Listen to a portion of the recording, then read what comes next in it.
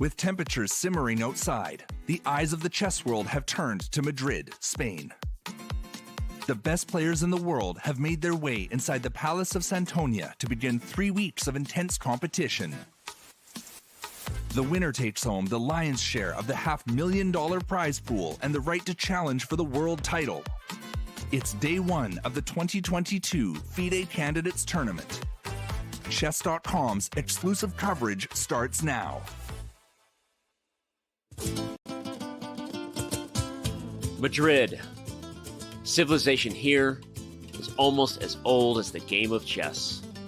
Some claim the Queen was given her powers to honor Queen Isabella. That, my friends, is a chess legacy. Passion for chess continues to thrive in Madrid. For the first time in 30 years, Spain's capital plays host to the Candidates, the most important tournament in chess. At the Palace of Santona, the stakes are high. 8 of the world's best players competing for the right to challenge for the most coveted title in chess, the World Chess Championship. The Candidates is grueling. The winner requires mental endurance and unbreakable focus. There are those familiar with the biggest stages in chess, yet still chasing unfinished business. And others from the next wave of stars with little patience for yielding to those before them. Mis amigos, the next challenger to the world champion of chess must come through Madrid. Like Queen Isabella before them, the Candidates is all about leaving a legacy.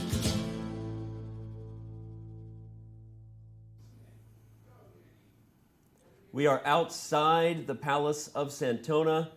We are about to go inside the Palacio de Santonia for the 2022 FIDE Candidates Tournament. Coverage on Chess.com begins right now, and boy, are we excited as the live audience already starts to fill in, the players getting set to fill in. We have so much ahead, so much in store.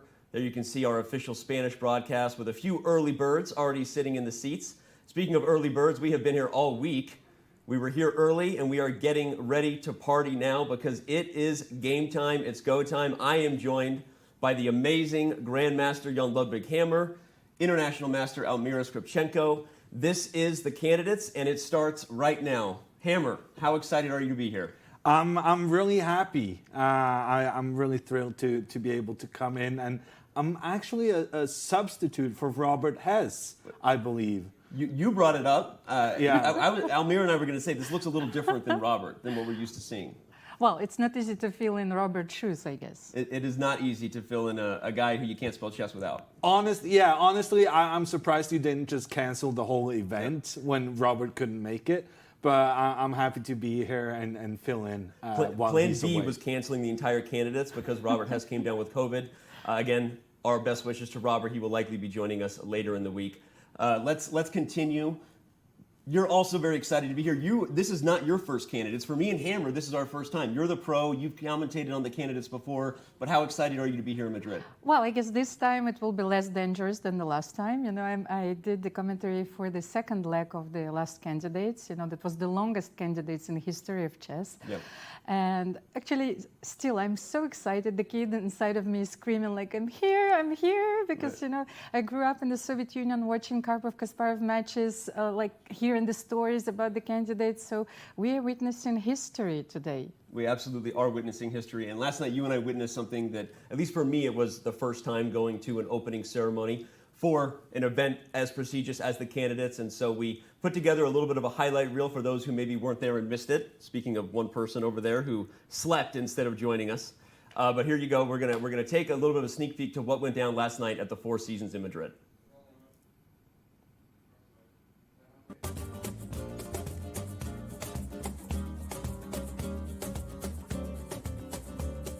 Good afternoon, ladies and gentlemen, and welcome to the opening ceremony of the World Chess Championship Candidates Tournament. This was the opening ceremony. There were many boards just like that getting signed by the top players. So many amazing and important people in the chess world in attendance, and lots of smiles to go around. Elmira, what was the highlight of the night for you?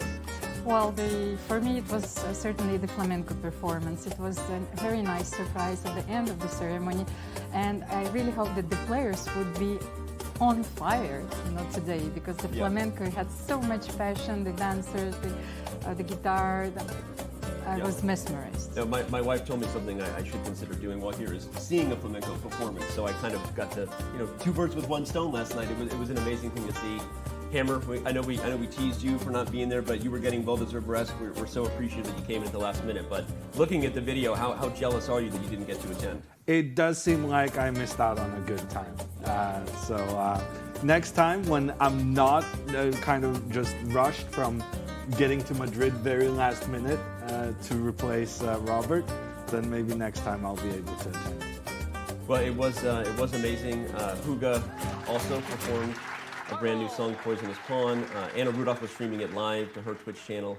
So many fun and exciting things were going down, and we have so much fun and exciting things in store. This is our first show. I know we're all very excited little kids right now, a little bit nervous to get this thing going. Imagine how the players are feeling. And of course, we need to remind the fans of what the next 3 weeks are going to be about. What is the format of the candidates and why are we here? Well, 8 players from around the world have been brought in. 8 of the best chess players worked super hard to get here. We're going to talk about their roads in a minute. They're going to compete in a double round robin, which means you get both colors. So each person you will play twice. And the winner will challenge the world champion. And for the first time on a format card, we have this sort of third box stipulation clarifying, well, what if the world champion doesn't want to play? It's funny because I guess that was always an option. But because of some statements made by Magnus himself, and as well as the fact that no one will stop talking about this storyline, we're going to be unpacking this a lot today and talking about what exactly that looks like and what would happen if 2 finishers were competing for a world championship. So, Hammer, in fact, why don't we just start with that? You cover Magnus Carlsen in Norway maybe more than anybody. Your thoughts on the statement that he made and what it does to set the tone here in Madrid? Well, I think the players have to go from the assumption that Magnus is going to play. They have to vie for that first place finish, because otherwise, if they start thinking, second place might be good enough, that will mess with their heads. Yep. And so they should just go for the first place finish and see what happens. We're going to continue to unpack that, but Emily, your quick thoughts on the psychological points of Magnus's comments.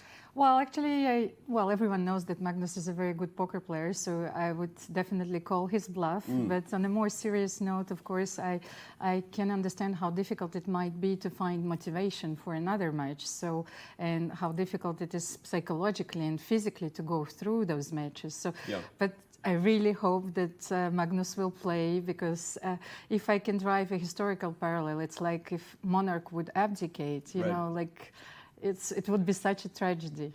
I think all 8 players want to face Magnus Carlsen. That's why they competed and worked so hard to get here. And on that note, let's remind everybody of what each individual player's path was to arrive here in Madrid at the 2022 Candidates. The FIDE Candidates is the most important tournament in chess. Taking place every 2 years, the Candidates qualifies the victor to challenge the reigning world champion in a World Chess Championship title match. The 2022 Candidates will feature 8 of the world's best chess players. They've all earned their spots through 2 years of fierce competition. They now head to Madrid, Spain, where everything will be settled over the board. One of those 8 spots is always reserved for the previous World Chess Championship challenger. Jan Nepomniachtchi would love nothing more than a second chance at the throne, but he has to get through 7 other great players in Madrid first. 2 spots went to the top finishers of the most prestigious open chess tournament in the world, the FIDE Chess.com Grand Swiss. Alireza Firouzja won the Grand Swiss, turned the heads of everyone in doing so, and has become the youngest player in history to cross the 2,800 ELO rating barrier. He would become the youngest world chess champion of all time should he win the Candidates and ultimately the World Chess Championship match. Fabiano Caruana joined him, taking the other spot from the Grand Swiss. The US #1 and 3rd highest rated player in the history of our game is also the only person to never lose a classical chess game to Magnus Carlsen in a World Chess Championship match. 2 of the spots were claimed by the winners of the dramatic 2022 FIDE Grand Prix cycle. Grandmaster Hikaru Nakamura is a former world #2, a blitz and bullet chess legend, and the most popular chess streamer in the world.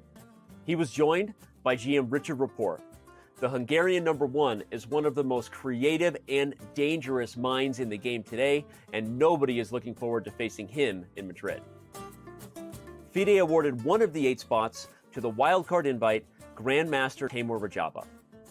Raja missed the 2021 candidate cycle in consideration of COVID concerns. But as the oldest, most experienced player in the field, he's looking to use that knowledge and punch his ticket to the World Chess Championship title match.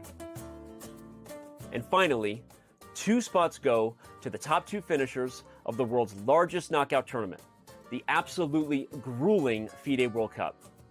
Jan-Krzysztof Duda, the Polish #1, punched his ticket by ousting none other than world champion Magnus Carlsen in the semifinals of that event. Duda would ultimately defeat Karyakin in the final to win the World Cup. However, Karyakin, due to suspension from play by FIDE, sees his spot go to China's #1, Grandmaster Ding Liren. Ding Liren takes the spot due to being the highest rated eligible player according to the May 2022 FIDE rating list. So that's how each of our 8 competitors earned their bids to Madrid. Inside the Palace of Santona, it's about who can sustain the mental endurance to secure the coveted slot as challenger for the world title. Well, we're not sure who that will be just yet. We do know this. We'll enjoy watching every minute of the Candidates with the Chess.com community as we see how the most important tournament in chess plays out together. What a wild ride these guys had to get here. It has been such an amazing year. And now we see the participants and their beautiful faces. Jan-Krzysztof Duda, Ding Liren, Fabiano Caruana, Timur Rajabov, Alireza Firouzja, Hikaru Nakamura, Jan Nepomniachtchi, and Richard Rapport. Hammer, I got to start with you. Your favorite, your player to watch of all the faces we see before us? For me, it's got to be Caruana. I think he has the best top level. He is the highest rated player, the player to have achieved the highest rating after Magnus and Kasparov. At his best, he is the best player in this field, and he also has some really extensive openings and clever ideas. So I'm looking forward to catching his games. Okay, I think many would agree with Hammer that Fabi likely the favorite. We'll unpack what that means for the other competitors as we go. But Almira, your thoughts on the player to watch? Well, then you will tell me it's an easy pick, but I will go with Alireza Firouzja. First of all, he's just breaking all the records. He was he's the youngest player to ever reach and break the 2800 barrier.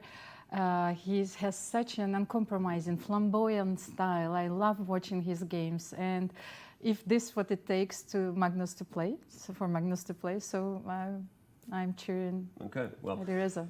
We could preview every single player like that. I'll save my thoughts on maybe my favorite to win. Right now, we want to dive into who's going to win today, right? Let's talk about the matchups and what are the pairings for round 1. Here we go. Well, why don't we start at the top, Hammer? You've got Duda and Rapport facing off, Poland and Hungary. Yeah, for me, this is one of the most interesting matchups of the round because Duda and Rapport are not really being mentioned very often as potential winners of the event.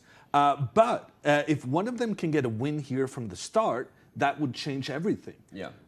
So for them, this is incredibly important. Both need to get off to a winning start, and we'll see if one of them can make it. I think you're making an incredible point because Duda and Rapport, like you said, not talked about that much, but they're both very exciting players, very aggressive players. Don't be surprised if a decisive game comes out of that particular matchup. Almira, why don't we move to Ding Nepomniachtchi and your thoughts on that one? Well, actually, that was the game I was looking forward to.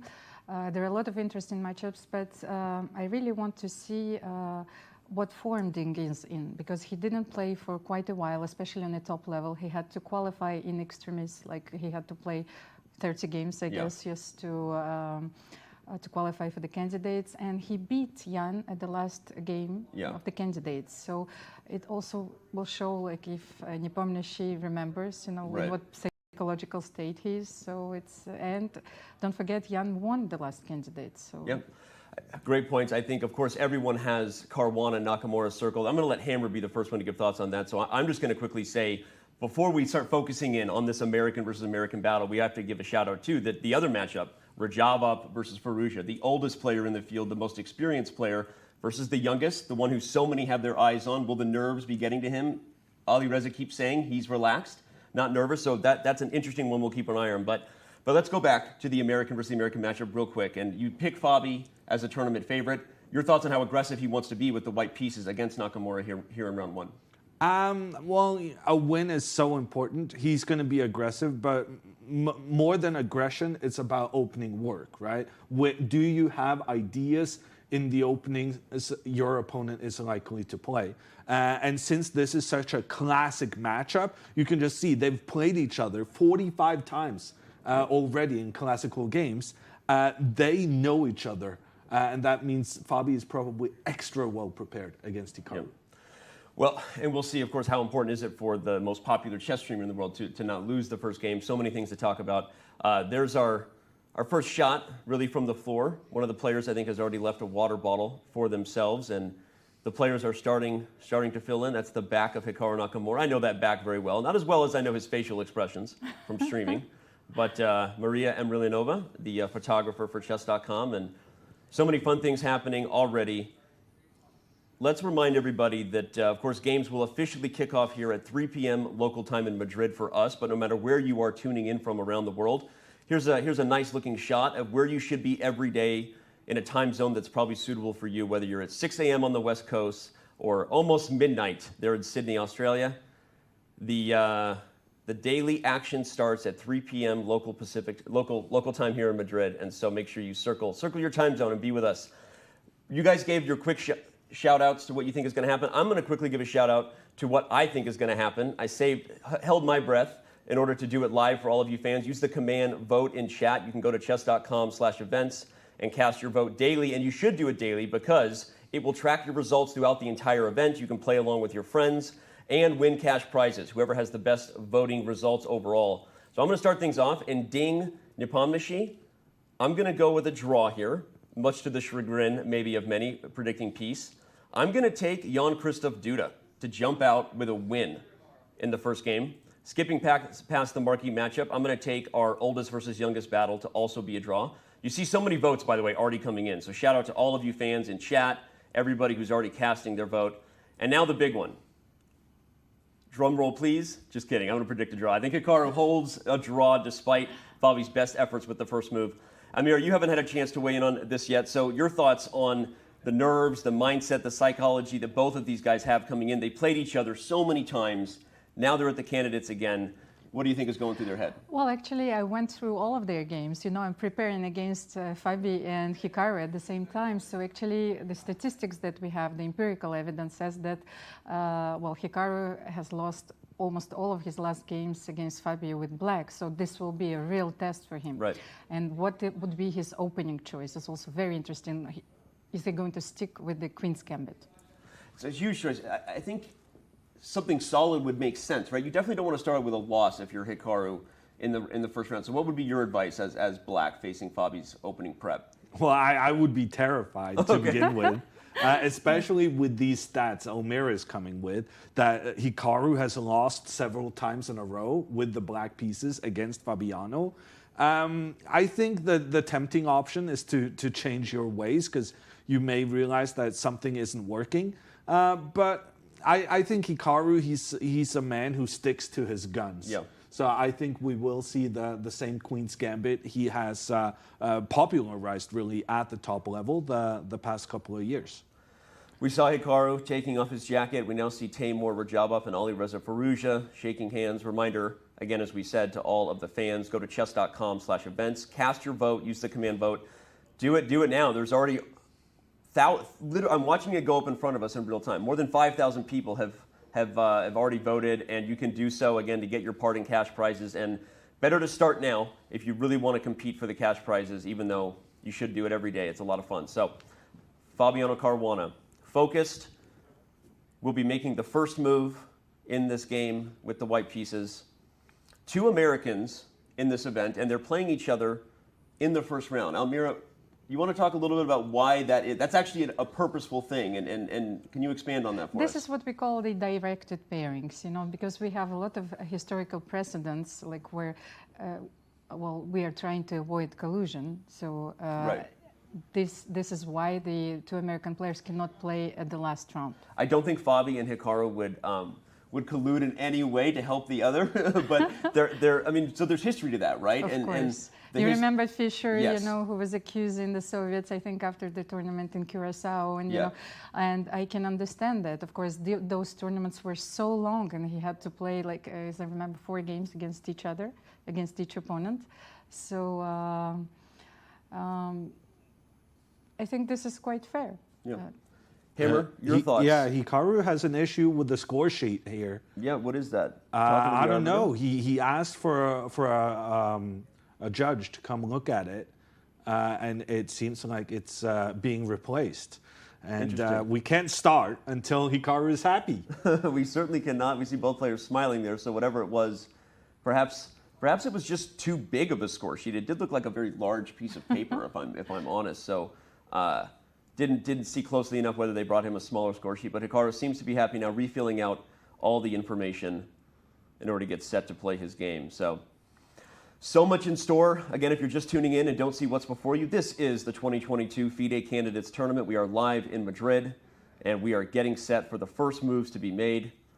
And we see Timur Rajabov also coming over to have some conversation there. Not sure what that was. But okay, we've got a quote from Fabiano here. It's the only thing that can almost be compared to a world championship match. Of course, speaking about the Candidates Tournament. There's this intense period of months, and of course, during the tournament, it's even more intense. Just referring to the preparation, all that goes into it, knowing what's at stake. Fabi not shying away from the fact that the moment is very real. Kind of the opposite of the comments that Firouzja has made about saying he's not nervous at all, Almira. Yes, and actually it was very interesting to follow Fabi's press conference here, where he shared how players deal with this pressure, that this is the tournament where you have to make strategical choices, even at the very beginning. So he said, and I was actually, as a professional chess player, I was surprised with this comment, because he said, like, okay, doesn't matter if it goes wrong in the first round. There's 14 rounds still to go. You can still win the tournament. I tend to get so upset, and it's like I feel like the tournament is ruined. Right. And this shows so much wisdom. This is his 4th candidate. Right. How difficult it is to qualify just for one candidates tournament. And this is his 4th appearance. He knows it's a marathon, not a sprint, right? And I think it's a great point. We actually saw on the photos that the president of the World Chess Federation, Arkady Dvorkovich, he made the honorary first move on Fabiano's behalf. And I noticed that before that move was made, Fabiano whispered in his ear. And so I'm wondering if that honorary first move, which we have on our monitors as being the king's pawn, 2 step forwards, will that actually be Fabiano's choice, in which case he's switching openings despite having an amazing score with the queen pawn against Hikaru recently. Yeah, it would be an interesting storyline. Again, we see them now. Could he whisper like to change? I was going to say, well, we saw it happen during the World Championship. I was going to come around to the fact that there were several games where Magnus and Jan, for lack of a better term, trolled each other, right, by maybe suggesting a different move than their first move.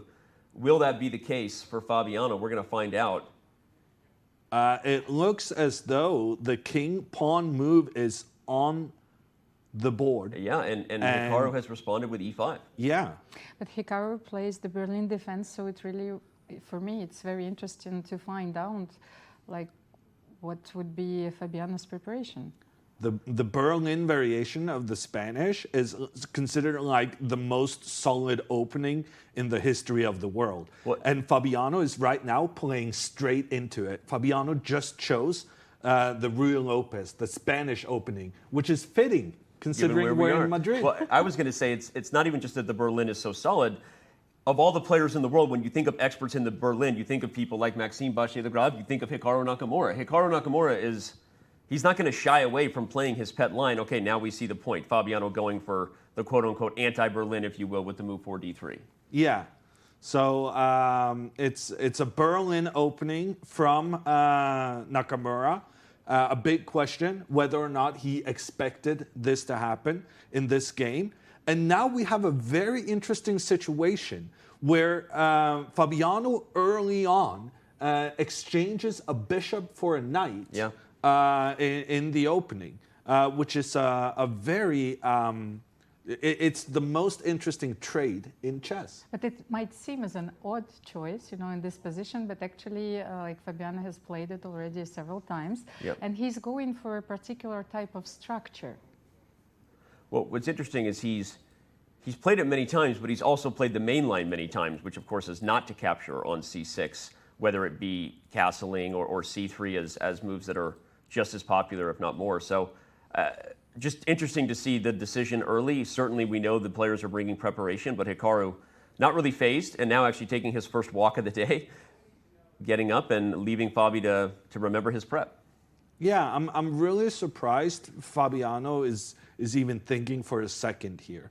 Because so far, Hikaru has played his main opening against the king-pawn opening. He has played all the standard moves Black usually does at this part of the game. And I think we're in for a treat right now. I think we're going to have a struggle with the players kind of comparing notes in a very topical opening. Yeah. May I ask a question? Because, I'm not really familiar with this plan, but I wanted to ask you, more about this position. Could Fabi play d4 here, for example, to break in the center immediately? Because instead of knight b3? Yes, instead of knight b3, for example, just to, well, it's such a natural move, so I wanted to... We'll show the fork that we're looking for. Exactly. So, why knight b3 first? Well, actually, this d4 move, as far as I know, has been tested quite a few times previously. And I think it was just decided that Black would get a decent game. And so Fabiano is trying to postpone the conflict. He doesn't want to have create the tension create the tension early on when Hikaru is still in his preparation. He wants to calmly improve his position and create long-term problems for Hikaru instead of testing Hikaru on one short-term problem. And then if Hikaru knows it, then he makes a draw with the black pieces, which is in this tournament just considered a tremendous success. Well, which once again puts the pressure on Fabiano. He got the white pieces. He's the one who is unhappy if the game ends in a draw. And we talk about, in many ways, the whole line of 4d3 is to maintain flexibility as much as possible, right? So obviously d4 has been tested and, of course, a good move. But I understand the psychology of what you're saying, Hammer. He's not here to play the most forcing lines and see what Hikaru has cooked up a draw with at home, right? He's going to say, the earlier I can get a position that is out of theory, and we're both making moves, playing an interesting structure, right, with some flexibility, doubled pawns along with the bishop pair, it'll be a game, as they say, right? Yeah, and I would say he has succeeded because Hikaru is now thinking. What do you think about that, Almir? If you're taken out of your prep, not to say Hikaru necessarily is, but your thoughts on what's going through your head early on, knowing what you highlighted before the game. Hikaru doesn't have a good record with black, especially in recent years against Fabiano. This is not d4, but your thoughts on the nerves he might be feeling to making sure he doesn't take a wrong step here in the opening.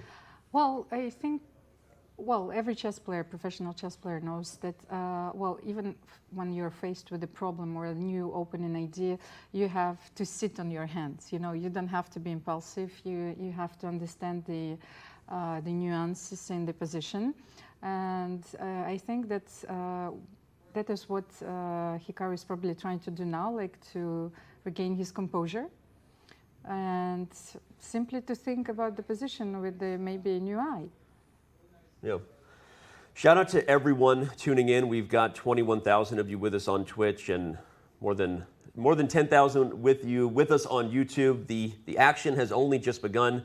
We know that this matchup has a lot of people very excited. Fabiano Caruana playing Hikaru Nakamura. There are also many other matchups. I've seen some comments in chat to check out some of the other games, don't worry. We will throughout the day. I guess last point I wanted to highlight here, we've got, I'm wondering, is Hikaru now really thinking? So what do you think is going through his head? Now he's shown for sure that he is out of the opening.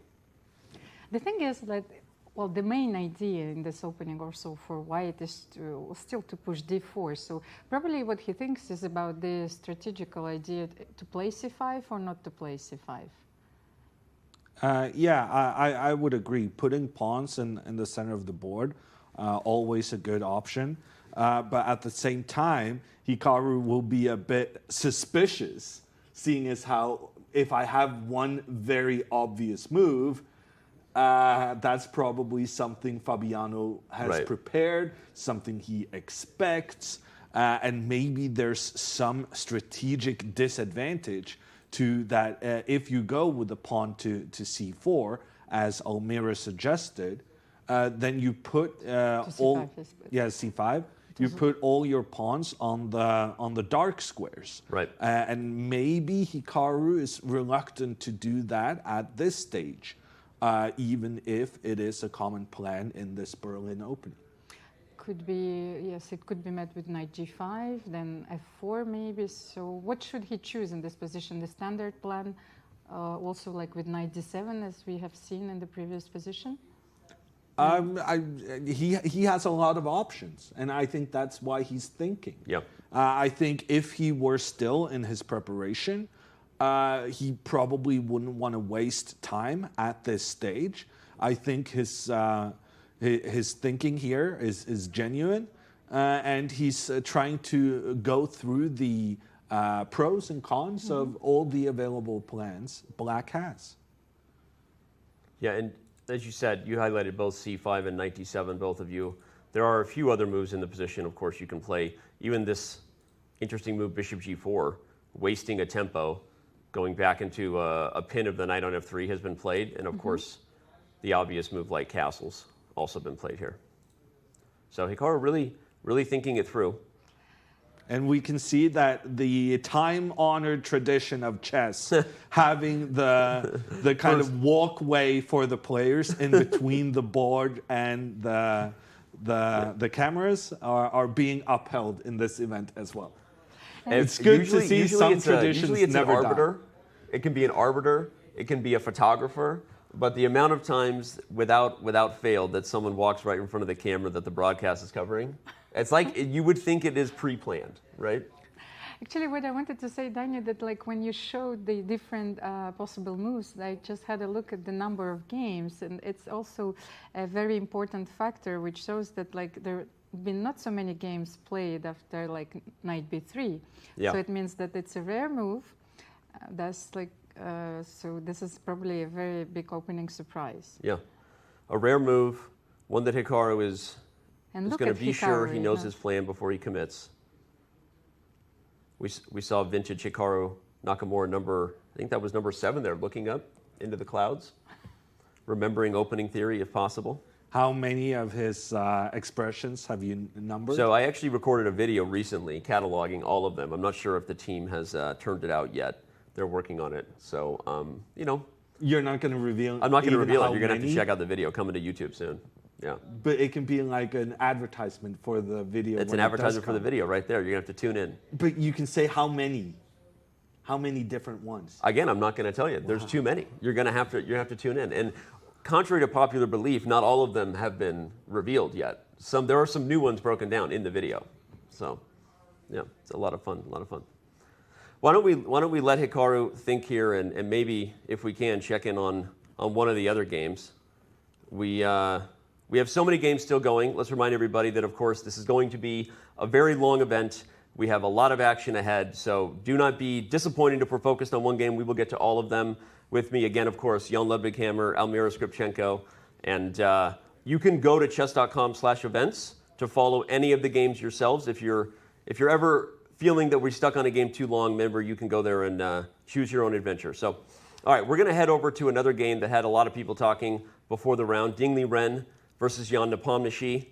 We have a completely different opening here, not an e4 game. in English, and we'll dive in and see how we got here, Hammer. Actually, I am an expert in this. Okay, well then take it away. So we will rely on your expertise in this position. Yeah. Well, actually, I have played this before as white and black, I believe. So yeah, the English opening when you start with the bishop pawn, and here black is trying to build a big center. So if you notice the move c6, black is preparing to go d5 next and just get all those pawns in the middle of the board. White tries to stop this, attacks the pawn, forces the pawn forward, and thereby saying, okay, your pawn may be overextended. Right. This will be my point of attack for the rest of the game. Moving forward, the trade in the middle is made. Black's queen comes out early, attacking the knight. The knight needs to be careful, so it retreats. Now development for both players. You got to get your pieces out. So knights and bishop getting in there, as well as both players castling. And now everything revolves around the pawn on e4. This is the key of the entire position. If black can hold on to this pawn, black will be better. Right. If white can win this pawn, white will not only be better, white will just win. The whole purpose of a3 guarding b4 makes a lot of sense too, under the guide of what you were saying, right? White's natural moves are going to be all about bringing pressure to the e4 pawn. So a3, as much as it may not seem like a move that prepares that, it really does validate Hammer's point. Of course, as you said, if black keeps the center, then all things are good for black, as activity with queens and rooks on open lines tend to be a good thing. Here we see the head-to-head by every round for Ding Liren in front of you there. Good to just for all of our more studious observers, mapping things out, playing fantasy chess, if you will, on what's ahead in the candidates. I especially note that his best score in the entire field is against his main competitor, Fabiano Caruana. Yeah, it's interesting.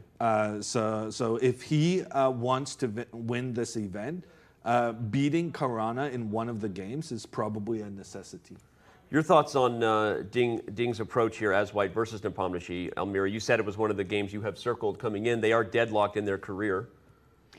Well, actually, I've been looking at this position, and especially the knight on e3. There's, for example, like when I started to play chess, and well, there are so many positional concepts that you have to learn, and there's, well, this knight is looking very strange, but it's such a powerful piece in this position because black's plan is also to play sometimes queen h5, yes, bishop h3, and knight g4.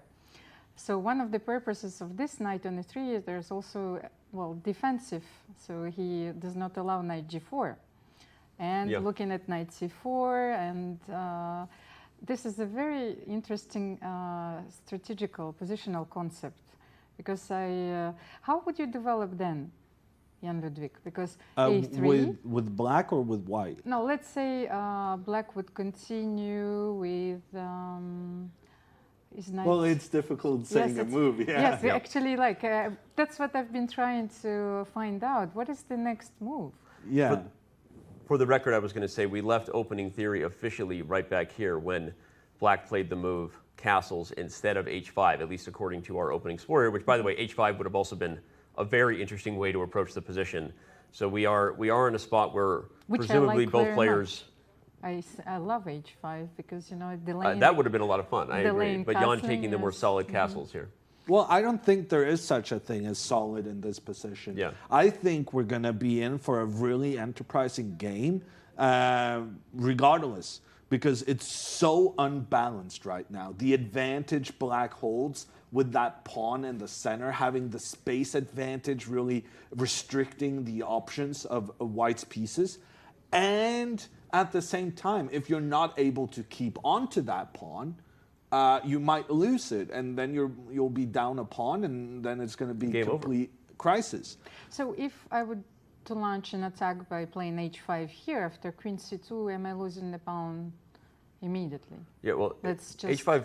Yes. Does h5 still have a plan without the rook behind it? You think yes, it's h5, still h4. h5, yes, h4. like, Okay. could be. Like Yeah. I mean. Well, you highlighted, Amira, a great point that the knight on e3 not only guards g4 for this plan of queen h5, it also guards f5. If the bishop were to ever come here, I think that white would probably happily snatch the bishop before continuing with the plan. How difficult it is to find a useful move in this position for black. That's what I've been telling myself for quite a while. And queen c2 is a threat. Well, rook e8 feels like the obvious move. So after queen c2, you're going to play bishop f8? Yeah, to guard the pawn. So I want to use my rook to help guard my prized possession, the pawn in the center. Well, we saw Ding Liren's head-to-head matchup versus the field. Let's take a quick look at Jan Nepomniachtchi's as he is on the clock, taking a good think. You already know he's 500. That means he's batting even here against Ding Liren. But what stands out to you, Elmira, about any of the particular matchups awaiting Nepomniachtchi's candidates? Well, I have small troubles seeing today. Yeah, it's like for me, it's all about how evenly matched. Yes, exactly. Yeah, I was going to say, I guess I asked you a trick question. There really are no matchups that scream at you, and maybe it's why Jan Nepomniachtchi won the last candidates, right? We know he's known as an aggressive player, kind of a streaky player, a very fast player, but his head-to-head against a lot of the best players in the world would suggest that he's also a pretty solid player. He doesn't have a bad record against many. Yeah, but at the same time, he doesn't have a good record against many either. Yeah, okay. And Jan Nepomniachtchi, during the World Championship match he had against Magnus Carlsen, he kind of cemented his own reputation as a streaky player once he loses Game 6 in really spectacular fashion. He just goes on to lose another 3-4 games. I even forgot how many. It was just he was collapsing, losing one game after another until it became like the most ordinary thing in the world. So yeah, when he wins a lot. When he loses a lot. Right. And what these head-to-head scores can tell us is that it's all about the streaks. It's not about who the opposition is. Yeah. So he's capable of beating anyone, but he's also capable of losing to anyone. Yeah. No, it's a fair storyline. Of course, we talked about that a lot during the World Championship, the fact that Jan could be his own worst enemy and his own best friend, right? Sometimes it doesn't matter who he's playing. But of course, he is continuing to think about what he wants to play next against Ding Liren. Let's back out again and head on over to our featured matchup of the day. Not to say that they all aren't featured, but of course so many have this Battle of the Americans circled, and we're going to go look again at what is happening on the board. An interesting approach continues to develop here. Since we left it, we had the flexible and interesting knight b3 by Fabi. Hikaru took some time before playing queen e7, more than 12 minutes it seems, before playing queen e7, which was not one of the moves we highlighted. We highlighted c5, right? Knight d7, castles. Knights don't move that way. Sorry about that. But he plays queen e7, and Fabi instantly responds with knight a5. Well, this is a very interesting move, which is also suggested in a few like other openings by computer, because like this is such a strange-looking move, you know. So knight a5, he's asking a question, rook b8, because you can no longer play b6 because knight c6 simply, you know, and knight e5, and you cannot protect the pawn. So rook b8 is almost forced. You don't want to play bishop c8, you know, otherwise, like, so what is your opening strategy about? And then this knight is, is on the edge of the board, certainly, but it's sort of limits black's option. And maybe later in the game, I will also play knight c4. So when this will be playable. And there was one other move. Is castles long something that could have been considered at all? It would be a very risky decision to castle the opposite side of what Fabiano with the white pieces already has done. But I would say, yes, it was definitely an option, but not an option Hikaru was willing to explore when Fabiano so obviously was still in his preparation. Right. Whereas Hikaru, having spent more than 10 minutes on that queen move, he is clearly not. So he's going to be quite risk-averse here. And it seems to have worked out for him because Fabiano is thinking. Speaking of Fabi's preparation that he is so well known for, it's one of the reasons why he has one of the best records against the field. Of course, the statistics say that Alireza Firouzja has the best percentage-wise, but given that he's also played not nearly as many games against the field as Fabiano Caruana, you could argue that Fabiano's record against the field is the shows why many believe he's the man to beat. Yeah, but actually, as we were discussing in Ding's head-to-head, one of Fabiano's biggest problems is that he has a rather significant disadvantage against Ding in their Liren, head-to-head scores. I mean, it's looking great, like a good score against Kajabov, for instance, but potentially good score against Rapport.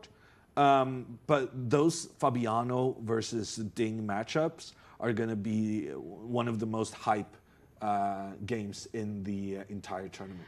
But I think these statistics are very interesting. But what I was looking at while I was preparing for the candidates, like how do players perform with white and with black? So like these statistics are also very interesting, and especially for Fabiano, the amplitude is very low, so he performs as well with white as with black. So maybe this also explains why he was able to qualify. Like for his fourth candidates, he won the candidates once. Is he going to win it for the second time? There were a few players, I think, in history of chess who won the candidates twice. So maybe I think Smyslov, Spassky, Korchnoi. Yes, I guess yes. And so Fabi, you know, is attempting. He'd be joining very elite company. Yes, exactly. So I think maybe this explains as well the stability of his performance. Right.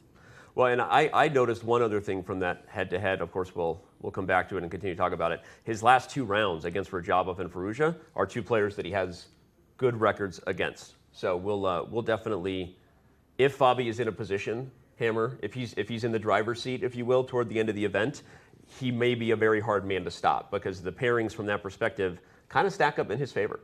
But that also means he can make a big recovery.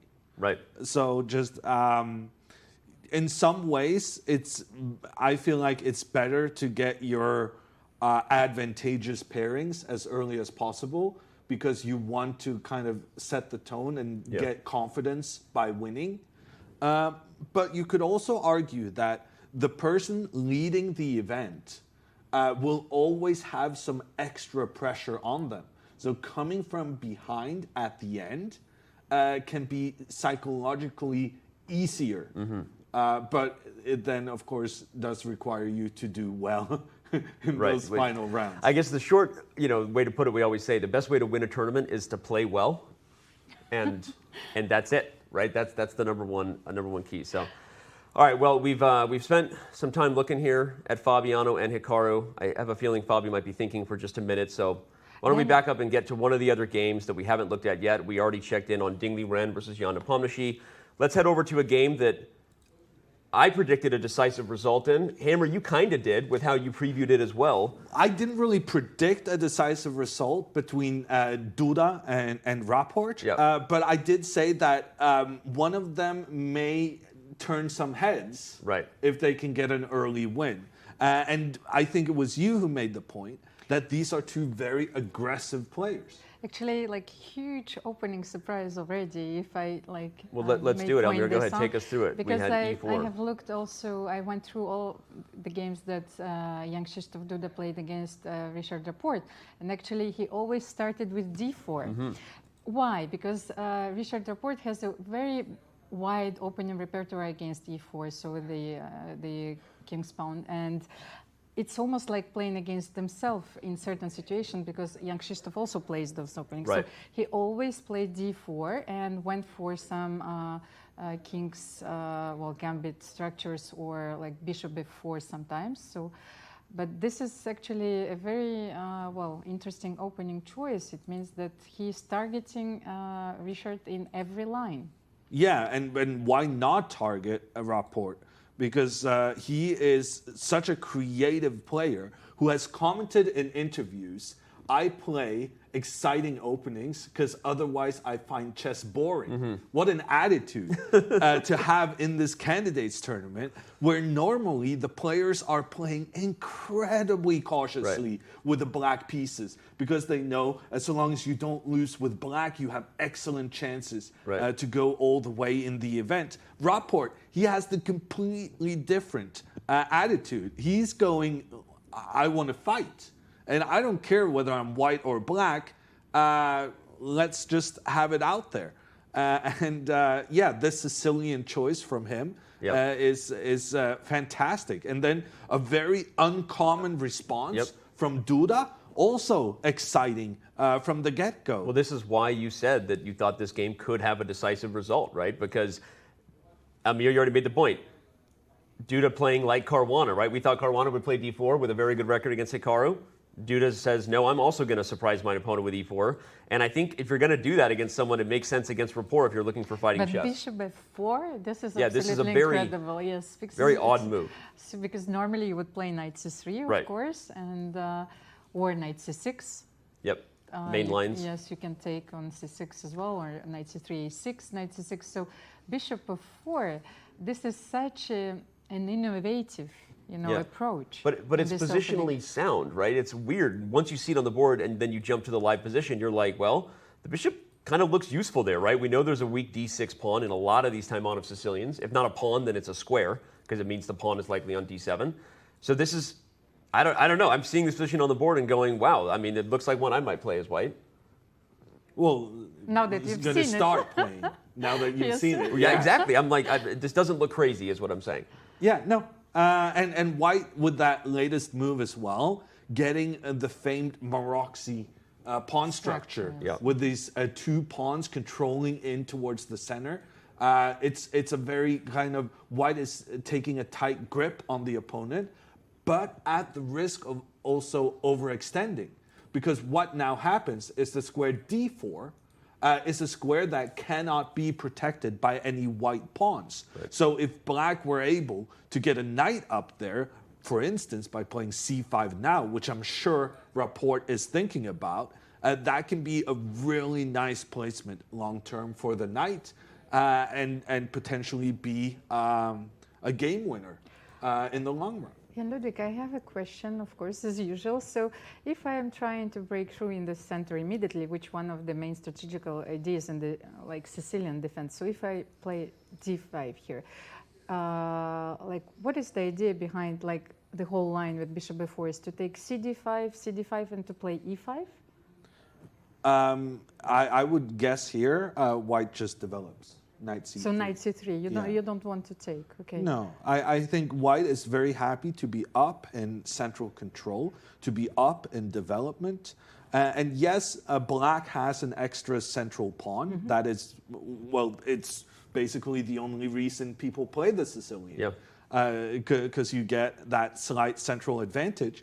But the problem with the Sicilian, and then by extension also this position, is that while you get that extra pawn in the center, you also do delay your development a lot. And so here I would say if you try to make a pawn break in the center, then white would be happy for you to open up the position, exploiting black's poor development. Anyway, these are the two options probably that Richard should take into account here, c5 or d5? Well, Do you see something else? I think he will play knight g6. Knight g6. Let's talk a little bit about the psychology of to me, one of the most interesting parts of the candidates, Almir, we were talking about all the preparation that goes in. We've now seen two opening surprises, Fabiano and Duda, right? And how much do you think that's going into the players? I mean, how many more of those do you think we're going to see, right? Is this a big part of what we think the players will bring round in and round out? Well, actually, I've been thinking about the candidates, and tried to compare it with boxing, It's like, is there a round of observation in the candidates? Or we see new opening ideas immediately starting from the first round. So I guess the players cannot allow themselves this round of observation. So that makes sense. I think it's a very important strategy. I can see the quote. I cannot read it. Probably then it says, it's very hard to see anyone beating Magnus. Of course, Rapport made these comments recently. I don't see it happening. If I had to combine two guys, I still think it would be very hard, which is saying a lot. I don't know that I agree that combining two guys' strengths and weaknesses wouldn't find a super chess human to take down the Norwegian final boss. But your thoughts on that, Hammer? I mean, what? I'm not entirely certain what combining two players would do, because, as you say, combining two players' strength, it sounds good, but then you're also combining their weaknesses. Right.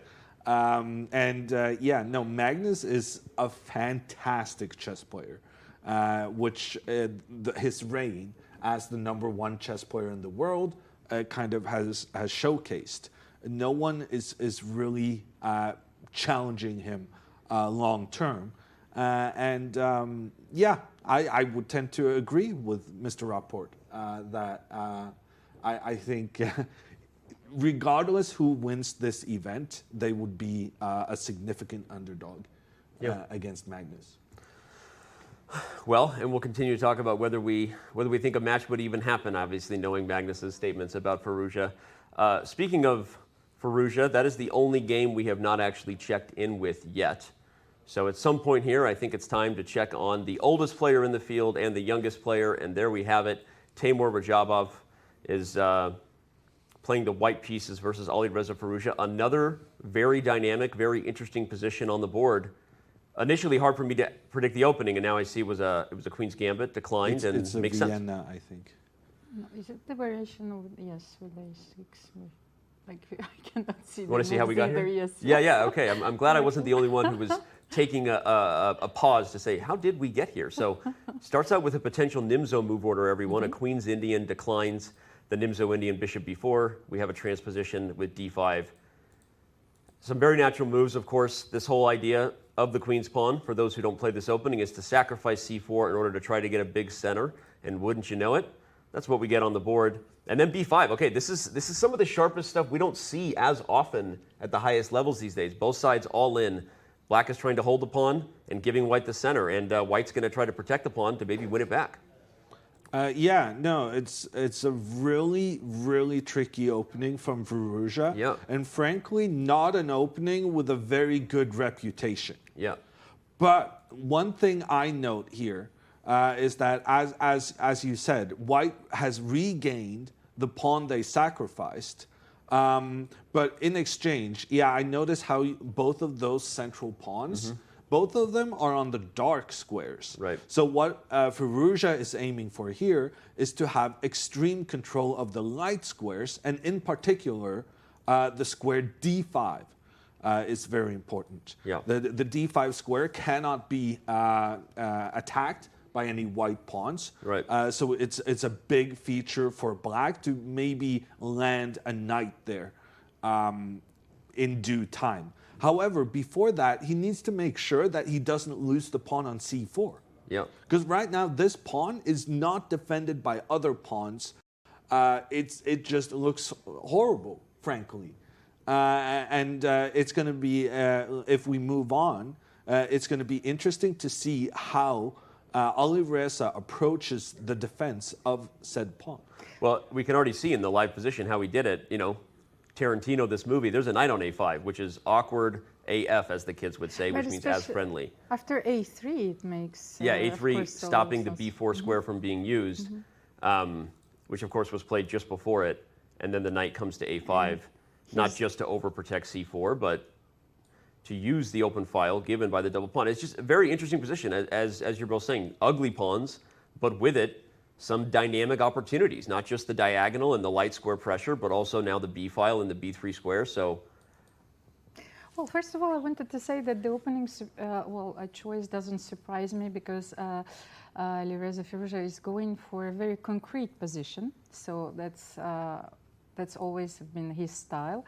And also, he's going for a very dynamic position once again, and sort of odd looking, almost like a computer would play it, because Alireza grew up with computers. You know, it's like not at all our generation, how we studied chess. So could we call it an Alpha Zero generation? You know? It's not my generation. He's way younger than I am. I am much older than. I'm honestly, I didn't realize I was your generation. I thought I was younger than you guys. You are. Take that, Hammer. Well, I'm just shocked here at how old I am now. Firouzja's thinking about something maybe from his generation. We will take a quick look at the short but rather fantastic career of Alireza Firouzja.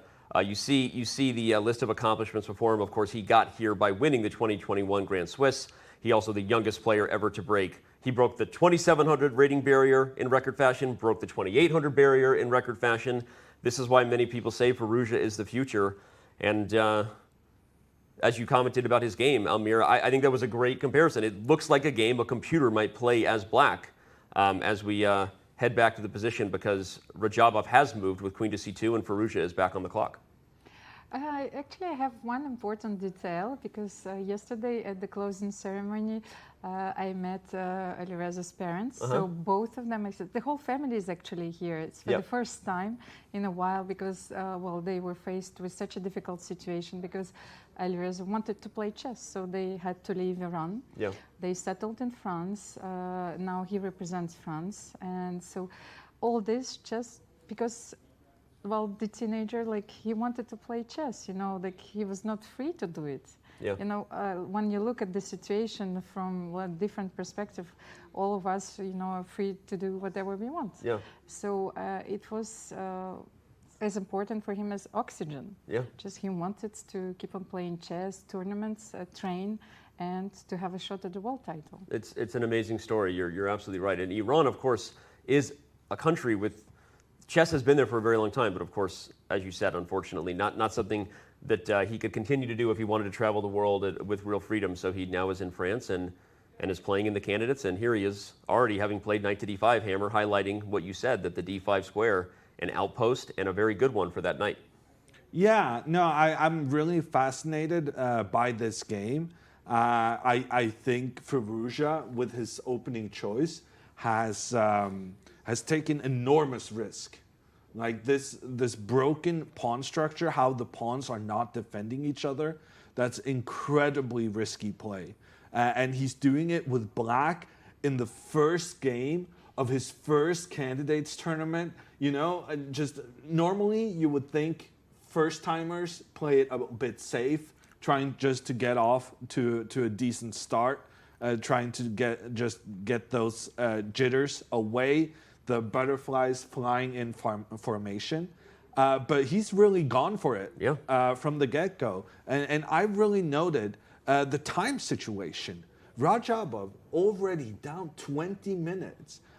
It goes to, I think this is an indication of Firouzja actually kind of psychologically telling Radjabov, I don't think you have what it got. I think I need to beat you with both the white pieces and the black pieces to have a successful tournament. He's really kind of showing some in some ways disrespect to Radjabov. He's like, hey man, I'm here. I'm here to win it. And to do that, I need to beat someone.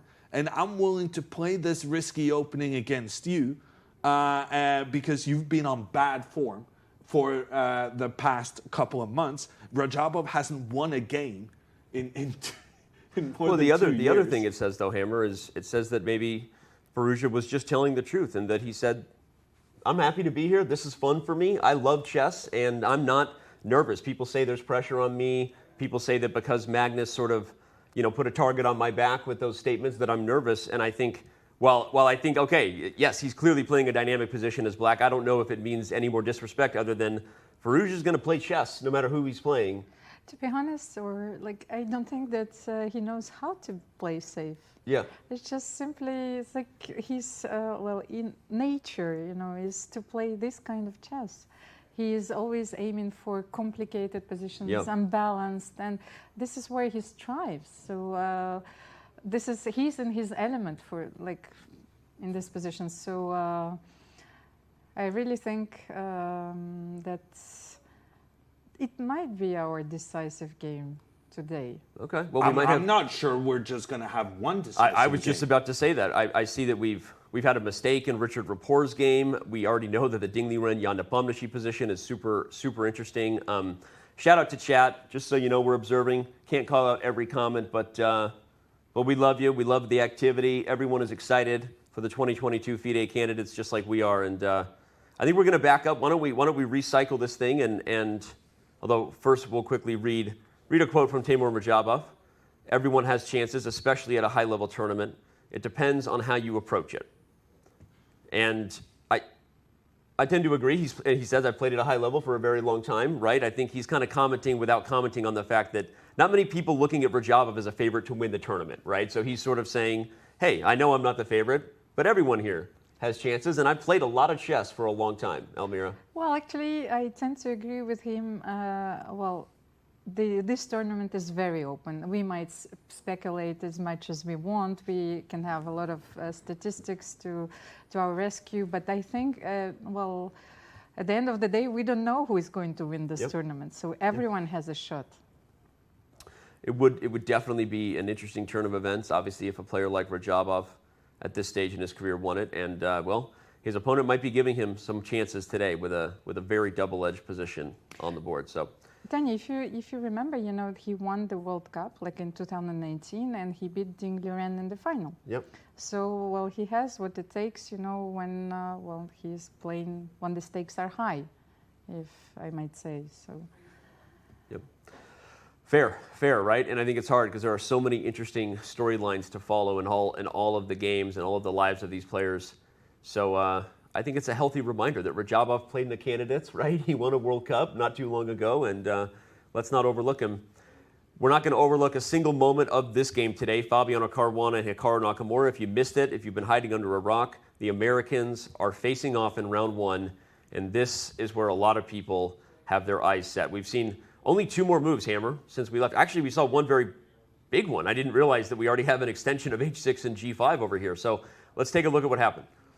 Yeah, Fabiano developing his bishop, pointing it down towards the black queen. And very often when you create these situations with a bishop pointing down, it's rather annoying because you cannot move your knight without your queen being captured. So Hikaru did the only thing he could do to stop that white bishop from putting pressure on black's queen. He first poked it with the pawn to h6, trying to capture the bishop. The bishop says, I will remain on this diagonal, pointing down towards your queen. And then Hikaru went g5, which is a very committal decision. And it's also the complete opposite of what we were discussing earlier, that Hikaru probably wants to take it slow and not make any unnecessary risky moves. He must have felt this was necessary because on the risk scale, it's high. Yeah. And let's highlight why it's so risky, not just because it's an extension of a pawn that will never return, but when you've already played a move like this, there will be no castling long in this game, which means where's your king going to go? Castle, yes, this position. So very often in the Italian game, you play h6, g5, but you still castle, a short. So maybe this is possible here as well, but it looks very dangerous. Wow, we are going to have, actually, you feel that? I just sat up in my chair. I wasn't on camera then. But I think we have our bird's eye view to check in with. A good reminder to all of the fans that you can go to chess.com/events and choose your own adventure. You can see any game you want. All 4 games are in progress right now in this first round of the 2022 FIDE Candidates Tournament. So we see Fabiano Caruana taking a think here against Hikaru Nakamura. We'll check in with our bird's eye view as soon as we can, not quite yet. And I'm excited to see what happens here. By the way, so the more I look at this position, I know we highlighted that rook b8 says you can't castle long, and g5 feels like a move that once played, you would never put a king there. We should note, however, that it's not out of the question, right? Whenever you have these types of, whether it's an Italian or a Gioco Piano, or in this case, a Spanish game in which black has been able to sort of clamp on the dark squares, castling short is not totally out of the question. Of course, it does come with tons of risk, because should white be able to pry open the center, then of course you might regret all of the open space around your king. But Hammer, what are your thoughts on the direction of this game and what Fabiano is currently thinking about? I think Fabiano is very happy. I think he has a relatively risk-free position where he can try to take advantage of the black king's vows, whatever that word is.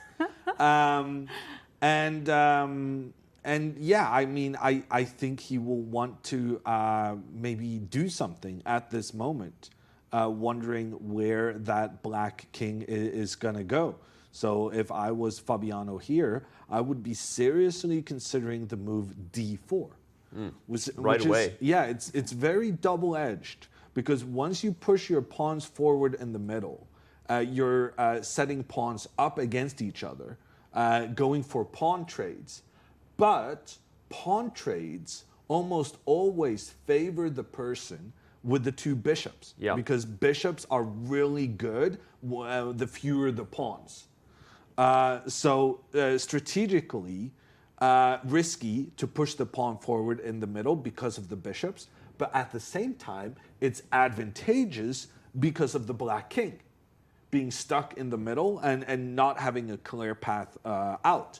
So these kinds of moves where there are like pros and cons for the very same move, is really interesting. And to me, like the positions we have in this first round are so great. Yeah. I mean, it's like we're like kids in a candy store. I mean, speaking of a candy store and all the positions, let's bring up our bird's eye view and remind the fans that, as we said, you get to pick your own flavor. It's the Baskin Robbins of chess positions here on our show. I prefer rainbow sherbet, as I've said many times, my favorite flavor of ice cream. What's your favorite position right now, Almira? And we'll head over to that game. Well, actually, I wanted to follow up with Jan Ludwig's explanation. I really liked it. It's like I was thinking about in the position. game. Yeah. Yes, in this game. So because normally when you play g5, you would follow up with h5. So I wanted to ask Jan Ludwig, so how black should continue even after d4. So like you should be consistent. You probably should protect on e5, but then probably play h5 anyways, and maybe castle artificially, you know, play king f7 or king f8, king g7. I don't know what would be appropriate at the moment. So because this is already a critical position after d4, I think. Yeah. So and Fabi's probably thinking about it. I'm not sure whether he'll play it, but you're definitely right on cue, Almira, that h5 is certainly something that would have to be considered in response. Yes, this is the standard plan used, you know, in the Italian opening. So let's head back to the analysis of this Fabi game as we're kind of breaking it down. The fans can choose their own adventure as we showed, but so just to show what Almira was talking about, after d4, of course, black can try to defend it, maybe eventually castle by hand, but the really critical question is, can black get away with a move like this, threatening to trap the bishop?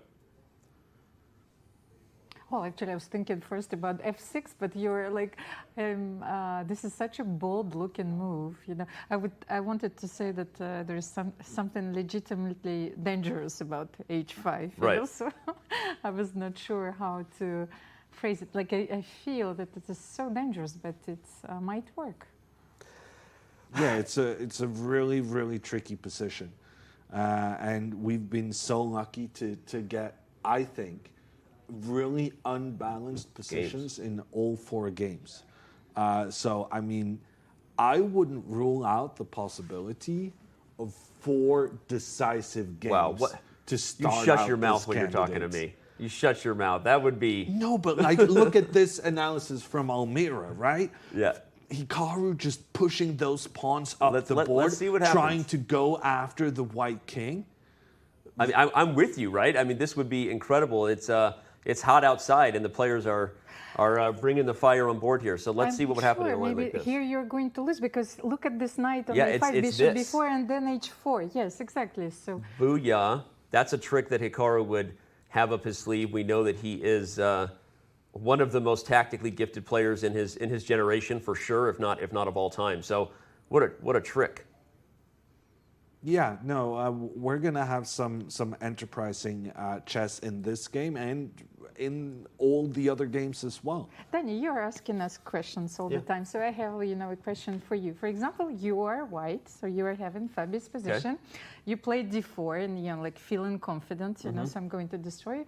And then black plays h5. So what is the physical feeling that you have? It's not like the concrete rational evaluation of the position. How do you physically feel at this moment? You're the psychological. I'm always on edge. You know that. I mean, I'm a little bit too nervous. But no, seriously, it's certainly a position that as we see Fabi taking his time, he has to be thinking about that, right? Because he hasn't played d4 yet. We're assuming Hikaru would have this response ready. And Fabi is well, the one we were giving credit to as far as preparation goes, Hammer. And being the most prepared player maybe in his generation, he's now down on the clock. Okay, but he's moved. He's played d4. Okay, we could have, we could have liftoff. Before Hikaru comes back to the board, let's remind everybody of some of the things that make Fabiano great. A slightly longer career than Alireza Firouzja's had in our last profile that we showed, but an incredible one, of course. Everyone remembers that 2014 Sinkfield Cup. I was there. I get to say I was there when Fabi won his 7th game in a row, and boy, was it bananas. An amazing event that he would go on to win. He tied Carlsen, of course, in his last chance at the title in the classical portion before losing in rapid. So, Fabiano Caruana, what a career, a four-time Italian champion, as we saw, and now we're back to Hikaru Nakamura on the board as he settles in for maybe a long think to make maybe the biggest decision so far on any board here at the 2022 Candidates Tournament, Hammer. That's a bold statement because when we had the view of all the boards, I saw some really fascinating stuff going on there as well. So I would say that it's the most critical moment of this game, but to compare it to the other games, today is tough. It's tough because all the games are so just exciting. So you know, he just gave that pause. We see one of his U.S. Championship rings on his finger, for those who've never seen that ring up close. Hikaru gave that little bit of a I know he's going to play h5. No, F6. Oh, so I he told didn't go for it. You were no, right. But there are two possibilities. I think he was considering both of them, but F6 and then h5. Yeah. So when I was considering d4, and I was so scared to play h5 first. Yeah. So like F6 was my first option, like my first choice, you know. So well, the reason I got so excited there is because I know his shift when he's about to push a pawn. That little body language when he shifts before he does that. And I thought it was going to be h5. It was f6. So I got a little too excited about whether h5 would be on the board. But Almira, you're probably right. f6, the more solid decision, keeps the position locked up, which of course strategically we highlighted as is kind of key for black whenever you play g5 before you decide whether or not to go all in on the pawn storm. Well, it's sort of a paradox for me, you know. I'm probably like a pure product of the Soviet chess school, you know, so f6 seems natural to me. But I have something inside me which pushes me towards h5 at the same time, so I don't know what to do. Wow. Well, Hammer, I know you're in deep think. I love. Can I just say I love when you're focused? I'm looking at you over there, and I just love that focused look.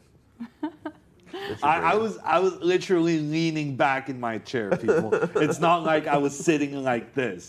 The guy is calling me out for just, you know, relaxing at the very comfy chairs. Never calling you out. Very comfortable chairs. By the way, these have way better back support than when we first brought the couch onto a chess broadcast with Fabiano and Hess. Oh, way better back support. So I'm actually very comfortable. I don't know what you're talking about. No, the back support at our studio for the World Championship with Fabi and Hess, it was not good. Well, I cannot get comfortable in any of the chairs, so what's matter? Because like I feel like I'm playing all of those games, you know. So I have a typical chess player pose, you know. I'm completely absorbed by the position. So, and I was actually looking at Ding Nepomniachtchi, and I think that there was Queen h5 and Knight g4, and I think at the board. Go ahead. Yeah, I'm pretty sure I spotted a checkmate threat in that game. Yeah, let's back this thing up and let's head over. Let's back this thing up to the studio and head on over to a game. No, Ding Liren and Jan Nepomniachtchi is what we want to see because Jan is bringing the heat right now. queen h5 and knight to g4 is threatening queen takes h2 checkmate. We have our first threat of checkmate here in Madrid. Everyone just take note, and whoever had a prop bet going about at what point we would have that, you now won. But first of all, I wanted to point out that rook e8 was played, suggested by our expert, you know, Jan Ludwigs, and only then, after b4, knight g4, bishop b2, queen h5. So let's show, as Almira was saying, we left this game, for those fans who may be just tuning in, kind of highlighting that the critical storyline of this position is about, will this e4 pawn stay and be a thorn in White's side, or will White eventually have the time to kind of build up and grab it? Rook e8 is a move that indirectly defends that pawn, because if White were to play queen c2, you could play bishop f8 and unleash the tower's power to defend the peshka. After b4, though, we see knight to g4. Some Russian. And we get aggressive over here on the king side. This is...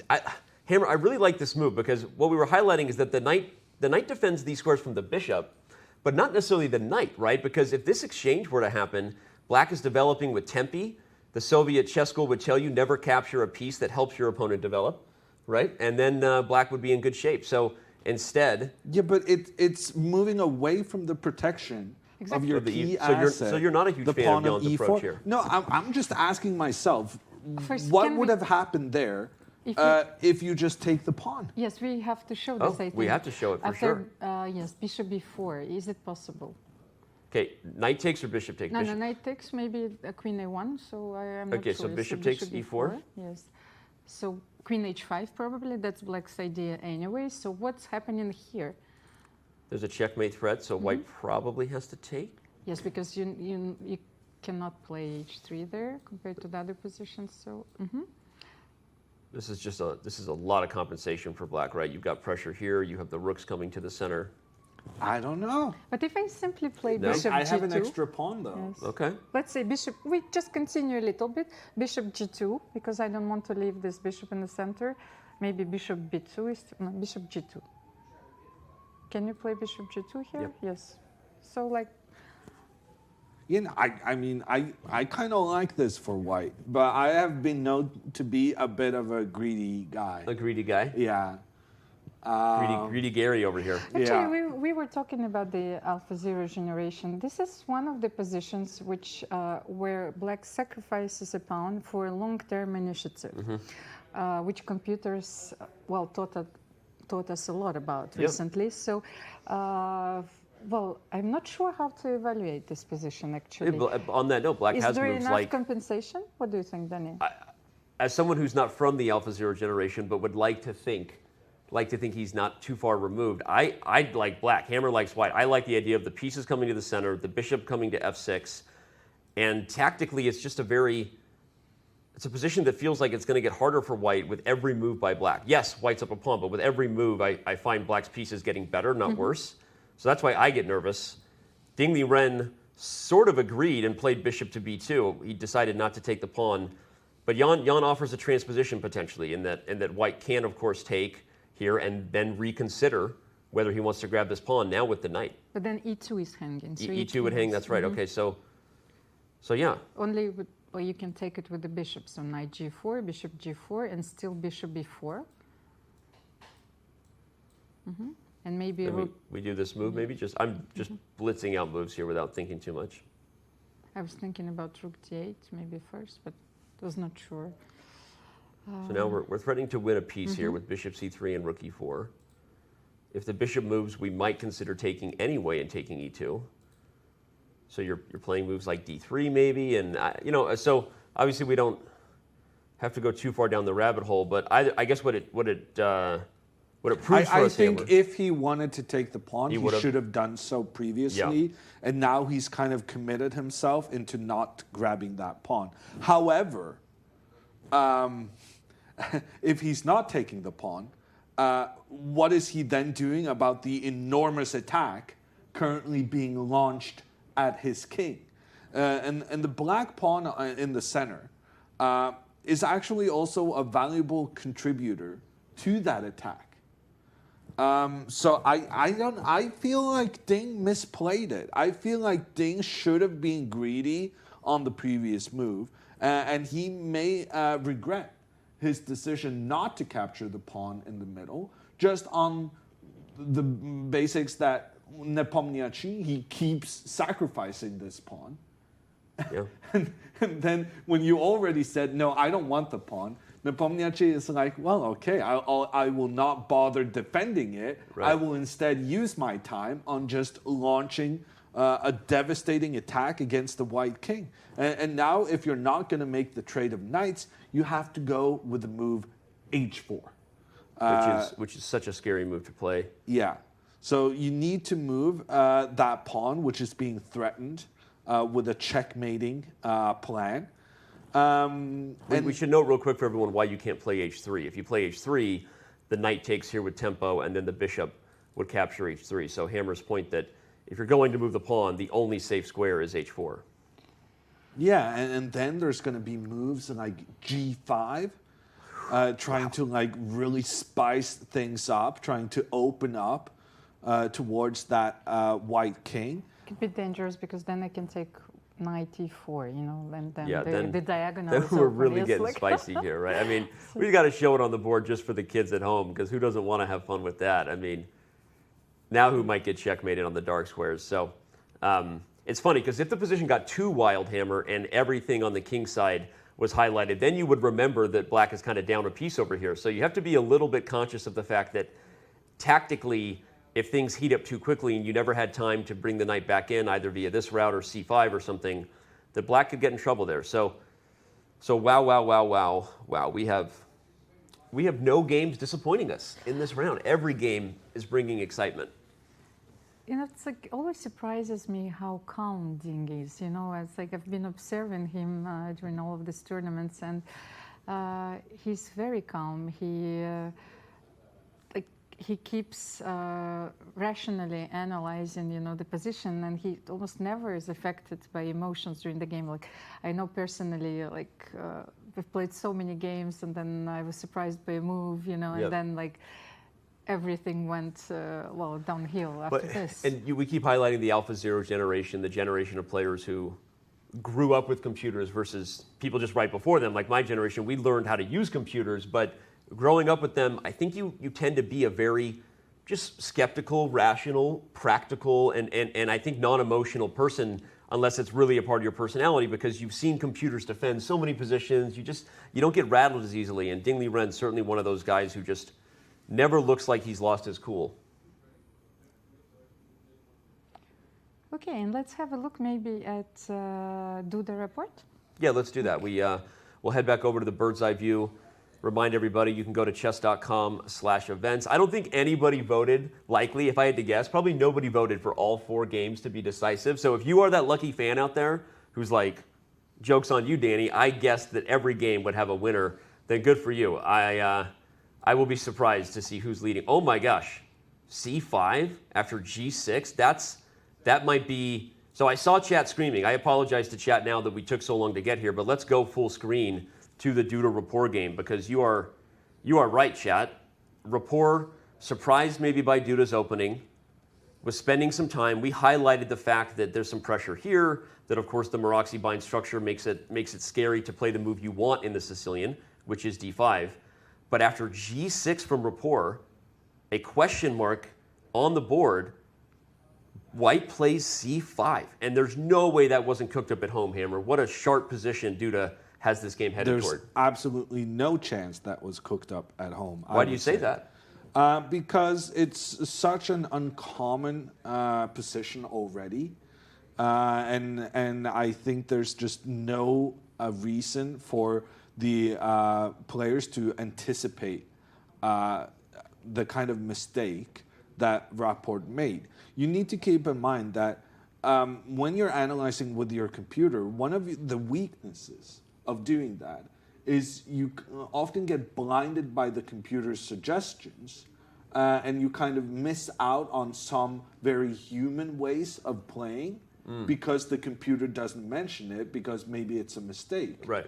And so there's absolutely no reason, I believe, Well, let's talk about what is the should idea. What is the idea here? Yeah, sure. So the idea is to prevent black from castling, If now black were to take this pawn that is being offered, then the bishop coming in the middle, attacking the rook needs to move, and once you move your rook, you're not allowed to castle anymore. Huge move. So for the record, and I don't know that we'll get Duda to tell us or not if he wins this game, we interview him. I disagree with you. I think that this idea was original enough, and he played it so quickly out of the gate with this fast opening that I'll call your bluff. And I think there's a very good chance that if not this exact move, this idea was known by Duda before he played into this line. Because if we look at his clock, the idea is known, but this exact execution and this is a common idea anyway to try and create some discord in black's pawns, because you're basically saying, okay, I'll give up a pawn, but you get doubled pawns. Yeah. So I will admit that the idea will probably be known, but the intention of trapping the rook in the corner, I don't see that being home preparation. Okay. And I also want to note that there is another move here, queen to a5. okay, well, wow, we are going to find out. Well, I wanted to say something because I'm sort of like in the middle between you two. Because I think when we are analyzing a new variation or a special type of position, like for example, the old generation would always have a range of moves, so like they would brush away, moves like g6 or whatsoever, as we considered c5, d5, maybe knight g6 or even e5. So this seems to me like a very plausible range of moves that you would consider while analyzing this position. While lately, especially while working with the computer, I've been told, which was actually a very huge surprise to me, that you should analyze almost every reasonable move. Yes, I forget all my letters. It's okay. It's a move where, so every possible move in this position, so you're not going to get surprised and you're not going to be behind on the clock, so while playing the candidates. So maybe both explanations are possible. Look at you, Almira, bringing the balance. No wonder you feel in the middle. You're sitting right in the middle between us. So there's Almira bringing the balance to the battle between me and Hammer about whether this was a prepared novelty or not. Either way, we have a ton of exciting chess ahead. We also have our first break. Before we go to that, we're going to leave all of you with a trivia question that'll be coming up right now. Which 2022 candidates participant defeated Magnus Carlsen in their first classical game played at Tata Steel 2017? I know the answer. I know the answer. You don't get to answer, Hammer. You don't get to answer. Okay, I know the answer because I have it right in front of me. No, I'm kidding. But all right, we're going to get more answers and insights from Hammer when we return. We're going to have our first look at a breakdown of one of the critical positions on the board. So don't go anywhere. When we return, it's more of Chess.com's coverage of the 2022 FIDE Candidates Tournament in a few from Madrid.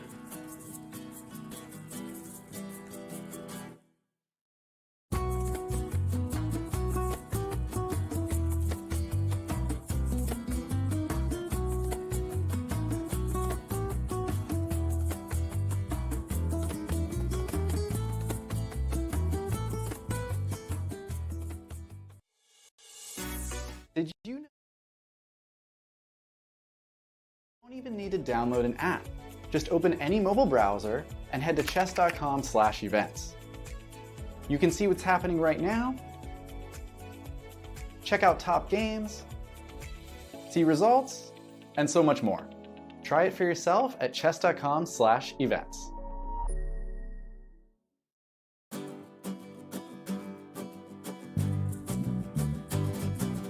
This club is called Amigos del Retiro, Friends of the Retiro. The Retiro is the most big and important park in Madrid. It's a very important park in the city because it's right in the center. If you want to play chess, you don't know the place, this is maybe best one in Madrid. Aquí tenemos, viene gente para aprender. Y se hacen muchos torneos a final de mes y los domingos y pues es muy común venir aquí y echar unas partidas y sí. Hoy, porque como se juega candidatos aquí, pues queríamos hacer algo especial. Sí, hoy voy a dar la simultánea y a ver qué tal se da, a ver si juego bien y no consigo saltar puntos.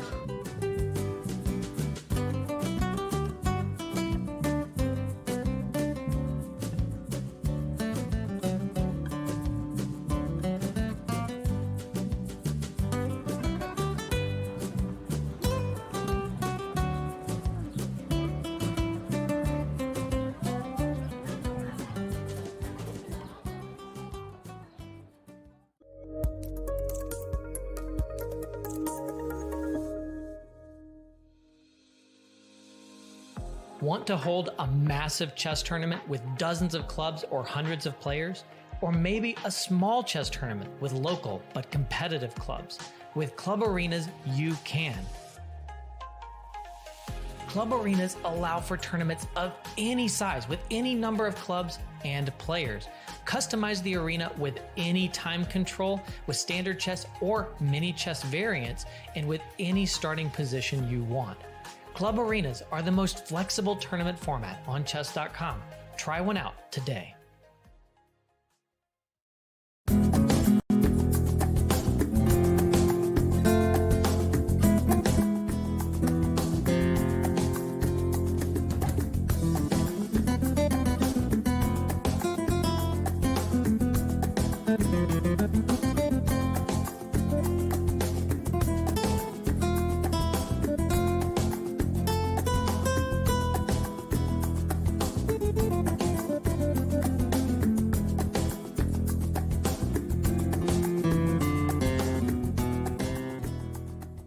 Did you know you can watch top chess events right on your phone? You don't even need to download an app. Just open any mobile browser and head to chess.com/events. You can see what's happening right now, check out top games, see results, and so much more. Try it for yourself at chess.com/events.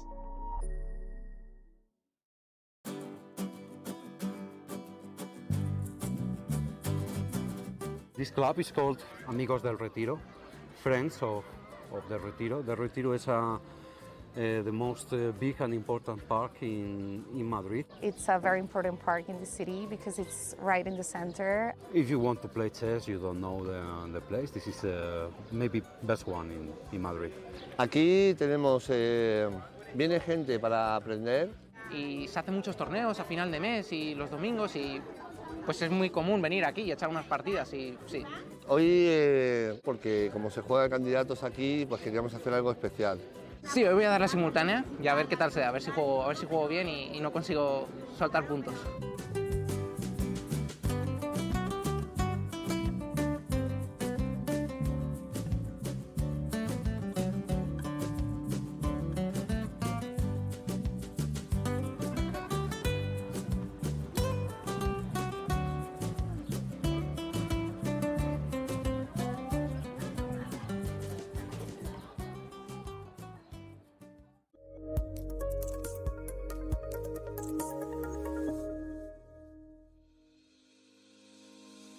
Want to hold a massive chess tournament with dozens of clubs or hundreds of players? Or maybe a small chess tournament with local but competitive clubs? With Club Arenas, you can. Club Arenas allow for tournaments of any size with any number of clubs and players. Customize the arena with any time control, with standard chess or mini chess variants, and with any starting position you want. Club Arenas are the most flexible tournament format on Chess.com. Try one out today.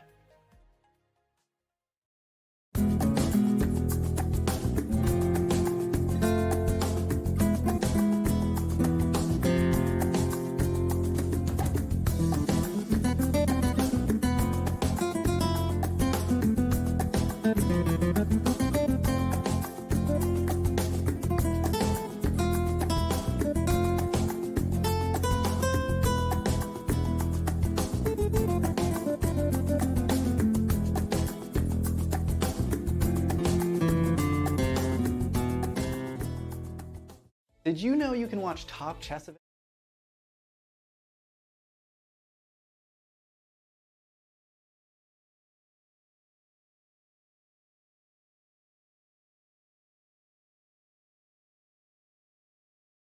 We are back. We are live. We are in the beautiful city of Madrid. I visited that location just a couple days ago, and it was gorgeous. All right, we have so much ahead. Round one of the 2022 FIDE Candidates is underway. We left you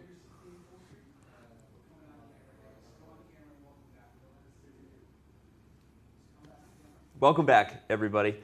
We are going to dive into the trivia question that we left you with at break, and Hammer knew it right away, so we'll Maybe we'll let you answer it. Chat, you have 10 more seconds before Hammer answers our trivia question, which was, of course, which 2022 FIDE Candidates participant beat Magnus Carlsen in the first round of the 2017 Tata Steel event? And Hammer, what was the answer? I really hope I'm right, but I think it was Rapport. It was. In fact, it was perfect. What's funny, great timing by the production staff, because we had that trivia question prepared regardless, and we happened to be on the Richter Rapport game right there at the end. So he's in maybe a little bit of trouble in this particular game versus Jan-Krzysztof Duda, but he did beat Magnus Carlsen in the 2017 Tata Steel tournament in the first round. So, okay, well, we've got plenty more action ahead. With me here, Grandmaster Jan Ludwig Hammer, Almira Skripchenko.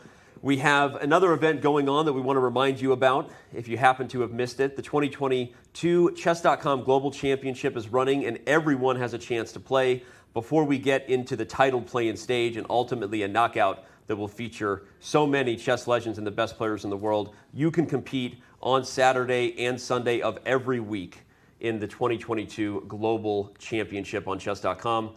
Consider giving it a try and take your part in prizes, not just for title players, as well as being able to say that you competed in an event with all the world's best players. The world's best players now in these 4 games, we have all 4 games are giving us excitement here. Where do we want to go? Do we want to go back to this Rapport game? I don't know that it's going to get better than this. Yeah, I think we have to return to it because there is an option that the Hungarian player has that manages to win White's pawn without damaging the black pawn structure. So we've had 2 more moves since we last joined. Rapport, he played e5, and he's basically trying to chase away White's bishop, trying to say, you're not going to be allowed to attack my rook. After which Duda says, well, sure I am. I'm just going to go to a different square. So right now, this bishop is aiming in for that f6 square Danny highlighted, once again attacking the rook in the corner, forcing the rook to move, which will prevent black from ever getting that castle's move in. Now, there was a moment here right before Rapport made his move. Which, by the way, the computer did not like. So go ahead, continue. Yeah, so black could have played instead queen to a5. Not here, probably before? Or both here and before. Yeah.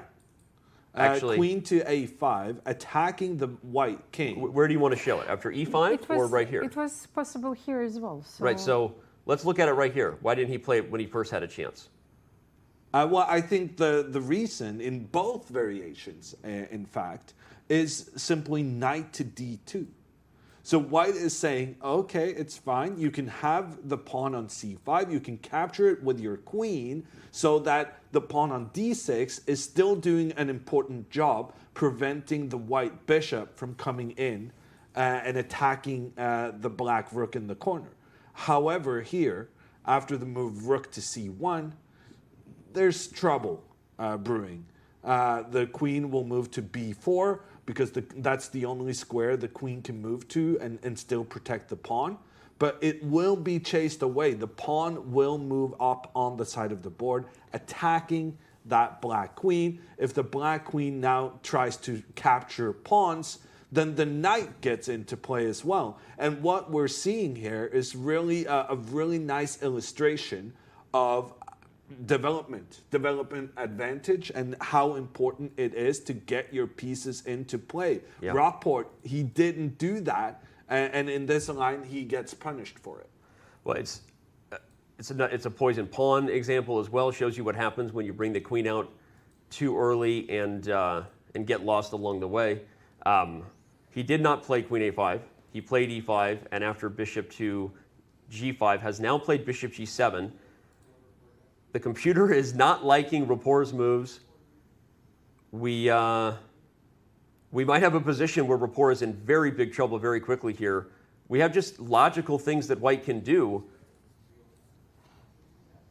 Yeah, after that trade, the important thing to note is black's pawn on c6. Yeah. Because The position here is actually very similar for both players, with the exception of how the pawns are placed on the left side, on the queen side of the board. And this pawn on c6 is not protected by the pawn on a7, which is different to the white pawns on a2 and b2, who, because they are next to each other, can also defend. And this seems like such a minute difference.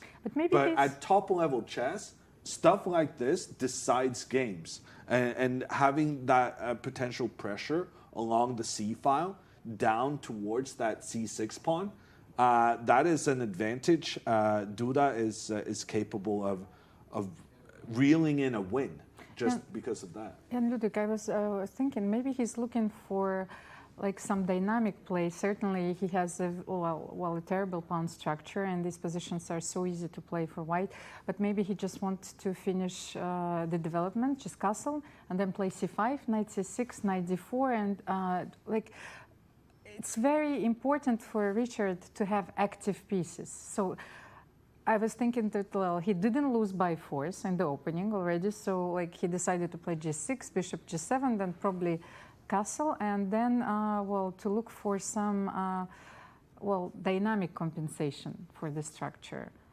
Well, I think the key is the word compensation, which indicates in itself that you have some trouble, that you need to have something in return for. And that is certainly the case. Duda has a great position, great pawn structure, and maybe he can even do something better than just making the trade of pawns with the long-term good position. Maybe he can even try to make some sort of an attack right now, although I can't really see how he would be able to do that. Amir, you made an interesting, I think, observation about the psychology of facing an opening you haven't faced, right? And so you're kind of like, sometimes you go back into your habits, you go back into things that are just normally strategically okay, right? So he was faced with something he hadn't seen or wasn't ready for, says, all right, I'm just going to get castled, right? You make that sort of practical decision. It's like a warm and cozy decision, not anticipating the danger, right? You don't have a sense of danger sometimes when you play positions that are new to you, and that's why he maybe played g6 and has just completely missed this idea from Duda, and perhaps is in big trouble. So what is the psychology there, right? Whenever you face something that you weren't ready for, you have two options, right? Try to figure it out deeply, even though your opponent might have prepared something you don't know, or just try to, like you said, do that thing where you're just going to get the king safe, and then you'll think about it later, and the risk that can come from that type of mindset. And also, sometimes you go for the development which is more natural for you. Maybe Richard, he likes to develop his bishop like in these types of positions. He likes to play g6, bishop g7, and also maybe this was something what Duda spotted while he was preparing for these types of positions. So that's why he played bishop b4, maybe to begin with. So it's very strange. But on the other hand, I was thinking that Black has such a strong center. I want to play d5 if you give me this choice. What do you think, Jan Ludwig? If you simply castle here, maybe I can play d5 and have this powerful center. So you're almost forced to take on d6. Yeah, that's certainly a valid argument. I personally, I agree with you. I would capture Black's pawn to make sure that pawn couldn't advance in the center and maybe become a problem for me long term. But regardless of how Duda chooses to proceed, I think it's fair to say that the opening has gone wrong for Rapport, and it's not the first time in his career. He's an incredibly creative player. He loves taking risks in the opening and getting uncommon situations. But sometimes the problem with that playing style is that you take too big of a risk, or you make a mistake like we saw here, and that feels to me like what has happened. And I think Duda is about to exploit that. I want to give a quick shout out to our first featured chat of the day. Daniel Gould says, I think Duda is a slight favorite to win this game. What do you guys think? I think now he's more than a slight favorite, right? That comment probably came in a few moments before C5. The advantage is minimal at best, in my very honest opinion. So probably that was maybe true a little bit before bishop to G7 was played from Duda. So we would agree with you at the time. I think now I would put Duda at more than a slight favorite as we see the moves on the board. C takes D6, Queen D6, and castles. At this point, as Hammer pointed out, one of the real problems with this position for Daniel Gould, I think it's an educational thing, is that maybe there's something aggressive now, right? I mean, it's been a very dangerous position. It looks menacing. The king isn't out of the center. But as Hammer said, even if there isn't something aggressive, this is a weakness. This is a weakness. White's pieces are naturally coming into the middle of the board. And black is positionally just kind of busted here, unless you come up with something creative. So that's why I would say Duda's advantage a little bit more than minimal at this point, Elmira. And what interesting is that White didn't sacrifice the pawn. Right. This is just like, it's... the positional advantage is enormous, and it's materially balanced. Yeah. Wow, wow, wow. Well, Rapport will have his work cut out for him. As Hammer said, this isn't the first time in his career. I guess that is a funny thing, though, about people who maybe sometimes have questionable choices in the first stage, Hammer. At the very least, we can say this. So people who get good openings might be a little more thrown off when they're in a bad position in the opening. Someone like Rapport, he's been here before, if you will, right? And we'll see whether that makes a difference or not. But I don't think he's too rattled yet. Yes, look at his facial expressions. Yeah. You know? Yes, he's not very happy about his position, and also, like, you know, candidates is such a long tournament. There are so many, elements that you should take into account. So, like, physical preparation is very important. So, like, this is a marathon, you already said, and we're in Madrid. It's very hot. So how do players cope with such high temperature? Because it affects not only their physical shape, but also, I think, mentally. Mm-hmm. I think that numerous studies have shown, and I've read it like quite a while ago, that you actually perform much slower and inaccurately while, you know, faced with these temperatures. Really? Yes, actually, this is like... That explains why I've been playing such bad chess my whole life living in Arizona. It all makes sense, finally. Finally, I know why I am moving out of Phoenix first thing. And it's so important to players, for the players, like they need to walk after the games. They need to evacuate this place. This is simply not possible here. Like, you walk for 5-10 minutes and you're exhausted. You don't have to tell me. It was, it's sweaty coming over here. So, well, for the moment, they have to face, a lot of challenges. It's like not on the chessboard. And the first round, I find, is always the most difficult one, because you're settling into a new place.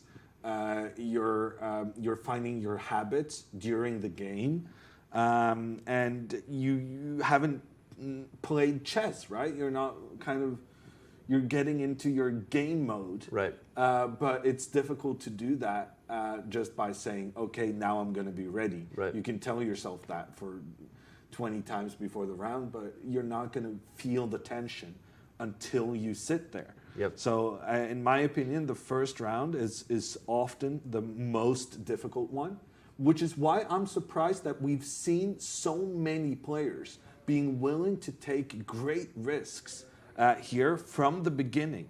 And we're seeing some really fascinating games, which seems unwise for me. Unwise for them, but good for us, right? Yeah. Good for us as commentators, and good for the fans. Again, reminder, we're going to back up and show you, of course, that you can choose your own adventure. All 4 games are interesting. You probably can't choose wrong today. Why don't we choose another one to check in on? Of course, we've been talking a lot about Caruana Nakamura, sort of the featured matchup of the day, if you will. I think we'll head back over there. But this is one that, because the chess sometimes tells you where you're going, right? We come into rounds sometimes deciding what the big matchup will be, but due to Rapport, we'll certainly have our eyes from here on out. We're going to go back over now. Whoa, we have a huge decision. I was just about to set up the fact that the knight on e5 and the the fact that it was going to remain closed, but the bishop capturing means that Fabi's parting way with the second bishop. We're going to have a real imbalance of knights here. Hammer. Yeah, 2 knights for Fabiano, 2 bishops for Hikaru. Who does it favor? It's not easy to say. Yeah. Well, we've got the knights versus the bishops dynamic. Let's remind everybody of what happened in this game when we left it.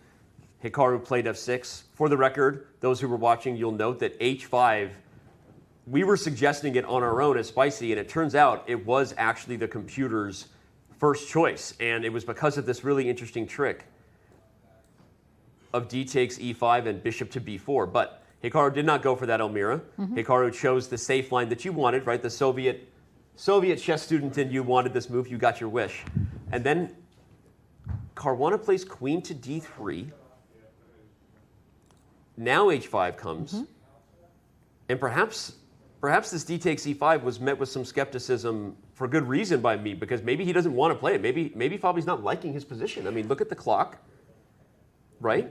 First of all, maybe we should explain the reason behind queen d3. Maybe Fabi wants to play knight c4. So like this is right. The idea behind queen d3. But after h5, you don't maybe have time for something like this, right? h5 is coming with h4, and again, I guess my point is, what has been the storyline of this game, to remind everybody, right? We saw knight b3 from Fabi, a new / interesting, or at least not so common idea.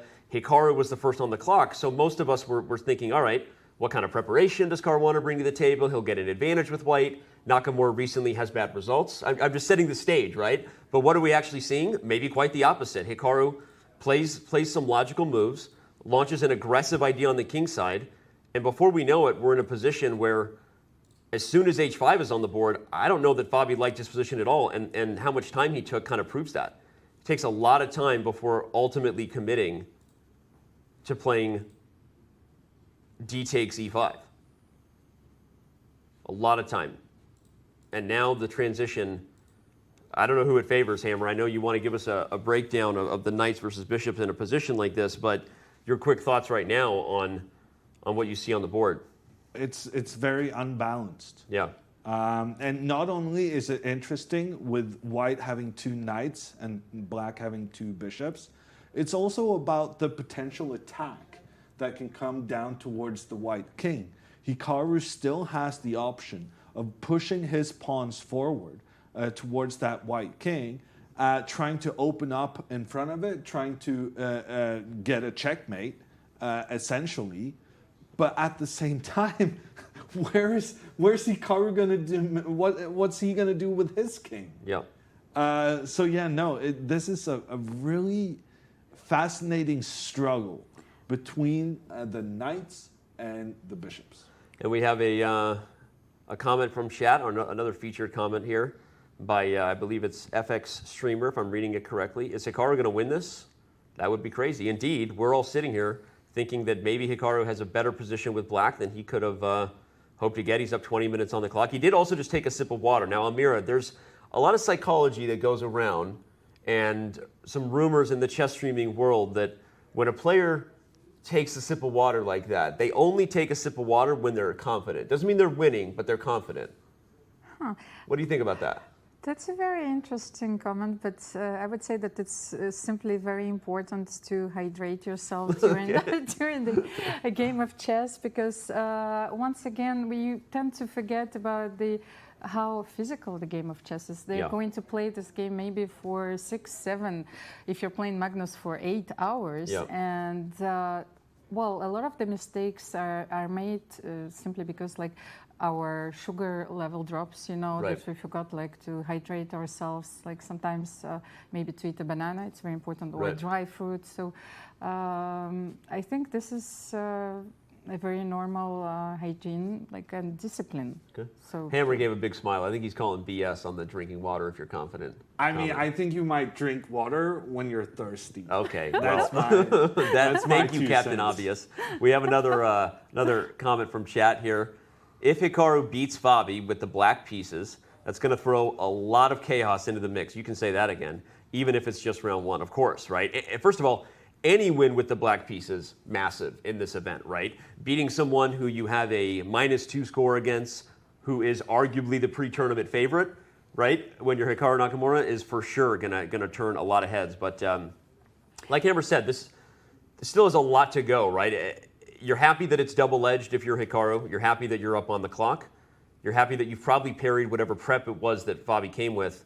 But this is going to be quite the messy affair. The thing is that Jan Ludwig mentioned G4, H4, but I was thinking that it may actually backfire. So G4, I could play knight D2 and then take on D6 and maybe play F4, just to open the files while your king, is still like in the center. So I don't know how to continue here. Yeah, well, black's king is never getting out of the center. Yep.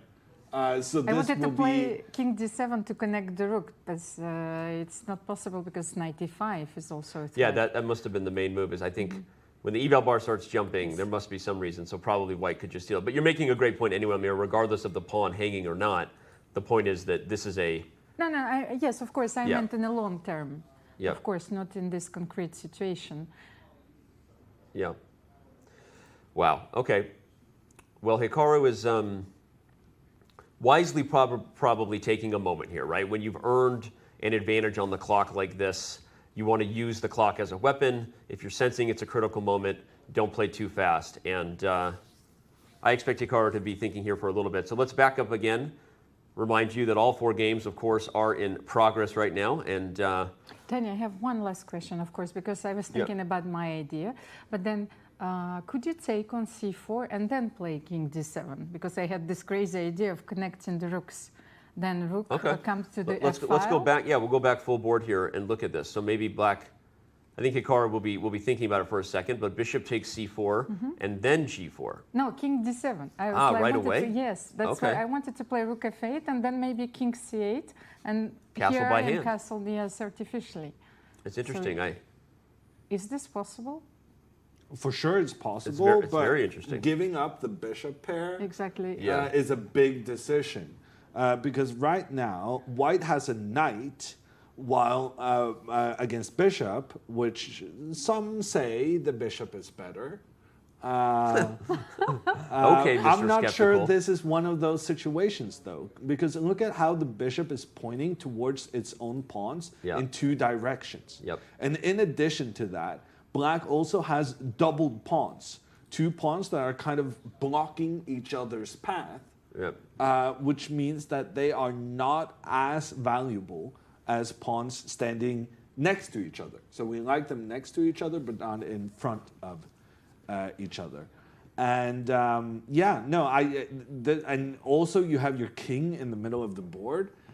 I mean, if Hikaru is considering stuff like this, then I feel like we're underestimating Fabiano's position. I agree. There's also, just commenting on Almira's point, this is a nice idea. A weird move like queen to b3 hitting the b7 pawn makes that hard. And I think the main point would be that if you played b6, white would make a move like this. And the point is, it's just harder and harder for black to actually achieve the goal we talked about of tucking the king. And maybe this is okay for black, but maybe even queen c4 instead of queen a4.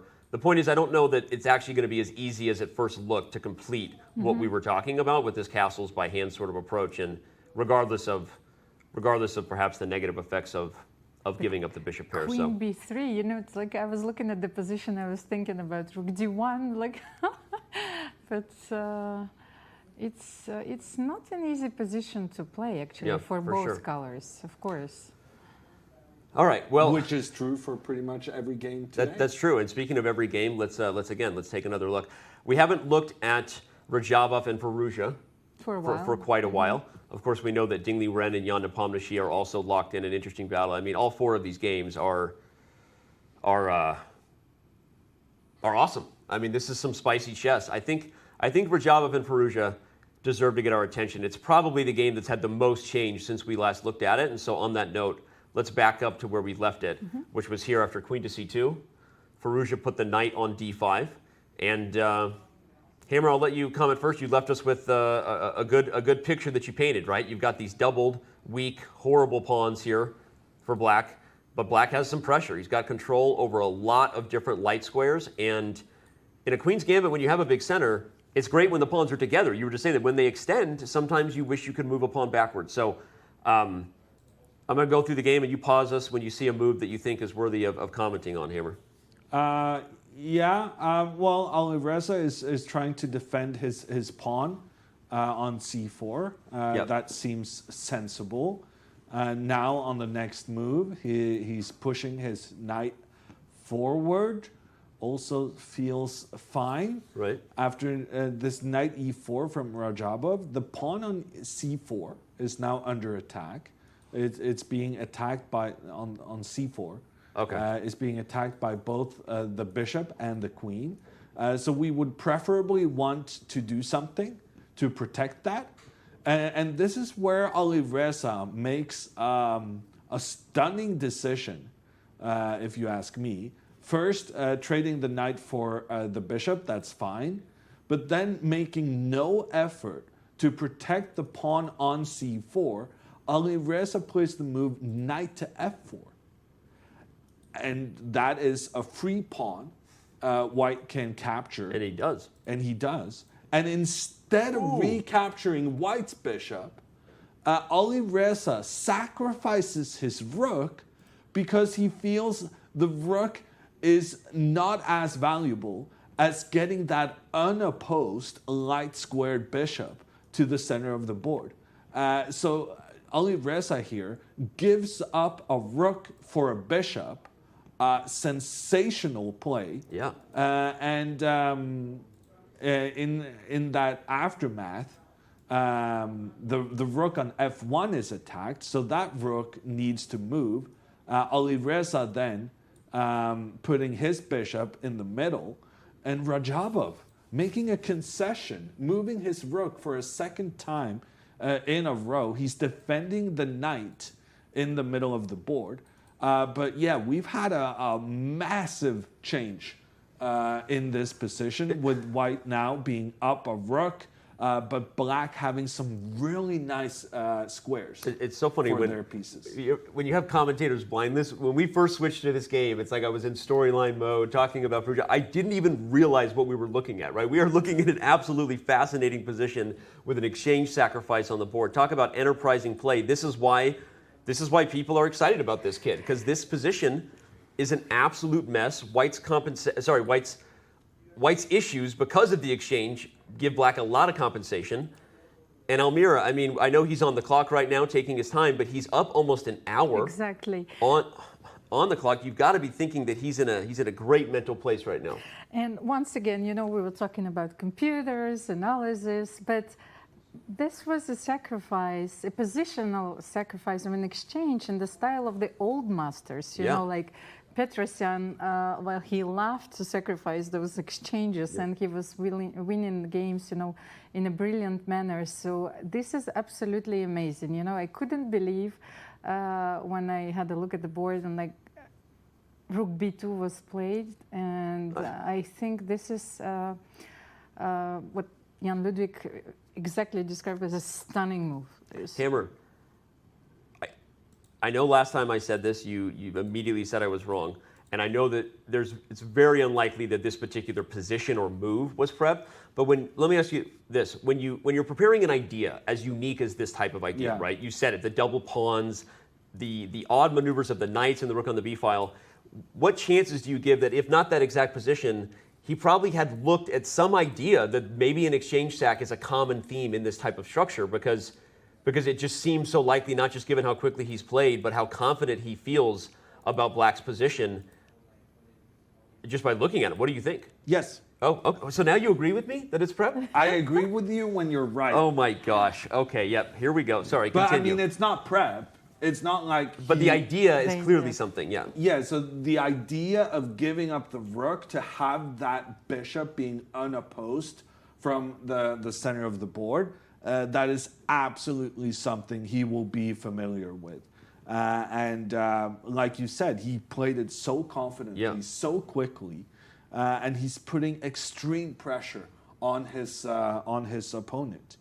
And yeah, this kid can play. This kid can play with the black pieces or the white. It doesn't matter what. If you anybody who's watching at chess.com/events right now, you look at the time log spent on every move. You can see just how confident Firouzja is in direct comparison to how Rajabov has spent time on the clock. It's just amazing. And now after Bishop D5, Rook E1, who wouldn't rather play black in this position? Whether there's another idea besides the one I highlighted of just making this battery a monster. At some point, maybe you look to open the F file, right? Exactly, Even with a move like F5. This position is about to become very, very tricky for Rajabov. And what's most important, once again, psychologically, is that he doesn't give a possibility to Rajabov to have a grip. You know, this is a very unbalanced position where Timur is feeling very uncomfortable. It's like it's not like a small plus where you can keep on playing. Okay, if it's a draw, it's a draw. No, not at all. Yeah. Like just look at this position. And there are no bailouts. Exactly, exactly. Yeah. You cannot transpose, you know, into some like equal end game. Yeah, I was going to say translate a bailout for the audience because I think that's kind of an advanced chess player theme. Why do you look at this position and say that there's no way for Rajabov to give back his exchange basically and equalize it? Well, yeah. Well, giving back the exchange is difficult in general, which is why Firouzja sacrificed it. What I mean by a bailout is kind of there's no way you can kind of say, I'm feeling uncomfortable. Yeah. Let me just try and make lots of exchanges. Right. Because that bishop on d5, I'm saying that's unopposed. And that's because white doesn't have a bishop that goes on the light squares. Yeah. Rajabov, in this position, he would almost prefer to have a light squared bishop instead of rook, right? Because then he could easily try and trade for that black bishop. But the white rooks are not positioned in a way that he can capture that valuable black bishop, and as such, he has to stay under this extreme pressure. Yeah. What do you think? You wanna show some ideas on the and also look at this knight on f4. Normally, Yeah, like you have this this desire to play g3, but with the bishop on d5 and no like light square bishop left for white, you know, this move seems almost as impossible to make here. You know, so the knight on f4 stays there forever, and I end up to sacrifice it on g2. So maybe queen a8. I like your idea, Dana. You know, queen a8 here. Speaking of all the hype around the kid, of course, we have yet another featured chat from the higher space. That feels ominous to refer to, from the higher space. My inner voice rarely says things as kind as higher space has said here. Magnus versus Alireza. Everyone else's inner voice is a jerk too, I hope. Everyone's inner voice has a lot of self-doubt in them. Okay, sorry, won't put myself on the therapist chair right now. Magnus versus Alireza needs to happen, honestly. Honestly, I think a lot of the world would agree with you. And so whether that quote came directly from above or just a random user on Twitch, most people tend to agree with you that would be quite the matchup. So, Hammer, I can't keep calling for it. I need it. I need the action. It's like a fun toy, a fun prop that we've added to the show. And I don't even know or care what you want to show over there. We're going to give something instructive to the fans here. Throwing to Jan Ludwig Hammer. He's actually going to break down for us one of the instructive moments that happened earlier in a featured matchup we've talked a lot about, Fabiano Caruana and Hikaru Nakamura. Hammer, take it away. Yeah, Danny. So I'm really interested in this Nakamura versus Caruana matchup, in particular because of how Fabiano makes these early trades with the bishop against the knight. Now, the bishop and knight exchange is the most interesting one in chess because we estimate their value to be about the same, but their different qualities they're so different in how they move. The knight can jump, the knight is better in tight spaces, the bishop is a long-range piece, and that makes it such an interesting trade. And particular that in this game, it happened twice. Not only in the opening, we also now had that additional situation where Fabiano, because this bishop was in so much trouble with the black pawn coming down towards it, Fabiano makes the second trade, bishop for knight, and is now trying to prove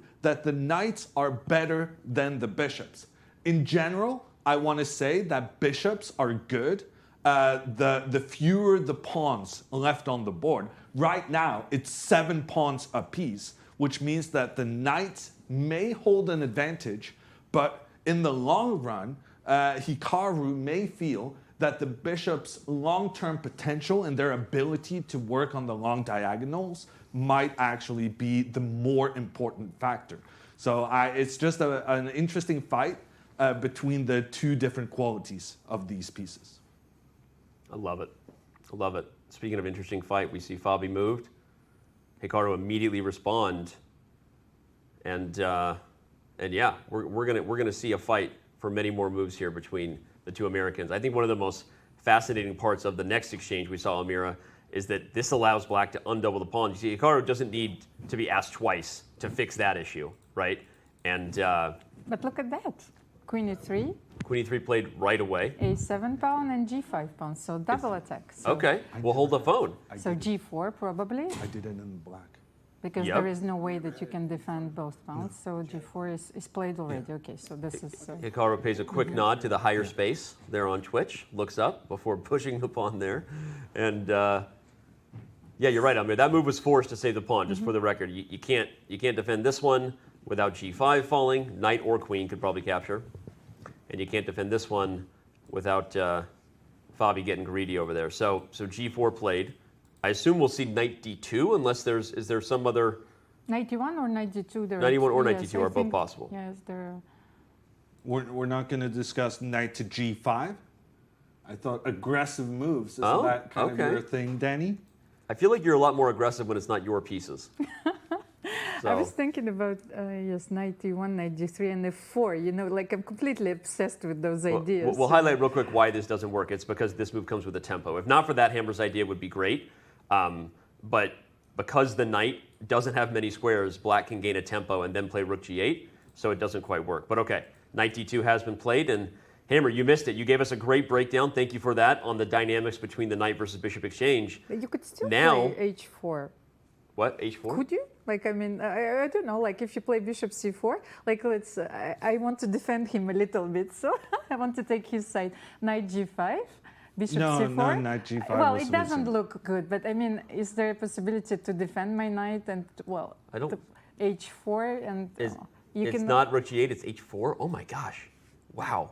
It's tricky. And then you have rook h5. See, because of h4 probably, yes. Oh, okay. You can interrupt me for tactics anytime. That's actually really fascinating because if you did play rook g8, h4 would likely be the response because then you can meet en passant with taking back. Or at least I'm not losing a piece. I don't say that my position, you know, is...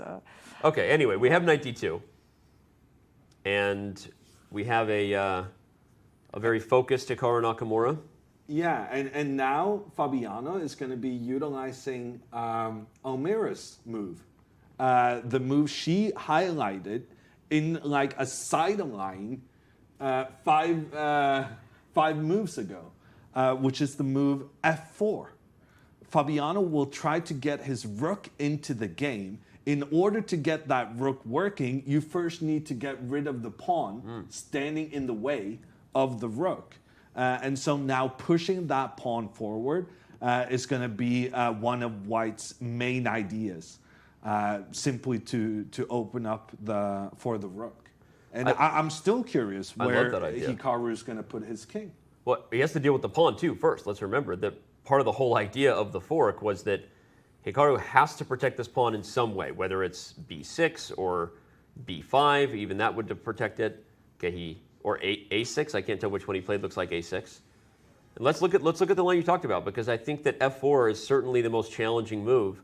Opening the position when a king doesn't have anywhere to go is usually what the doctor orders. Well, I have to run with my king, so probably I have to take on f4 and still play king d7. You know, that was I had 2 ideas, f4 and king d7 for both sides. Oh, wow. Like, well, we said you were the resident expert, right? This is your first. This is our first candidate. You're second, so you're all over it. But I'm not sure it's a good sign, you know, for the players. I say the same thing. Whenever I'm guessing moves consistently, I ask the players to check themselves. So no, but Almira, I think it's a great point, and it's a, what do they say? It's a thematic point, right? It's Exactly. a common thing to play for when your opponent has overextended on a particular flank of the board, and they've in a way neglected king safety. You haven't actually neglected king safety unless the center opens up, right? And I think so that's the point behind a6. He wants to play king d7 now, and Yeah. and run. And frankly, like the black bishop is doing a really good job restricting the movement of white's knight. So for instance, the knight would love to go to c4, but that square is being controlled by the black bishop. So yeah, I'm starting to like Hikaru's position, actually.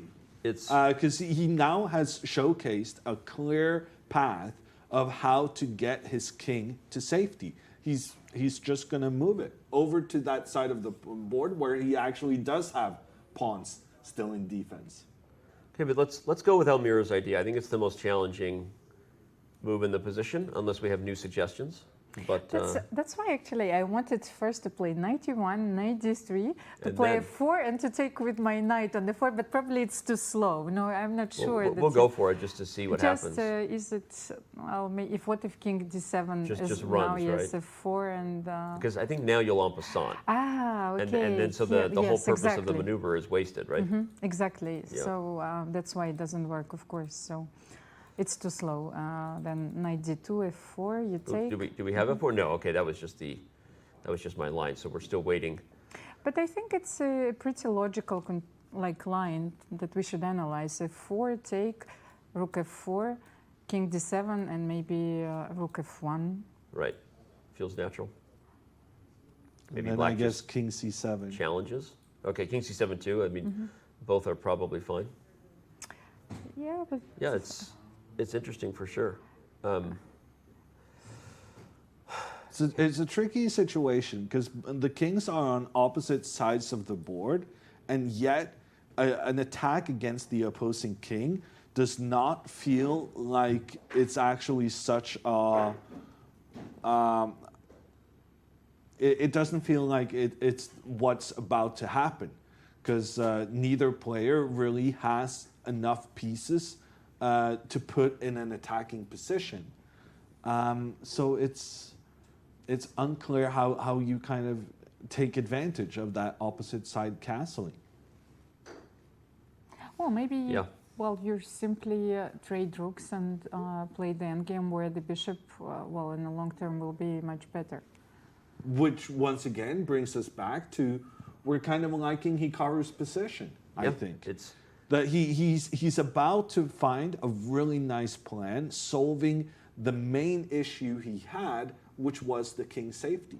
And I want to highlight one other just sort of long-term macro point that I think is education about these types of positions, because you highlighted the kings on opposite sides of the board. When we're in middle games, we think of attacks, right? But in the end game, especially when you have a split board, the bishop becomes better than the knight with every piece that gets traded from here on out. So that's a very important thing to recognize, because it's a clear plan for black, right? It doesn't mean you can just close your eyes and ask questions later, but you make logical exchanges, and every step of the way, the bishop becomes a better piece than a knight when you have pawns on both sides of the board. And a king that could join the party quickly is a very, very valuable asset in an endgame with bishop versus knight. So, again, obviously a lot to go here. We don't know what will happen, but I think there's a reason we see a focused Caruana, a Caruana who knows that this is critical, right? Now, unlike the other game, like with Rajava, for example, are there some bailout opportunities here for white? I know there's a lot of play left, but what would you do if you were advising Fabi Hammer? What would you tell him not to do in a position like this? I just find it difficult to navigate, honestly. I would probably play the move a4. Okay. And I'm kind of anticipating black to move their king over to that side And so I then you might kind of get- want to get my pawn up there to like that. begin with, and give myself some extra options in that area. I like that a lot, actually. Elmira, you like Yeah, A4? fix it also like might be very useful in the end game. You're fixing the structure, and also like A6, B7, C6. Right. So sometimes you can sacrifice a piece. But this is somehow I have a feeling that this is very abstract for the moment. I feel that you need to play something concrete. Yeah, well, I mean, I'm kind of liking Hikaru's position. I don't think there's a clear way for Fabiano. Well, to answer your question, Danny, Yeah. does he have a way of just saying I'm going to make a draw by playing this and this plan? No, he Yeah. does not. Yeah. I know this, looks completely crazy, but if we can come back to the initial position, for example, if, can I start, okay, C4, I don't like to make those moves, but C4, King D7, B4, you know, something like this, completely, you know, out of the blue. So that was my idea.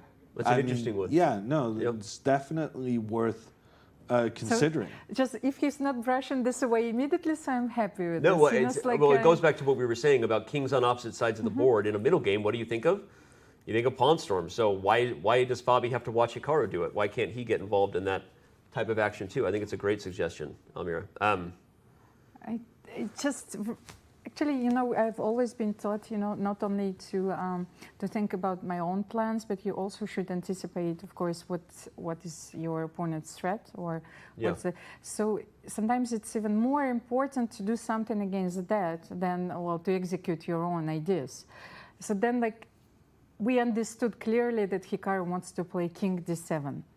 And probably the most uncomfortable, the most dangerous move on White's behalf should be something that would, like, put this idea to test. Yeah. No, I think that makes a lot of sense. And we have a lot more sense to be made today. I'm being told it's time to take a very, very quick break. So don't go anywhere. Of course, there is plenty of action to come on today's coverage of round one of the 2022 FIDE Candidates. So when we return, we are continuing to be live from Madrid. Don't go anywhere. We'll be right back.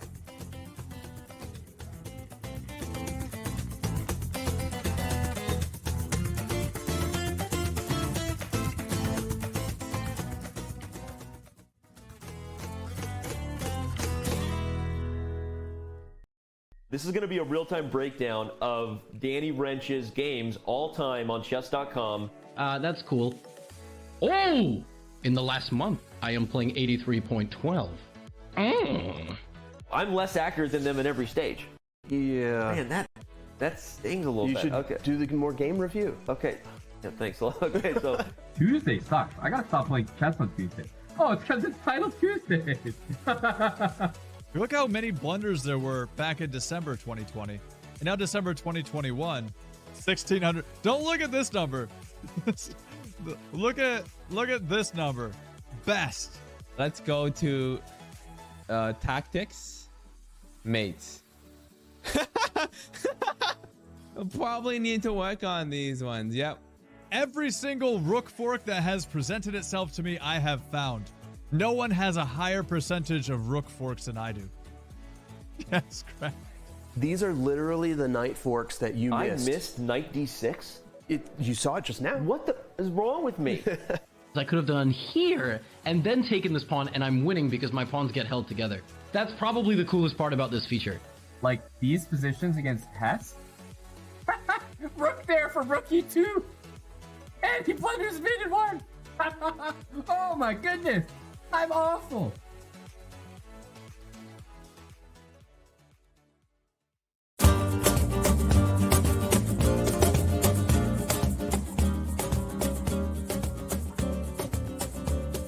Good afternoon, ladies and gentlemen, and welcome to the opening ceremony of the World Chess Championship Candidates Tournament.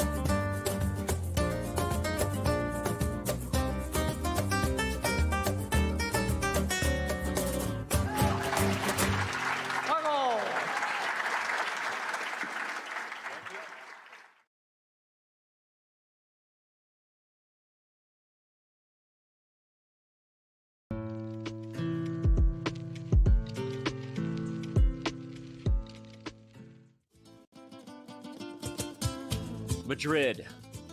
Civilization here was almost as old as the game of chess. Some claim the queen was given her powers to honor Queen Isabella. That, my friends, is a chess legacy. Passion for chess continues to thrive in Madrid. For the first time in 30 years, Spain's capital plays host to the Candidates, the most important tournament in chess. At the Palace of Santona, the stakes are high. 8 of the world's best players competing for the right to challenge for the most coveted title in chess, the World Chess Championship. The Candidates is grueling. The winner requires mental endurance and unbreakable focus. There are those familiar with the biggest stages in chess, yet still chasing unfinished business. And others from the next wave of stars with little patience for yielding to those before them. Mis amigos, the next challenger to the world champion of chess must come through Madrid. Like Queen Isabella before them, the Candidates is all about leaving a legacy.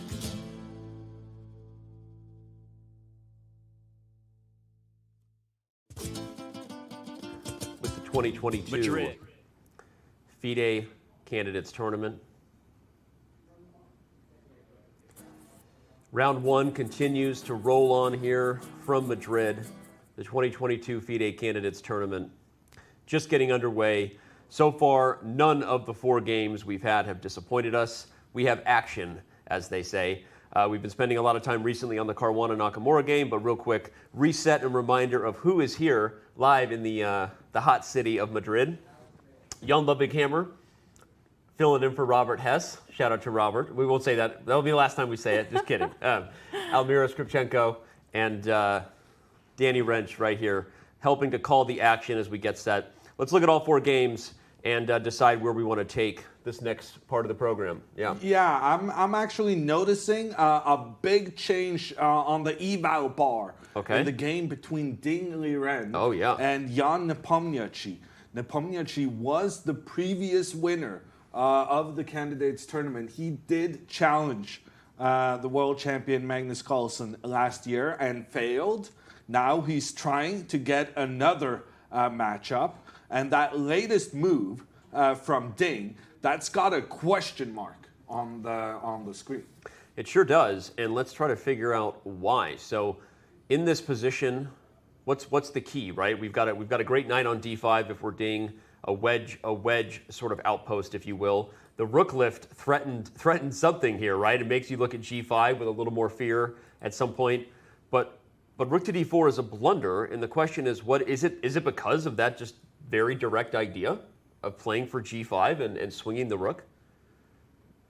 g5 takes, if I simply take. Well, let's try it. Well, we need to try, of course, like we cannot. Moment of truth. This is a very concrete no, computer doesn't like it. Go figure. It was a Danny move, of course. Nope, computer does like it. Hold on, give it time. Oh. Give it time. Okay, so let's just look at it. G5, H5. You can't play rook H6. So queen takes.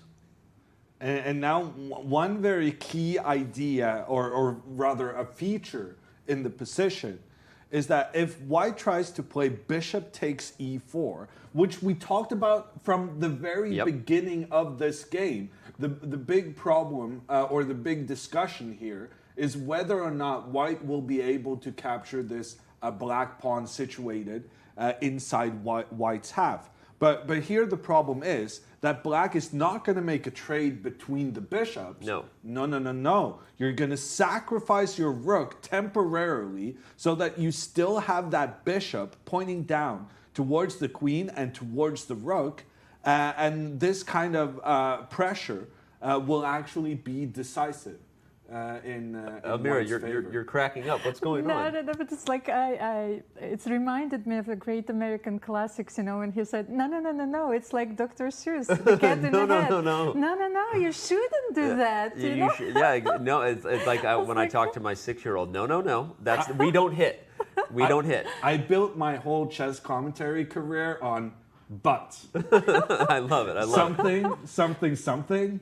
but it's actually not working here. No, but it's a critical idea that you're highlighting, and I think it's been huge to the whole position, as we've said from the beginning. The pawn on e4 is the catalyst. Either way, right? It'll either be a great thing for white if you can win it cleanly, or for black, it'll prove to be the thorn that helps you launch an attack. And by the way, the computer still thinks that maybe black is okay on g5. Maybe Jan will find something else. He is. But truth to be told, like after g5 takes on g5, queen g5, you know, I would rather stick with h5, h4, because rook h6, queen h5, you know, doesn't really threat. I mean, you have like queen h2, bishop h3, then next, but this is also a valid like continuation. And notice how white has these doubled pawns on the e file. Number one, having doubled pawns, usually a disadvantage. But also here, those pawns are blocking white's queen from being able to contribute in the defense. The queen cannot be on that queen side, on the left side of the board, pointing towards the opposite side, because white's pawns are blocking. Also, I thought you made a very good point about the knight, Danny, the knight on d5, which is protected by a pawn and cannot be chased away by a white pawn, which is incredibly ironic considering the fact that white has two pawns that should be able to kick the knight away. But it's just this important black pawn on e4 is just standing in the way. The pawn on e4 is just, it cannot be emphasized enough how that is the entire reason black is happy with this game. Let's talk some storyline here, because, you know, I realized, Almir, you and I spent so much time with this stat before the event. Just let everyone know some insider stuff. We prepared a bunch of stats and things to talk about, right? We talked about how if Caruana was to win, he would be joining a very elite group of people to win 2 candidates. Well, there's another person who would be joining that group should he win this candidates tournament. And he's playing black in this game, and we didn't talk a lot about that, right? I mean, Jan, I think maybe in our memories, we all still have a little bit too much negativity associated, right, with what went down in Dubai and the fact that he ultimately, of course, was sent home by Magnus Carlsen. But this has been a pretty good showing to start, although he did maybe just miss an opportunity according to the computer. But he's still doing very well with the black pieces in this game versus Ding Liren. I do not believe that is a double question mark. That is hard, Danny. Yeah, that's a little hard. Every sign that Chess.com makes, you are personally responsible I am personally responsible for that one, and we're going to adjust that. We're going to remove that from the settings for sure, because that is not a double question mark move. But it goes to show how complicated the position is, right? Yeah. There's nothing obvious about this at all, and just making a slight pawn move on the side of the board is just does not hit the computer engine's fancy, and that's not because it's a bad move. It's because there was an amazing move instead. And maybe that move was g5, actually, as far as what the computer wanted. So there we see full screen Ding Liren. And so players are wearing suits, something that you were missing, before the opening ceremony. Jan Ludwig, you didn't have your tuxedo, so you couldn't attend. So what do you think about, their attires? Because I have a funny story to tell you. To me, it just feels like, all the players in suits. I noticed how everyone got out of their jackets immediately before the game, putting them on their chairs.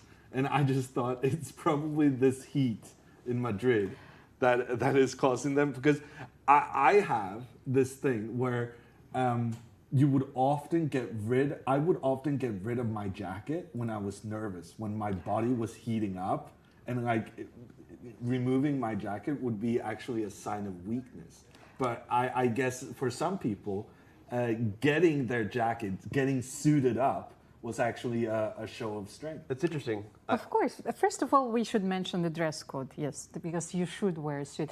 But I actually looked through the archives, and I remember the story where, Bobby Fischer, who followed an advice given by Paul Benko at the time after his first candidates. Can you imagine? So Bobby Fischer was one of the youngest participants at the candidates, and he decided to change the way he dressed, and he decided that he would wear a suit and a tie at every tournament which followed since then. So you see that he was a trendsetter. Yeah, and maybe one of the game of chess first real rock stars, right? Exactly. Bobby Fischer was a trendsetter, and now we see that it's true. If you look back through old pictures, I guess a suit, I don't know, in my mind, I guess I feel like every great chess player has always worn a suit. I can't not picture them not wearing a suit at a board. So it's hard, but it's interesting to note that it was Fischer who maybe first started setting that trend there. And it was really important to him, Yeah. you know, so, well, but now it's a given. Now it's a given, okay. Well, queen to d2 has been played by Ding Liren. Holding this position is not going to be a given for Ding Liren, and it yeah, seems... I'm just looking at the eval bar, Danny. It just, like, it said Nepomniachtchi made a huge mistake, and now it's saying Ding made a huge mistake as well. This game is just a really, really difficult one, Yep. and it goes to show, yeah, computers nowadays, stronger than humans. There was a time humans could compete with computers, and right now that just seems ridiculous. I still remember the first time I beat Chessmaster on Mac, and boy, was that a momentous occasion for me as a young lad. But no, you're right. I mean, like, computers are just seeing the positions so much more deeply, and humans are no longer worthy to compete with an engine. But all right, what is it about the position after queen d2 that is it that he's given him yet another chance to play g5? I would assume so. But what's interesting is that Ding's intention right now is to do an Alireza. Ding's intention is to give up his rook for a well-placed opponent's piece. Alireza gave up his rook for a bishop, and Ding is going to give up his rook for the knight. And that would really put some fire to this board, as if there weren't any. As if there weren't enough already. fires. As if there weren't enough fires on board. We got more fire from chat. Ding is a god, but Nepo is more fun. I agree with that. Noted. Checks out. And I also want to note that Jan Nepomniachtchi, one of the things he's the most famous for is his incredible pace, and that he puts extreme pressure, not pleasure, but he does actually take pleasure in putting pressure on the opponents by getting them really low on time and playing his moves quickly.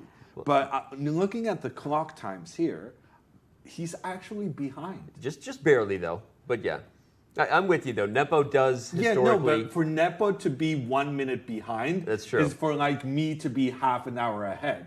It just doesn't happen. It's fair. Jan Nepomniachtchi's reputation precedes him as one of the fastest, most aggressive players on the planet. And on that note, let's take a little bit of a closer look and get to know Jan Nepomniachtchi, the former challenger, in this video.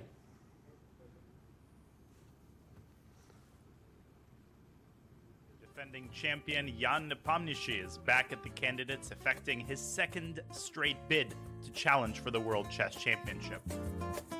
One of the more experienced players, Nepo brings to Madrid an aggressive style that is both challenging to face and entertaining to watch. 2 years ago, Nepo made the most of his debut in the candidates. With a round to spare, he won the event in convincing fashion. That's all he needed. Jan Nepomniachtchi is the 2021 World Chess Championship challenger. That victory led Nepo to a World Championship match with Carlsen and also secured his return to the candidates in Madrid this year. Despite being one of only 2 players in the field to have won the candidates, the expectations for Nepo are not particularly high this time around. However, his confidence from having won here before, in addition to his years of competitive experience, may offer him a shot to turn some heads. If Nepo should pull a major upset and face Magnus Carlsen again, the two know each other well. Nepo has competed against Carlsen for decades, ever since the two prodigies were 12 years old. Jan Nepomniachtchi. Well, His career is an impressive one. Two-time Russian champion, as we said. The last challenger to the throne, not more than about 8 months ago, if we're going back to the beginning of the event. And wouldn't it be amazing if he made it there a second time? So, I remember the last time I completely disregarded someone to win the candidates. Was tournament. it me that you? Oh, different. Okay, It different. was not you, Danny. Okay. But it was someone of similar age. Okay. It was Vishwanathan Anand, who came back after losing the match against Magnus. Oh, almost choked on that one. Okay. I'm not that old, Hammer.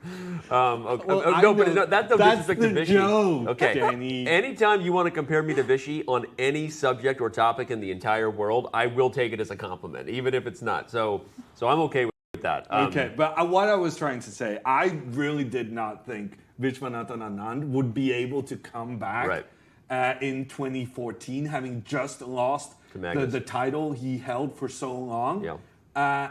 But he did. And right now, Jan Nepomniachtchi might do the same thing. He might lose a match and come back to get that revenge going right away. Because according to the computers, Black has a big advantage here. And if he were to start with the Black pieces beating one of the pre-tournament favorites, that would be huge for Jan Nepomniachtchi. Once again, I think the computer gives a huge advantage for Black here is because White is lacking counterplay. It's I think it's the most important point in this position.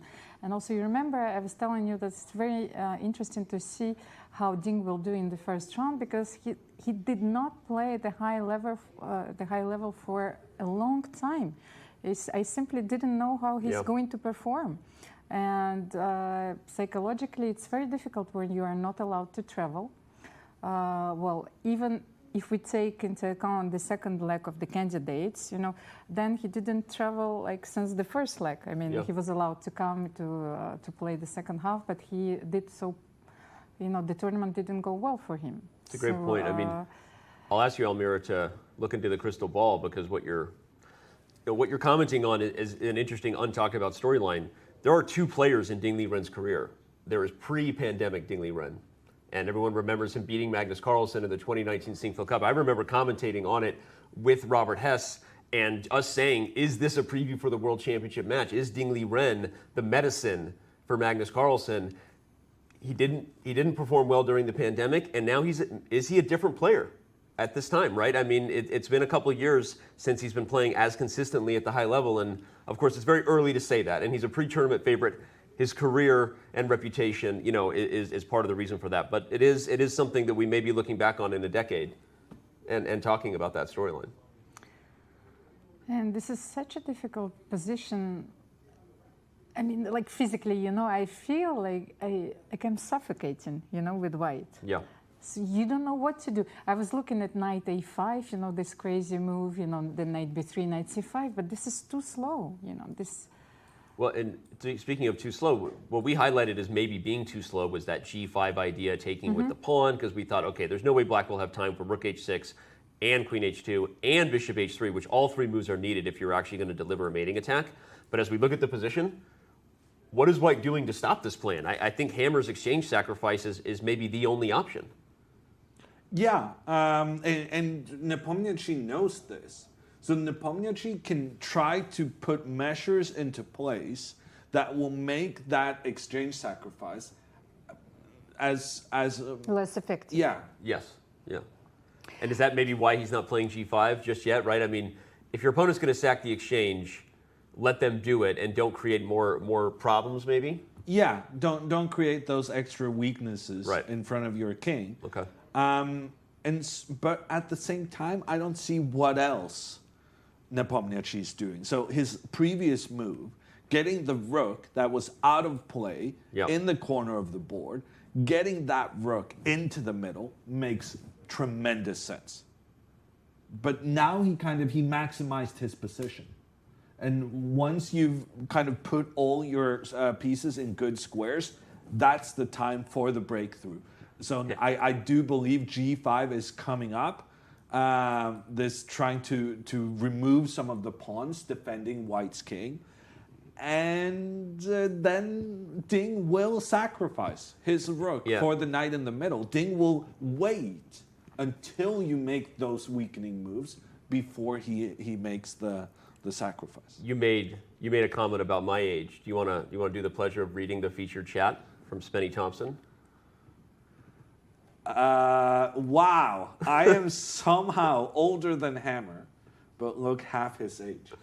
I mean, I don't know. Maybe Spenny just looks 12, and I don't know, or maybe he's commenting on your age. I mean, we'll leave that to the interpretation. I find it interesting, Danny, that you made this comment to Almira and I before the broadcast, which it was like, oh yeah, no, there's gonna be negative comments, but you guys, you just ignore that. That's the first thing I learned. Just, there's always gonna be some haters. I was giving you a pep talk. I was giving you a pep talk that, hey, as someone who reads hate about himself for a living, okay, usually I don't find many positive comments on the internet. I was giving you practical advice, but I mean, sometimes someone's nailing it. I didn't realize you were actually gonna showcase. You poked the bear with the no, I'm kidding. Anyway, shout out to chat, by the way. We do love you. Jokes aside, it's a lot of fun, and so keep the fun coming, and we will keep the chess coming. Let's head over to our bird's eye view and take a look at all 4 games in progress. Of course, as we keep saying, this round is not disappointing. I personally want to get back to the brilliant exchange sacrifice that was Firouzja. However, I kind of feel in the order of how we bounced around, we owe Duda Rapport another look before we get back there. What do you think? Sure, but only a very brief Okay, look. so we're going to take a very quick look at Duda Rapport. Again, for those of you who maybe missed it, there was a very interesting approach from Duda out of the opening, not just surprising with the move 1 e4, but then surprising with the super interesting bishop to f4 in the Taimanov Sicilian.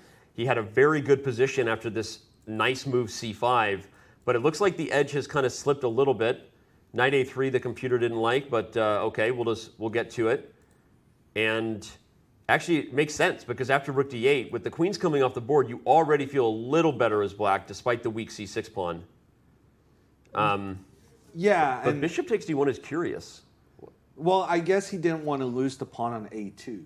So he was afraid that if he plays rook takes d1, then the bishop can capture the pawn on a2.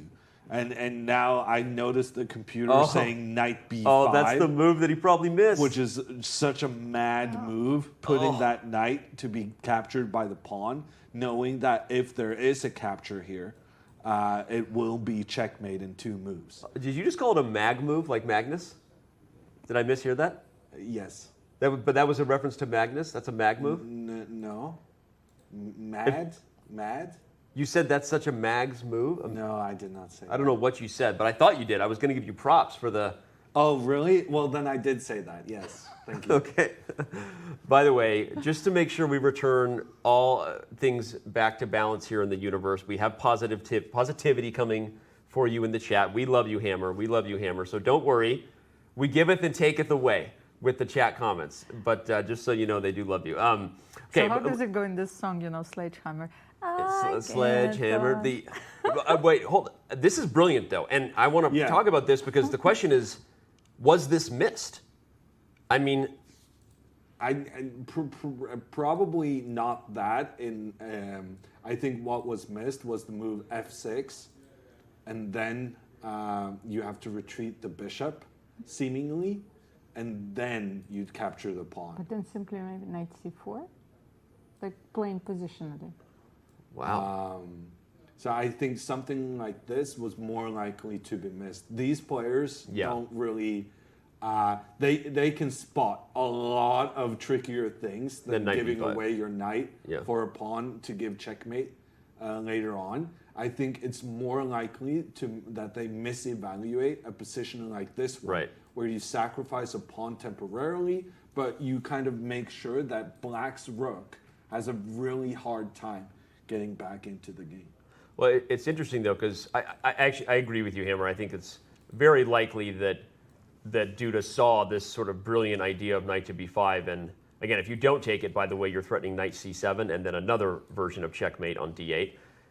but this is a hard thing to see, where you see the idea of giving up a pawn for compensation on a weird move like knight to c4, because it's not an aggressive move, right? A lot of times at the end of a line, you're looking for the knockout punch, not the sort of re-centralizing of a sideline piece. But either way, the only other criticism that might be worthy to Duda, even though it's early in the event, is he did play through it very fast, right? And he was clearly better. So now that we go to the live position, because you made me promise for it to be quick, the advantage is no longer significant for White, right? Before we go back to Rajava Firouzja. So, he might regret how quickly he handled that potentially critical moment. Yeah, no, Duda has definitely misplayed the situation. He's still better, but Black has managed to get some trades, and the pawn structure has been kind of defended by the Black king coming over to help out with the pawn on c6 and the pawn on a7,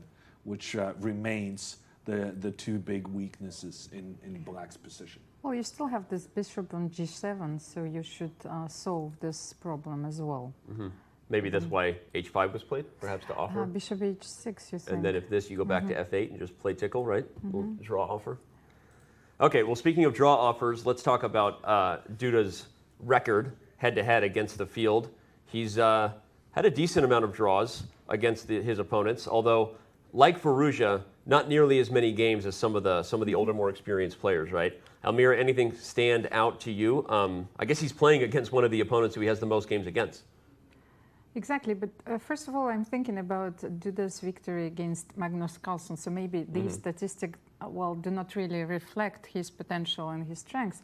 Although, he was not very consistent also in his performance. He needs, probably like a higher performance. It's been said that in order to win candidates, I suppose you need like 28 something performance. So he won the World Cup, he beat Magnus, and he also beat Magnus before when he ended his, not losing streak, I suppose, so it was 125 games before he lost the game against Jan-Krzysztof. So what strikes me the most is like 0 wins, when I look, Ding 0, like Caruana 0, Rajabov 0, Firouzja 0, and Nakamura also 0. But in part, that's caused by the fact that he hasn't played against. Yeah, he's played so little. I mean, although for the Firouzja record kind of stands out a little bit, right?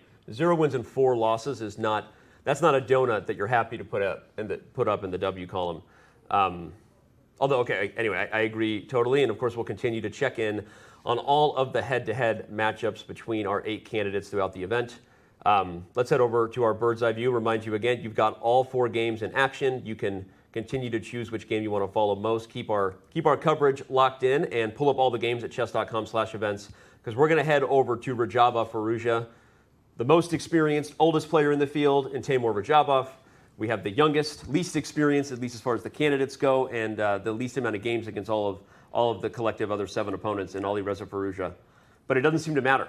Let's check out what happened in this game. He played an enterprising and brilliant exchange sacrifice on this move. Move 18 with rook takes b2, giving up the rook for the light squared bishop because it has a wonderful home. And as we kind of predicted, the battery would be the main follow-up. A battery in chess is when you line up a queen behind either a bishop or a rook, pieces doubled up on a file or a diagonal, often referred to as a battery. And this battery is, it's an Energizer Bunny. It's just going to keep on going. Yeah, but did you just notice that only 1 move from Black and 1 move from White has happened since we were last in this matchup? Yep. And look at the clocks. Last time we looked at this game, Firouzja had a 58-minute time advantage. Yeah. Right now, that time advantage is down to just 6 minutes. Yeah. Firouzja has been thinking basically for an hour straight, which is concerning. Well, is it concerning, or is it? He's not super confident about his position. It means that he doesn't feel like there's an obvious way to continue. Well, I think go ahead, after Almira. Queen C2, what he was worried about, that's this obvious idea of playing Knight G5, and eyeing the mate. So he was considering the risk. So he took on a3. And I don't know, like, if knight g5 is still possible, probably. Which knight we want to move? Well, Because both have merit, right? Yes. Well, I wanted to play knight eg5. And maybe just g6 or... g6 I didn't really like, because then I can even play knight e4 and maybe, like, play knight f6 late. So maybe it's not, like, a good idea. Well, the reason knight fg5 was also interesting, everyone, is because it's less direct, but you have a Knight subtle f6. discovered check and then checkmate now on the agenda. So this also may have been even better. And by the way, we might see it on the board. I mean, bishop takes a3 has been played, so certainly Rajabov will be thinking about both of these moves.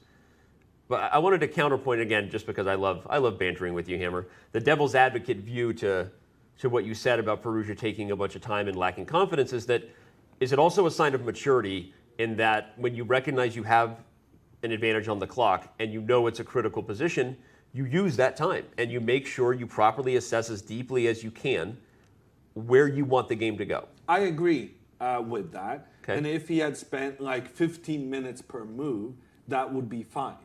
But once you start spending 30 minutes, 40 minutes, 50 minutes on one single move, you're basically just going around and round in your head. Right. And you can't really kind of, you're at that point, you're struggling to organize your thoughts and yeah, showing some lack of confidence. Okay. So I completely agree that you can and should spend your time in the critical positions, and that it's especially good to do that when you're up on the clock, so that you don't feel like, oh, I have to go fast because I want to keep my time advantage. No, you want to use your time advantage to be able to spend that time in the critical moments. However, he did not spend 15 minutes for a couple of moves. He spent way more than that, and I think that is a bad sign.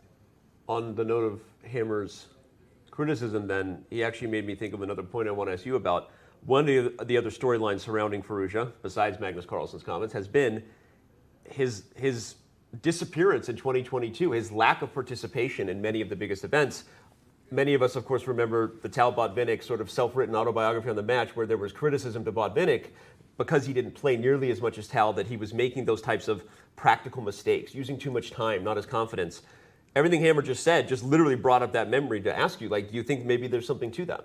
It's absolutely incredible that you brought up to me like Tal Botvinnik, because just before the tournament, I also wanted to have a look at the second match, and I had a look at the games when Botvinnik won. And do you know how many decisive games? Do you remember how many decisive games there were in this match? I think like from 21 games, there were 15 decisive games. So it meant that Botvinnik has spent all of this time analyzing his mistakes, the preparation, the strategy, the openings. So it was like a new version of Botvinnik who beat Tal. Yeah. So I think the same is probably true for Alireza, because he disappeared from the tournament scene in order to analyze his own play also. Maybe also not to reveal the preparation, of course, but there's so much work to be done before the candidates and not enough time. So maybe the reflexes that he had. So it's very important to take this time and, also to rebuild your repertoire, to build a team. We didn't talk about seconds, by the way. Not yet. We don't even know. We've got 3 weeks here in Madrid, so we'll get into that. Maybe we also have a new version of Alireza, playing this tournament. It's, I think. But everything you just highlighted kind of supports the point that you highlighted: preparation, reinventing yourself, keeping things secret. But there's one big trade-off in all of those things, which is that you're not playing actively. And the practical muscles you build as far as time management, critical decision-making. Here we see Timur Rajabov's quote again, talking about all this focus on Firouzja. Everyone has chances, and I've been playing, not necessarily preparing, at a higher level much longer than the kid, right? So I think that's kind of the trade-off, right? And to Hammer's point, taking 50 minutes is way different than taking 15 minutes. Well, it might be true. And of course, the only tournament that Alireza played this year was the Superbet in Bucharest, and he didn't perform that well. But this is a valuable experience. Maybe he didn't show also like his opening ideas. So Right. he wanted like also to have the feel of his opponents, and I'm torn, you know, because I think it's really very important to take the time and to evaluate the risks, especially in this position. And maybe he was a bit of a like impulsive player before. What do you think, Jan Ludwig? I mean, the guy kind of just seemed like a beast. He was winning everything. Yeah, no, I mean, I do appreciate the comments about it making sense to kind of take a step back and looking at what you can do better. But at the same time, I feel like there's a case to be made for Alireza to just keep playing as much as possible, because he was winning every time he played. But how often are we given an opportunity, to get a little perspective? You know, we always play, and especially there's so many online competitions than live, and then it's sort of like you have to evaluate everything. Yes, so because like normally you continue, and then you're 60, and you know. And life is gone. So I think that was important decision, I think, on the part of Firouzja's team. I think he will be judged on that decision. Based on how it goes. On how it goes here. 100%, couldn't agree more. And that's our job, is to commentate and speculate, right? But I think the ultimate judgment will come down to how he performs and which strategy paid off. Speaking of performances, we need to get back to the one between the two Americans. We don't have to split attention if you're following American players. We only have one game to focus on, and that is Fabiano Caruana versus Hikaru Nakamura. What? And the king is on G8. I was going to say, what a position here based on what we had. Are you kidding me? What happened in this game after we left it when Fabiano was on the clock with A6? He castled. He played first. He played B3, right? And then Hikaru castled. Yeah, so we kind of made the assumption that Hikaru was trying to make his king go over to the opposite side of the board, which would not have been a bad idea considering that there are absolutely no pawns guarding Hikaru on that side where he did choose to castle. And now that he has made that decision, Fabiano tries to activate his rook. So he moves his pawn one step forward, wants to make a trade with that black pawn so that he can open up for his rook. The trade does happen. And then rook d1? Why was that such a good move? This move, I don't understand. But then Hikaru makes the controversial decision to push forward in the center. This is a super aggressive approach for Nakamura, given the position he had. And again, it's still clearly an unbalanced one, right? The eval bar close to level, and you know the dynamics of bishop versus knight. But if I'm just watching this as a Nakamura fan, I'm like a lot more stressed here, way more anxious about Black's chances. You know, because while the pawns are in the center, they're also vulnerable. While my king is finally out of the center, it doesn't mean it's any more safe over here, right? You don't want your queen to be the only piece guarding your king, right? This is, I think it's objectively fair to say that was a very risky decision, if not necessarily the worst one than just tucking the king over here. It just feels very, very scary to have walked right in to danger, and we are going to have blood on this board, I believe. This is very double-edged here. Yeah, and I think, let's just say that, no, maybe this is wrong. But how do you play? Because if you play e4, c4, no? Yeah, like at some point. E4, c4, and that undermines the pawns. And also the clock is reflective of the fact that maybe Hikaru, less sure, if you don't play e4, how are you guarding the pawn? So I feel like we have to look at this line. Yeah. I was not sure, maybe you trade first, then c4, or c4 first. Yeah, like, okay, so you just want to liquidate everything. You're taking it all off the board. Yeah. But it's funny how you just, like, in your head as a human, you say, I can't take here, the queen takes, and then she attacks my bishop. But in reality, That might be what black has to do, and then you just what? I guess go here, and you're just okay. My voice says I'm nervous. Well, especially with knight g3. Yeah, coming or even just takes, but okay. Well, yeah. takes then queen d4. I'm sorry, I was missing queen d4, but knight e3 makes a lot of sense because g4 is. Oh man, amazing how a computer looks at this position and says, "Oh, Danny, silly Danny, tricks are for kids. This is just a draw. We're just going to take all the pieces off the board." But I mean, that white knight is coming. I'm gonna put the knight on f5, and I'm gonna Yeah. checkmate you. I don't know how. This looks scary for black.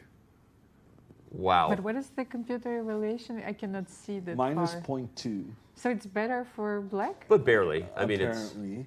that's why I just look right here. I don't look at the top Okay, because yes, it just. I forget like to look at the bar on the left. Yes. But how's this possible? It looks so scary. But I think if we go back to the current position, okay. I think if Hikaru could keep his pawn on e5, this would be quite acceptable for him. So I'm not sure that it's the black king is the problem here. Okay. I think right now the problem is that black is unable to keep those pawns next to each other. And that's the optimal strategy you want to use with pawns. Right. You want to have them controlling both the light squares and the dark squares. And they can only do that when they're next to each other. And what Fabiano is doing now, he's trying to force the one of the pawns to move forward. And then you're going to be concerned about the lack of, well, a dark squared control if the e-pawn moves forward, or a light squared control if the other pawn were to move forward. And like Almira said, yes, this undermining move is an interesting idea, but you might also want to make the trade of rooks first. And like... I mean, if you could as white, you'd love to also like put a knight on d4 or something, right? Yeah. But one of the dynamic factors that is making this position work for Hikaru is that while it feels flimsy, you don't like that you had to advance the pawns, as Hammer said. It's also white's pieces that are struggling for ideal spots, right? So it's kind of like if white could just put a knight on d4, let alone one of these other dark squares, you'd be like, uh-oh. But it's not so clear how white does that other than the undermining idea, excuse me, pawns don't move that way. If I could do that, that might also be interesting, by the way. Anyway, c4, but if black can just take it, then maybe black's okay. Yeah, but here maybe black cannot. It's a tricky position, Danny. Yep. It's a very tricky position, but it does feel like Hikaru being forced off that pawns on opposite colors, it does feel like that is advantageous. There was something bothering Hikaru. He was looking, you know, yeah, he's away, and I don't think, well, he likes his position very much now. He's deep down the rabbit hole right now, ladies and So gentlemen. talking That is about the seconds. Like, that is a Hikaru Nakamura who has taken the red pill. who are those? Who are his seconds? Yes, well, we know who he is- works with Chris Littlejohn. This we know for Right? sure, of course. And that's Chris is here with him in Madrid. Mm-hmm. Hi, Chris. Shout out to Chris. Other than that, I have no idea who Hikaru might be working with. I know that Because he mentioned in the interview, it's a very interesting interview. It's like a very sincere one. It's because he asked several players to help him to prepare for the candidates, but we don't know. Well, we have no names. Yeah, we have no names. Well, I don't think we have names for many, right? We know that Fabiano is back to working with Chuchalov, right? Yes. It's been seen and noted, of course. I've seen Nikita Vitugov Yep. at the opening ceremony, so he is helping Jan Nepomniachtchi. I was teasing him. Because he was standing close to Jan. I'm like, I assume you're here as a second, right? And never mind. He was like, yeah, it's the only reason I'm here. So Jan anyway. Ludwig, are you here as a second? In disguise? Well, I'm Danny's second. You're number one. You're not number two in my heart. No, I'm kidding. Anyway, well, no, but seriously, we saw Hikaru shaking his head. We know that this is a tough position. He's going to be much deeper right now than anything we're calculating. Not to disparage our commentary, but there's just no way. Obviously, we would be keeping up with whatever it is that has Hikaru shaking his head in frustration. It's probably many more moves ahead of the live position we're looking at. And he needs to make a big decision here. The e-pawn is hanging. It's that simple. I mean, there's a concrete threat on the board. You got to play e4. Yeah, honestly, I'm curious what his alternatives are. Yep. Like, what is he thinking about? How can he protect this pawn in the middle without moving forward? Well, he can take first, so rook f1, and then play e4, if that makes any difference. But then... Yeah, no, but that does make a big difference, yeah. Mm-hmm. He probably will capture the white rook first. Because meaning Fabi will if e4 is played. Okay, no, well, we're going to find out. Will, I thought, but I was wrong. Well, the action is on the board. Hikaru plays e4. Caruana immediately returns. For many of our online chess viewing community who are huge fans of Hikaru, it's also an experience to watch the players come and write down a move. A lot of players and who are new to chess and learned online, whether it was the Queen's Gambit or anything else, they've never written down a move on a score sheet before.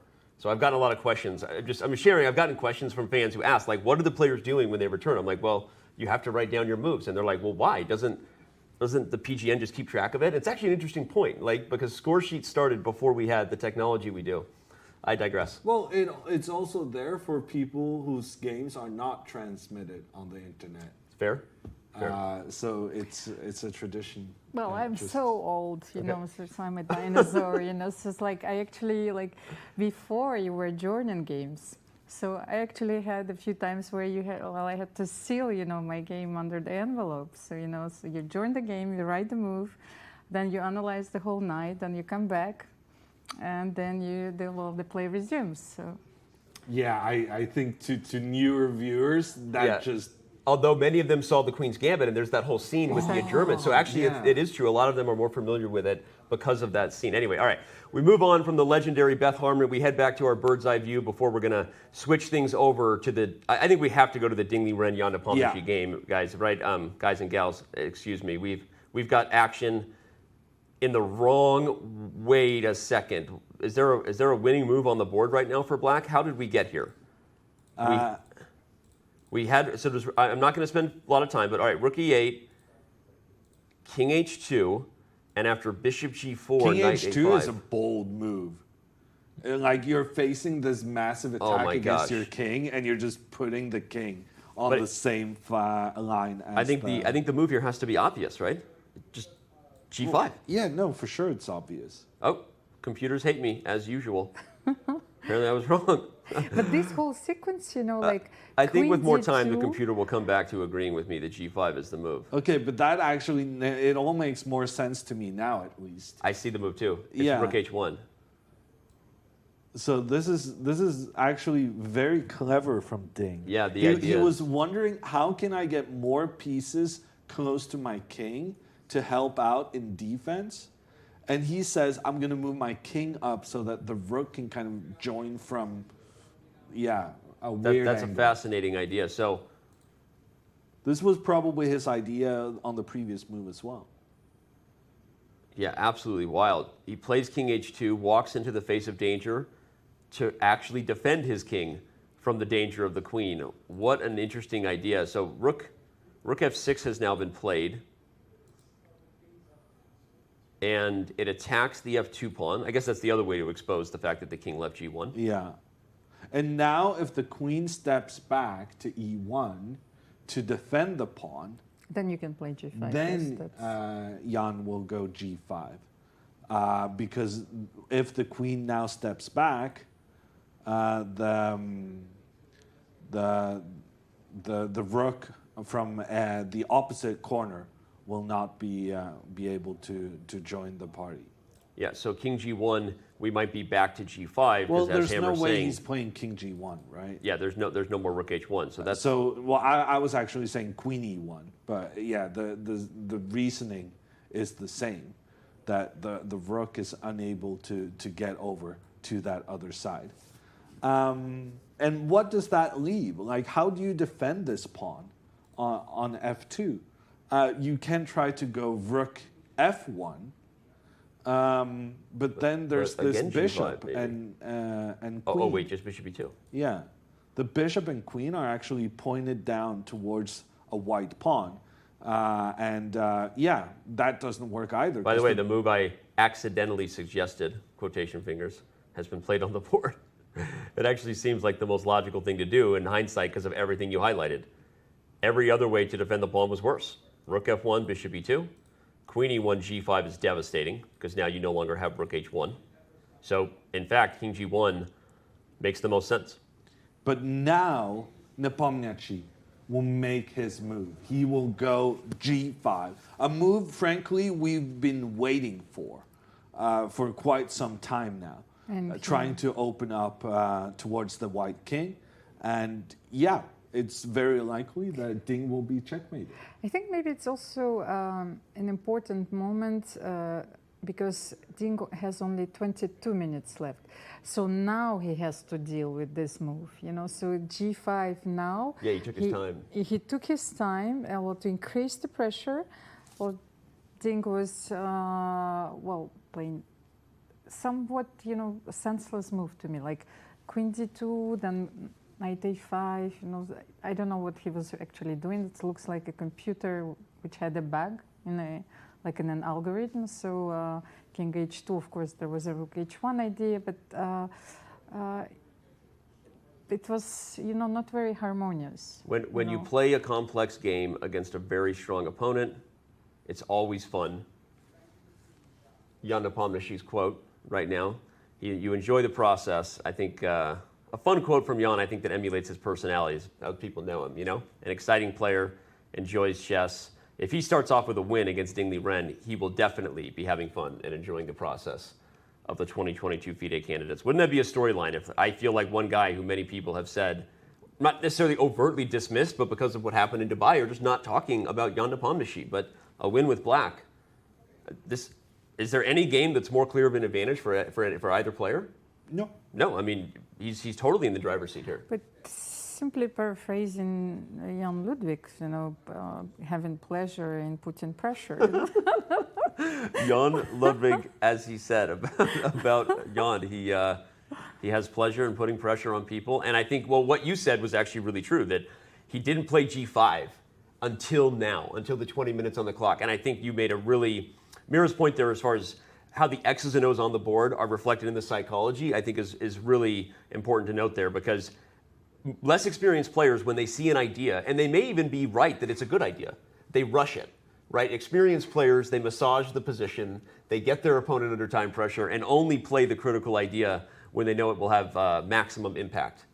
And I think Ding Liren, we're going to look at his head-to-head, because it's one of the few players we haven't looked at yet, but I think Ding Liren is in a head-to-head matchup that he is not happy about right now in round one versus Jan Nepomniachtchi. Hammer, anything else about his particular score stick out to you? I think I know where you're going to go with this, but I'll let you do it anyway. I think the fact that he has quite a significant plus score against Fabiano Caruana is definitely something to look out for. Although, considering now what seems to be transpiring, maybe Ding and Caruana are not going to be the two players going head-to-head like many had expected, myself included. Maybe we're going to have to look at new matchups that are going to be the most crucial ones if Ding is to lose his first round game. And like Fabiano, like we saw, has some potential of winning. So one favorite may get an amazing start, another one a horrible one, and that kind of changes the whole tournament. Well said. Ding Liren is now under 20 minutes. I don't have every other player's clock in front of me, at least not where I can see it, but I think he's the first player under 20 minutes, so not a good sign. And Almira, back to the psychology. I know that we say that Ding pretty much always looks as cool as a cucumber. Is that a thing, or is it as cool as the other side of the pillow? Well, for the moment, he looks as red as a tomato to me. Ding has not played very well compared to Nepo. Featured chat. I think right now that is 100% true. And now we've got another one. Nepo is terrifying in these positions. Completely agree with that one. These are exactly the type of positions where Jan is at his best. And I think Almira made a really great point about it's not that he played G5, it's how and when he played it. And Ding is facing the heat here, Jan. He definitely is. And I just thought maybe we should take a look at one of the more obvious moves in this position. which would be for white to capture the black pawn on e4. Nice try, Danny, but yeah. Oh, I thought we were going to show the checkmate line. That's what I want. Well, let me show it real quick. Sure. Just because some of us, need to see checkmate on the board every once in a while to continue our fascination and love affair with the game. So the rook comes over, and the point is, well, actually, no, we'll do something even more fun. This is such we'll a poetic way of, I want to go after a rook. I don't even want the knight. I'm just showing the idea of how dangerous this is, and that should this happen on the board, real problem. So that's not the obvious move. The obvious move is to take e4. Take it away, Hammer. Well, yeah. To be honest, Danny, I don't really understand why it's so bad to capture this pawn. Okay, let's find out. Yeah, we kind of talked about this pawn for the entire game, saying that if white could get rid of this, then it would probably be quite nice. You're playing actually with the piece down, unfortunately. This knight on a5 is not in the defense, so there is no way like you're going to defend your king. How are you going to defend the citadel? Yeah. Tell me. Well, I'm struggling with it as of now. Yeah, no, I was going to take the knight in the center. I was just going to try and trade as many things as possible. Can I intermezzo? Yes, so like... yeah, threatening checkmate on h2, so I'll have to take back. And yeah, to be honest, I was kind of hoping to make more trades with something like rook f1. But it does occur to me that it will lead to a checkmate in 5 moves. Okay. So... I'm going to show it real quick. Yeah. Takes, shake and bake. Shake and bake again. If the king ever goes to e1, queen g1 is mate. And wouldn't that be a bad way to end it? I don't think we will, but look at that. I didn't think we would have this either, but Grandmaster Robert Hess apparently recovering just enough right now from the COVID virus to say that, okay, for those who asked, b5 is to loosen the defense of the knight on d5. So apparently Robert must have suggested b5 for white. Okay. White threatens, b takes c6, b takes c6, knight takes c6. So we're going to show it. b5. And the idea that Robert's pointing out is, of course, you cannot take here because that pawn is critical to the defense of the knight. And the idea is that if something like this happens, a trade on c6 followed by knight takes c6 sacrifices a piece only temporarily to win the knight on d5. That's actually... Hey, Robert Hess, you're pretty good at chess. Maybe you should consider commentary for a living. That's an idea we should look at for sure. Thank you, Robert. Go back to bed. Yeah. So I guess the big question is number one, will Ding find this b5 move? And number two, if he does anything else, probably it's just game over. Yeah, this looks like a really strong idea from the man who you cannot spell chess without. Let's look at this line again, though. So if takes, Robert's idea really highlighted well, right? White is simply capturing here and undermining the knight. But okay, h takes g3 first, right? Yes. This is the key point, threatening queen h2. And after f takes g3, does black have something else in store now that white's king has been sort of blown open? Right? It feels ominous, I guess. The end is nigh. At least it would seem that way, but I admittedly don't see a knockout blow for black. Yeah, the computer is saying queen e5, which is just an incredible move. Queen e5 here. Yeah, it's just... Oh, yeah. Queen e5. Wow, I didn't see that. But like queen e5, the knight's hanging. The knight is actually not hanging because of the rook. Oh, duh. I was testing you. That's kind of clever. But I mean, I would also be afraid of the opponent getting a pawn one step away from becoming a new queen. But that's a huge computer idea because obviously it's queen takes g3 and now you can take the knight. But I'm assuming there's some sort of rook lift for mate. I mean, like bishop h3. It's like look at those doubled pawns. We talked about this earlier. Yeah. But those doubled pawns white has is like the worst thing ever because it means that the white queen is just unable to contribute in defense. And Ding, look at Ding. He just continued grabbing stuff. He captured the pawn on b7. Now he's trying to get his knight back into defense. computer is giving a massive advantage. And it's got to be the same idea. H takes G3, H takes G3, Queen E5. Is that not it? That looks. Oh wait, there's no knight D7. Bishops move backwards. Dan, thanks for the tip. Yeah. Yeah, that does feel like an interesting option. Oh my gosh, this is. But here, like after 8 takes G3, F takes G3, Queen E5, I can still defend with Queen E1. That's true. Oh, can you? The knight E3. Knight E3. Well, okay, I understand. But E4 is hanging. E4 is hanging now that the rook is divided. yes. What is not hanging? You know. So Okay, let's pause 10 seconds here Yeah. for station identification on the Jan Nepomniachtchi attacking network. What is the move? I don't know that it's Queen E5, but what else is? E4 is hanging now. I mean, I kind of like this idea from Ding. Yeah. No, I mean, he's definitely trying to get pieces back into defense. Yeah. And quite succeeding in that. I did notice that the computer wanted to go H3 instead of H takes G3. Oh. Can we flip the board? What? Can we flip the board? Like I find it's much easier to attack when you look when you look at it. I can't do that. It'll mess up all of our templates. It has to be. We just have to From the visualize black it from black side. side. But wait, Hammer, you said the computer likes H3? It did at some point. What? Well, the idea is you're attacking the bishop, and if the bishop moves, you just continue forward with that pawn. Yeah. And then your rook comes in. And, you know, there are a lot of black pieces around bishop, the white F3 check is the king. threat. And that seems kind of scary. Yeah. Bishop F3 threatens mate. So that means you'd have to take E4 here. Yeah, but even when you take on E4, there's, with the knight. I'm not saying it's good, Take but on G2. I could probably just take on G2 and just get 2 pieces for the rook. Makes sense. No, Although- actually, it's check. Oh wait, no, it was check. Although if rook D5, it was checkmate for the record. This is a fun idea, but of course black is checkmating you instead of allowing you to fork on F6. Love that eval bar heart attack. Okay.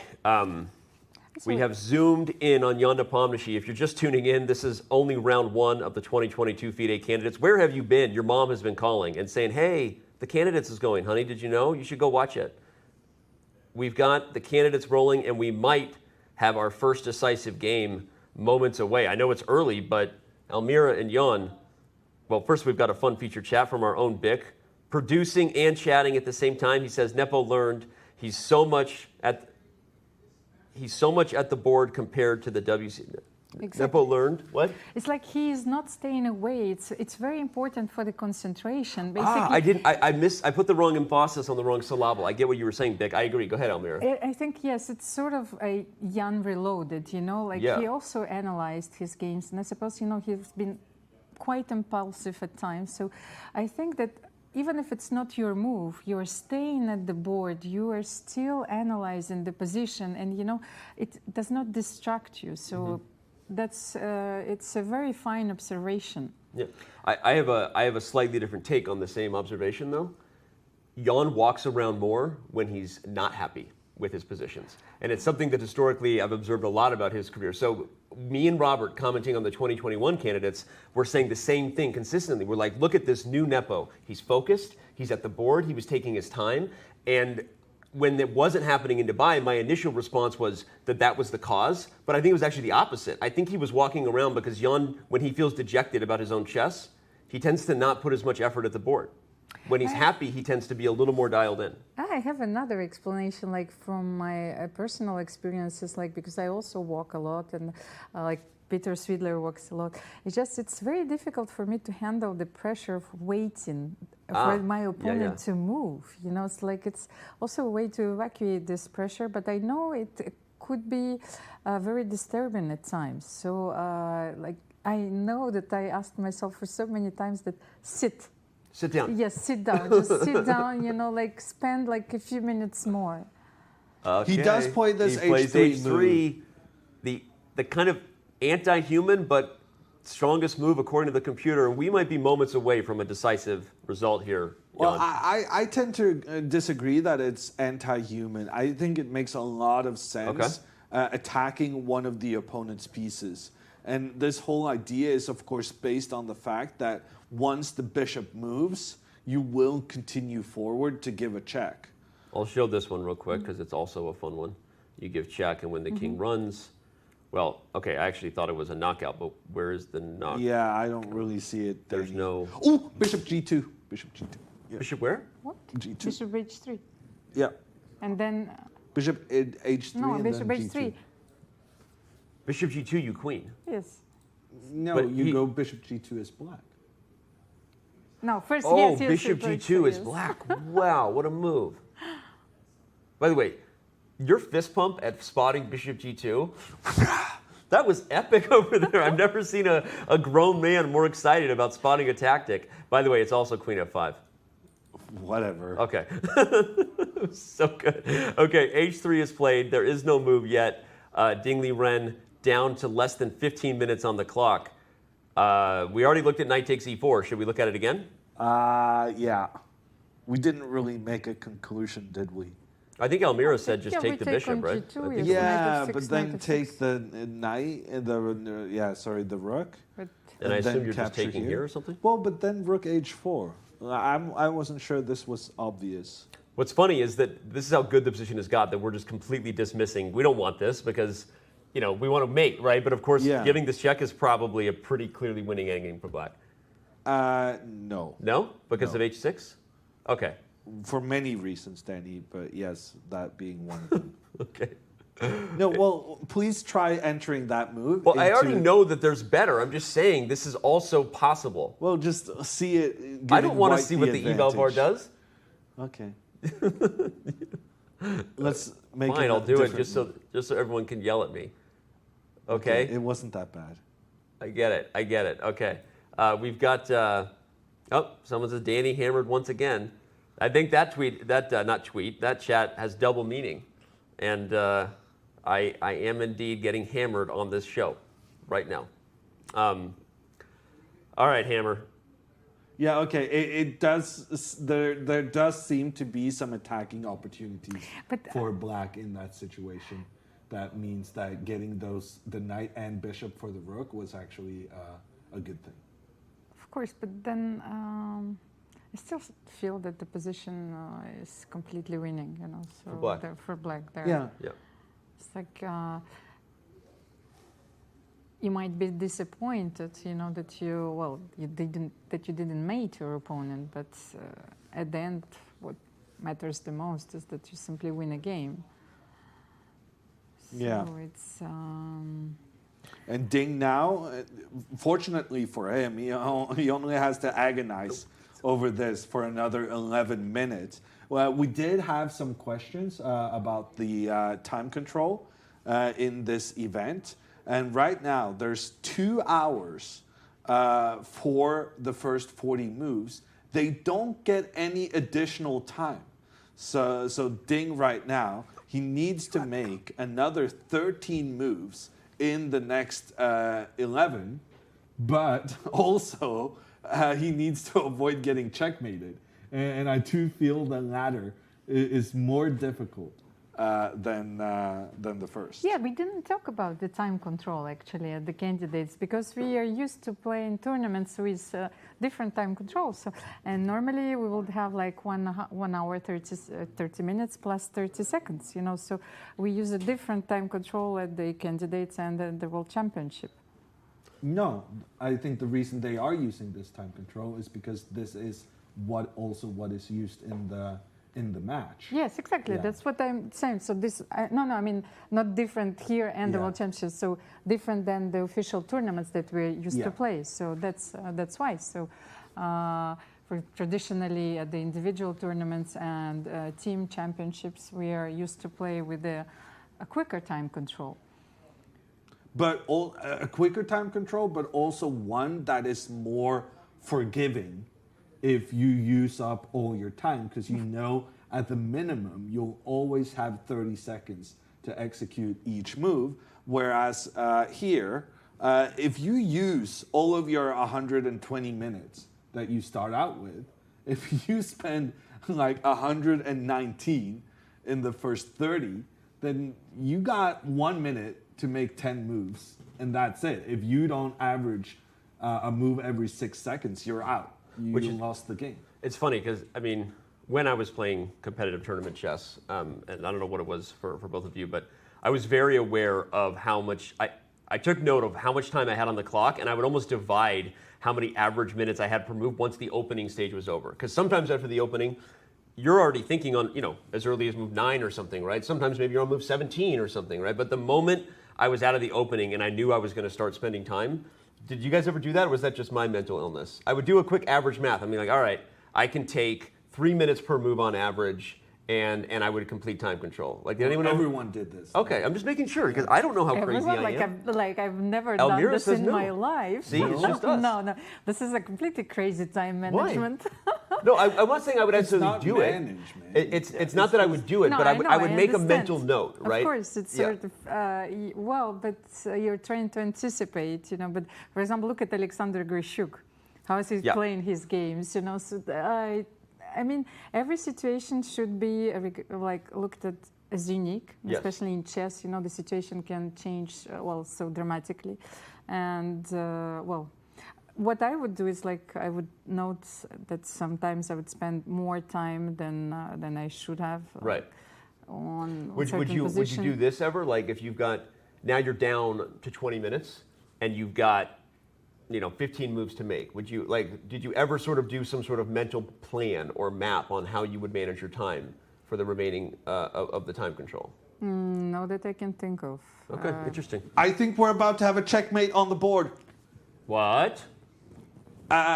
Look at this. Ding has captured the pawn in the center of the board with his rook. We didn't even think about that because we were looking at the bishop is attacked, so we got to save the bishop. But with using the rook to capture, Ding is now threatening the black rook. But then we can take on g2 and use the same mechanism, sacrifice the rook on f2. Precisely. Okay. So we already looked at this checkmate. So takes on give g2. Give up the rook with check. Give up the rook, and then we already have it. Rook takes f2, king takes f2, and the rest, as they say, is a matter of technique. We looked at this when white had no rooks, but it turns out even when white has 2 rooks, that's fine. It doesn't matter that white is 2 rooks up. Hold the phone, ladies and gentlemen tuning in. We might have our first decisive result, and it is not the result that many people predicted. If Jan finds this now sort of clear combination, he will be punching his ticket to a victory. Look at that. Look at him. He sees it. He's looking up at his opponent. That's a Jan who knows. Jan's hungry. Jan's hungry. He sees it. Oh, yeah, no, he definitely sees it. This game is over. And Jan Nepomniachtchi, with the black pieces, the comeback story, he has been underestimated by many, myself included, I must say. I did not see Jan winning this once again. I thought he's too unstable. Maybe he still is. Time will show. It's a marathon of a tournament. But he is about to get off to what is the greatest start possible. Beating the bookmakers' favorite to win the entire thing with the black pieces. What a result. Well, I told him that, Ding was bookmaker's favorite, so what a start. But actually, I was thinking maybe it's also easier to play a tournament when you're an underdog. I've been looking at the team sports, especially how they deal with the pressure. And Fabiano was talking about this at the very beginning. So some of the teams, especially in baseball, in American baseball, they intentionally start, even if they've won the title several times, they intentionally start as an underdog, psychologically. They said, so it's clean slate, we start all over again. And he played H takes G2. He sacrificed his rook, and Ding, he knows. Nepo is about to sacrifice another rook. Are you going to let him do it? I feel like I want to make this rule in chess, Danny. Yeah, that you have to play it out to checkmate if you see it. There used to be times where people would announce mate on the board, right? And this is of course something that was like an epic intellectual achievement to announce that you've seen the mate before your opponent. It doesn't happen in modern chess, but this is as close to a game, as close to any game where it might actually happen. Jan knows it's checkmate. The Indian has announced that it is a forced mate.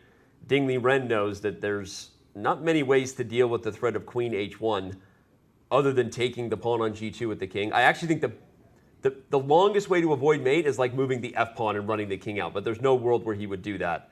I think he's likely to take on g2, and the moment rook takes f2 is played, he will resign and shake Jan's hand. How much you want to bet? Well, I don't know. I had once Viktor Korchnoi in front of me, and like I was about to get mated, so he looked at me and he told me, "Oh, Mira, I think that you know how." I think you know how this is going to go. This can go two ways, the easy way or the hard way. Whatever happened to cringy lines in movies like that? Anyway, I think Jan could look at Ding Liren and say, this could go two ways, buddy. The easy way or the hard way. Poor Ding Liren, and again, we did talk about this storyline. It's an unfortunate one that will probably continue. He's still not the same player that he was pre-pandemic. Will he find his form in Madrid? We don't know, but Jan certainly seems to have it going early. And also, Ding arrived quite late to Madrid. Like, yes, he did. He only came like 2-3 days Yeah, ago. that's right. That's right. And to me, that is, I was really surprised when I saw that. Yeah. Because he's also coming with a quite big time difference from China, 6 hours. So, yeah, I feel like it's easy to say after the fact, right? Right. So I'm speaking with a lot of hindsight. But I feel like if it was possible, he should have arrived in Madrid earlier.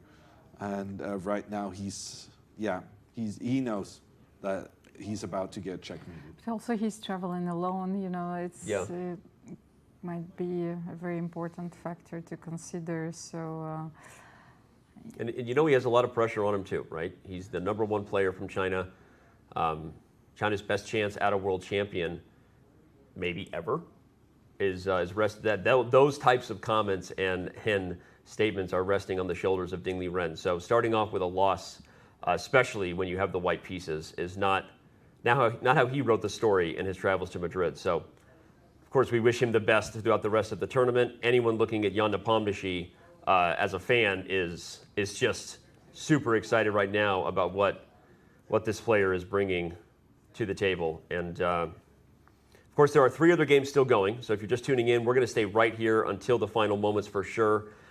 We will, of course, be diving into the other 3 games in progress, all of them still with lots of chess ahead. But that's a sad Ding Liren right there. So looking at his opponent. I mean, this is obviously a big result. How surprised are you, Hammer, that this is what we're looking at? I'm very surprised. And Ding has been such a classy player, such a solid player. Yeah. And for him to lose with the white pieces is rather rare. And to lose with the white pieces in one of the biggest games of the year, I can understand why he's just so upset with himself right now. Elmira, what's going through his head? I'm not so surprised because as you've told our audience, you know, we were doing some research before the tournament. We were trying to establish the psychological profiles of the players. So I underlined it like before the tournament started. You know, I thought that it might be a very tough situation for Ding. Yeah. You know? So here we are, from the very first round. He didn't handle the pressure. The opening didn't go so well. I think Jan played also. Yeah, Jan should get a lot of credit. Yeah, no, Jan played so aggressively, right? And we saw this moment where Jan sacrificed a pawn in the middle of the board, and Ding said, no, I do not dare capturing your pawn. And that was the start of the attack Nepomniachtchi now is completing. You called it. I mean, seriously, full credit, Hammer. At the time, you said, you know, this is a critical moment that Ding Liren did not take the pawn. I was wrong about that critical moment. I anticipated that Ding would accept defeat, but he's gonna He's going to let it play out a little longer. Just queen h1, queen a1, and queen h1, queen a1, and maybe then we see resigns. I mean, because I don't see we'll just show it real quick on the board before Jan plays it. But queen h1, king f2, queen takes a1. I'm threatening to get a second queen in addition to queen f1 checkmate. So you have to take the pawn, and then bishop h3 is presumably okay, checkmate. so there's a little bit of life there. You take the pawn, and that does force Jan to find bishop h3. So that makes sense, because, okay, he'll find it, but you have to see that. If takes, queen h1, and if the king moves, just queen to f1 should be lights out here. So, okay, so makes sense that Ding is going to make Jan play the next few moves. Now I'll say he'll probably play it out until bishop h3 is on the board, right? I don't know. I think he'll resign when Jan captures the rook.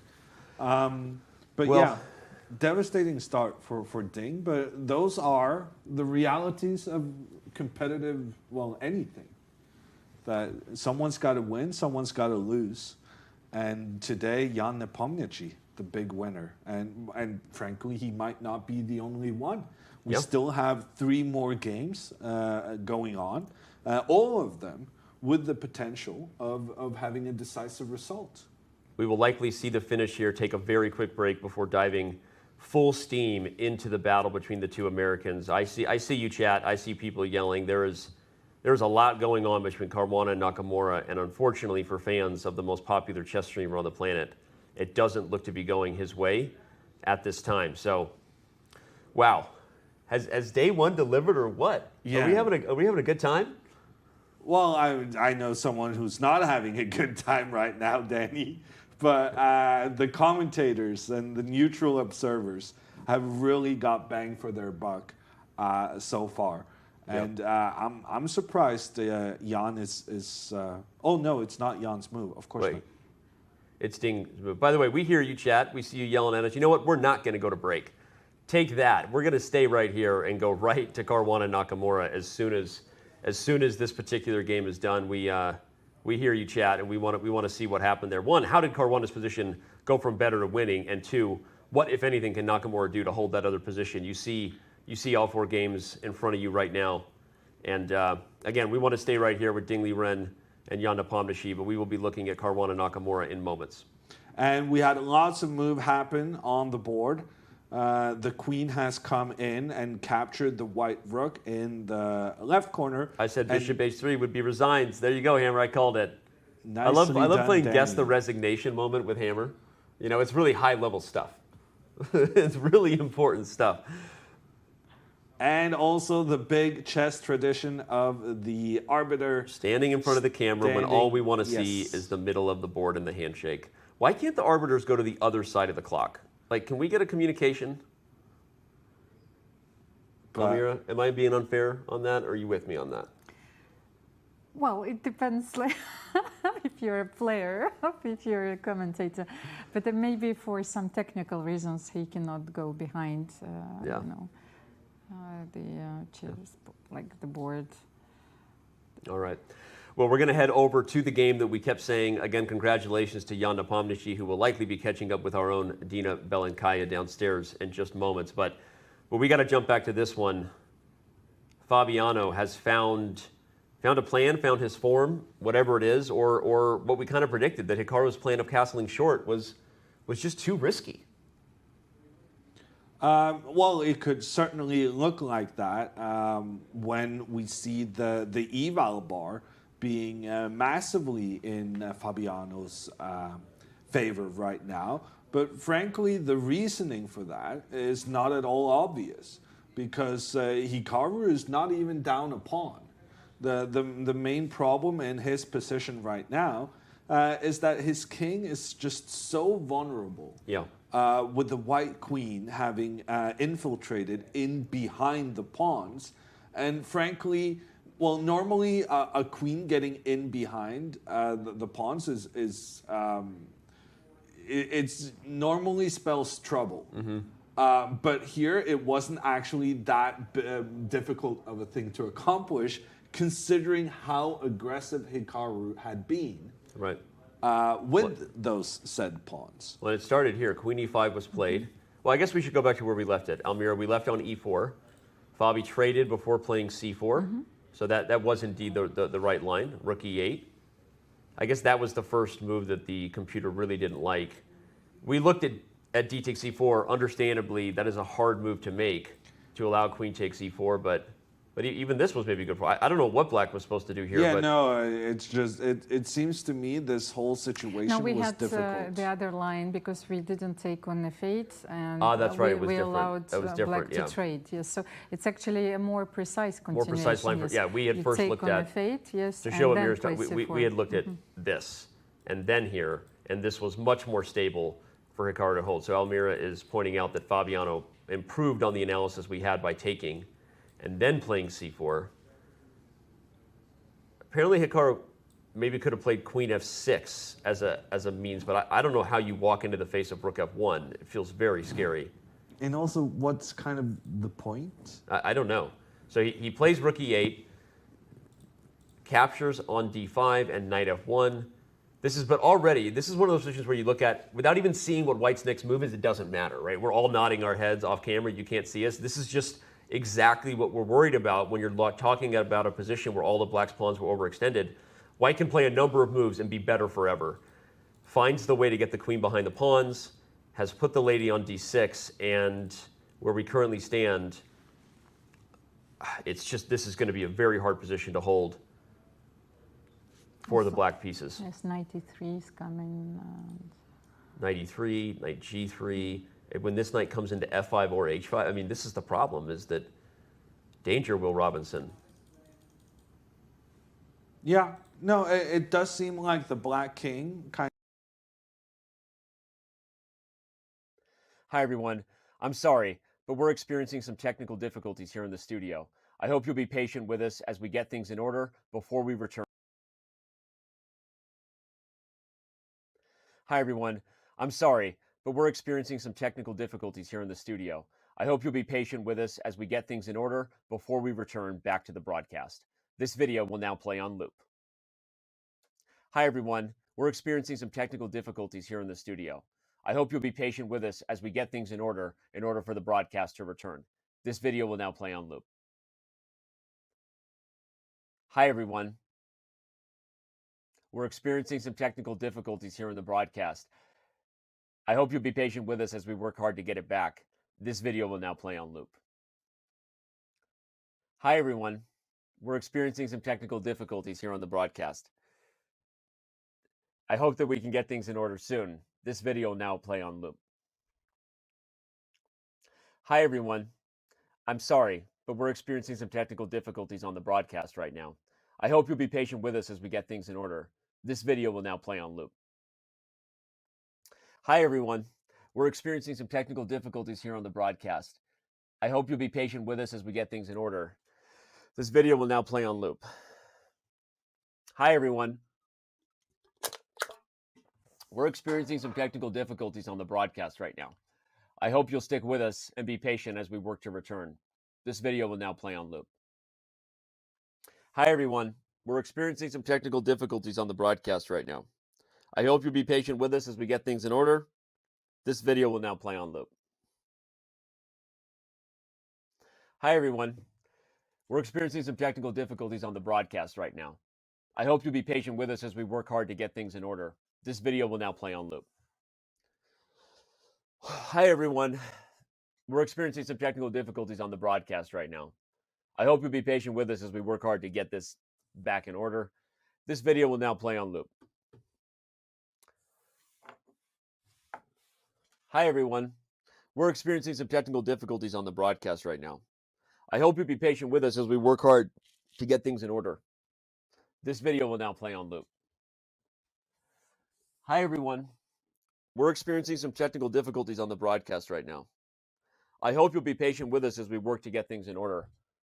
This video will now play on loop. Hi, everyone. We're experiencing some technical difficulties on the broadcast right now. I hope you'll be patient with us as we work hard to get things in order. This video will now play on loop.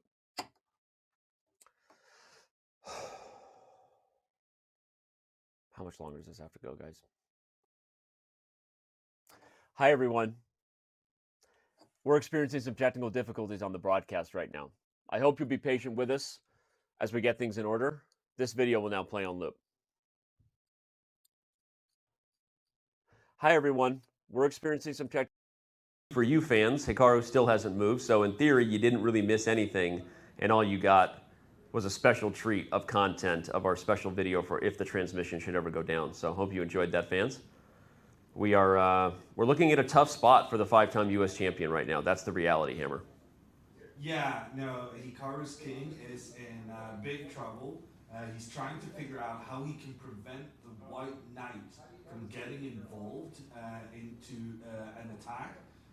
And frankly, he's struggling to figure that out, which is why he's taking his time. Yeah, it's tough, you know, especially because if you're in your own head as Hikaru, at some point in this game you were feeling very comfortable. You know, you felt like you had parried the pressure, right, against the maybe the most well-prepared player in your generation in Fabiano Caruana. Right, you were feeling good as black, and now this has definitely gone off the rails. Yeah, certainly. So Hikaru here, he's also getting quite low on time. He's down to 9 minutes on the clock. And a reminder, the players are not getting additional time per move they make. So it's very critical that he stay in this, that he starts moving quicker, is what I was saying. And it's difficult to move quickly when you can't find a good move. And that's the struggles Hikaru is facing right now. He's spending all this time searching for a good move, but when the reality is there's no good moves available. And that has got his faces going. Yeah. And we can see he's very unhappy about this current situation. As he should be. And time is ticking. He has only 8 minutes on the clock, even for a speed demon and blitz bullet legend like Hikaru. This is not a situation you want to be in. So that said, we know he's one of the most resourceful players on the planet, perseveres like no other in many ways. So we'll see what kind of tricks he has in store for Fabiano in his defense of this position. So he looks like he was about to make his move there. Still not. Now back in the think tank. Here we go. Nope. Yes. Bishop to c6. Was that it? Yep. Backs up the bishop. Logical move to put the bishop on a defended square where it continues to defend the e4 pawn. And yeah. But that also means it's a very expected move for Fabiano. Yep. So he's going to answer with his move pretty quickly. He's going to get that knight in towards the middle of the board, headed further up to that f5 square Danny just highlighted. And if the knight is successful in landing on that square, it's going to be game over. So it's very important what Hikaru does now. And I guess he has to protect this square. I guess he has to go rook to f8. I'm not sure whether he can play rook f8 or whether he could get away with queen to f8. I'm not sure we're seeing the live position update here. Again, if there are any technical difficulties right now, we do apologize. Hikaru has moved on the board. We don't see it. I believe he played queen to f8. Yeah. He did. He played queen to f8, so I'll go ahead and move it. I think it's Hikaru to play.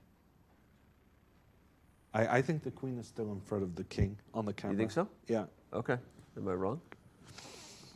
I mean, it would be the first time ever, Danny, that I was wrong. You're wrong, but you know, save the being wrong jokes for my wife. Okay, I don't need it.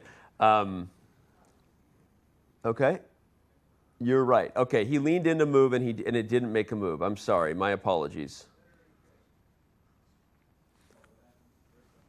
Looks like the camera angle was awkward. I thought I saw a Hikaru hand move and then he didn't, and now he's giving us not a happy face.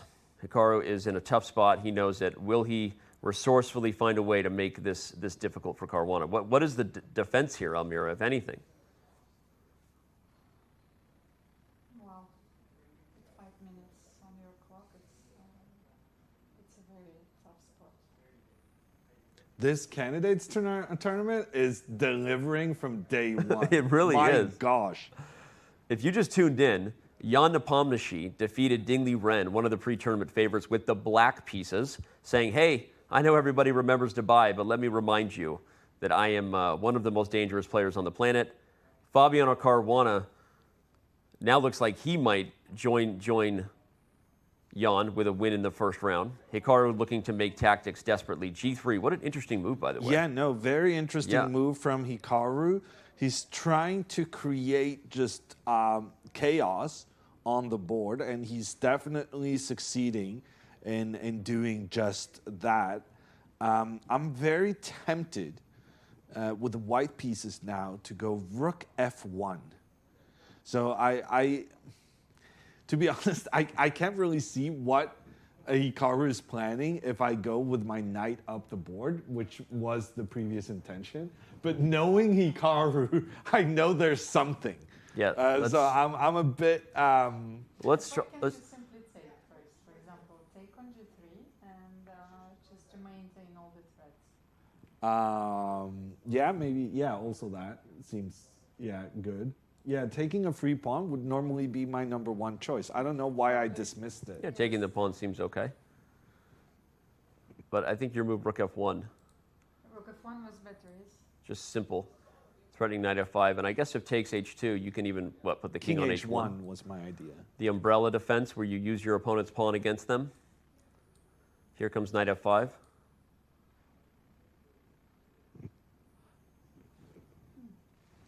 And then my idea was that if black here were to try and go rook f8 to try and, have more control of that f5 square, I thought maybe just trading everything might be good.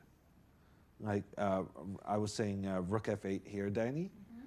And then I thought, well, I have a knight. A knight can jump and attack both the light squares and the dark squares. So I was thinking just make lots of trades and win the endgame. But no, my queen. I can tell you're not an endgame fan, Danny. You want to get it decided. Oh, I thought I was actually winning on takes in e2, so apparently I didn't go full Eric Rosen. White is still winning, although it's kind of awkward actually. I guess you can check here and then win the pawn, so. You give up the knight, but anyway, okay, funnily enough. G3 has been played. Caruana still on the clock. Well, there's a lot of good moves. So the good news for Fabiano is that he's trying to decide between many options that are all good for him. But on the other hand, that's one of the most difficult things in chess. When you have like 3 good options, how do you decide which one is better? They're all good, but which one is the best? Well, not to give any counterplay, first of all. Maybe Hikaru wants to sacrifice the g-pawn and then once again to use this e3 idea. Once you go knight f5 at some point to But what is the move on knight f5? I don't know. I just know Hikaru. Takes and king h1. I'm just curious what it is. But now I can always play e3 at some point And because G2 so you move the queen to not g4, but okay, somewhere like this. Queen g5, I like this. And here comes e3. And then e3 next. So okay. This is a very interesting defensive resource, if I might say, because g3, then rook f1 probably is the best move in this position. In the current position we have? No, I mean when we started g3, rook f1. Yeah. What you proposed. Yeah, that's what I meant with the current position. So yeah, Fabiano taking his sweet time right now, but there's definitely possibilities now for trying to get a hold of you guys. For I know, but no one can hear Almira. Chat is screaming at us. Hikaru is trying to create some trickiness, but yeah, right now it's looking good for him. For Fabiano, I mean, sorry.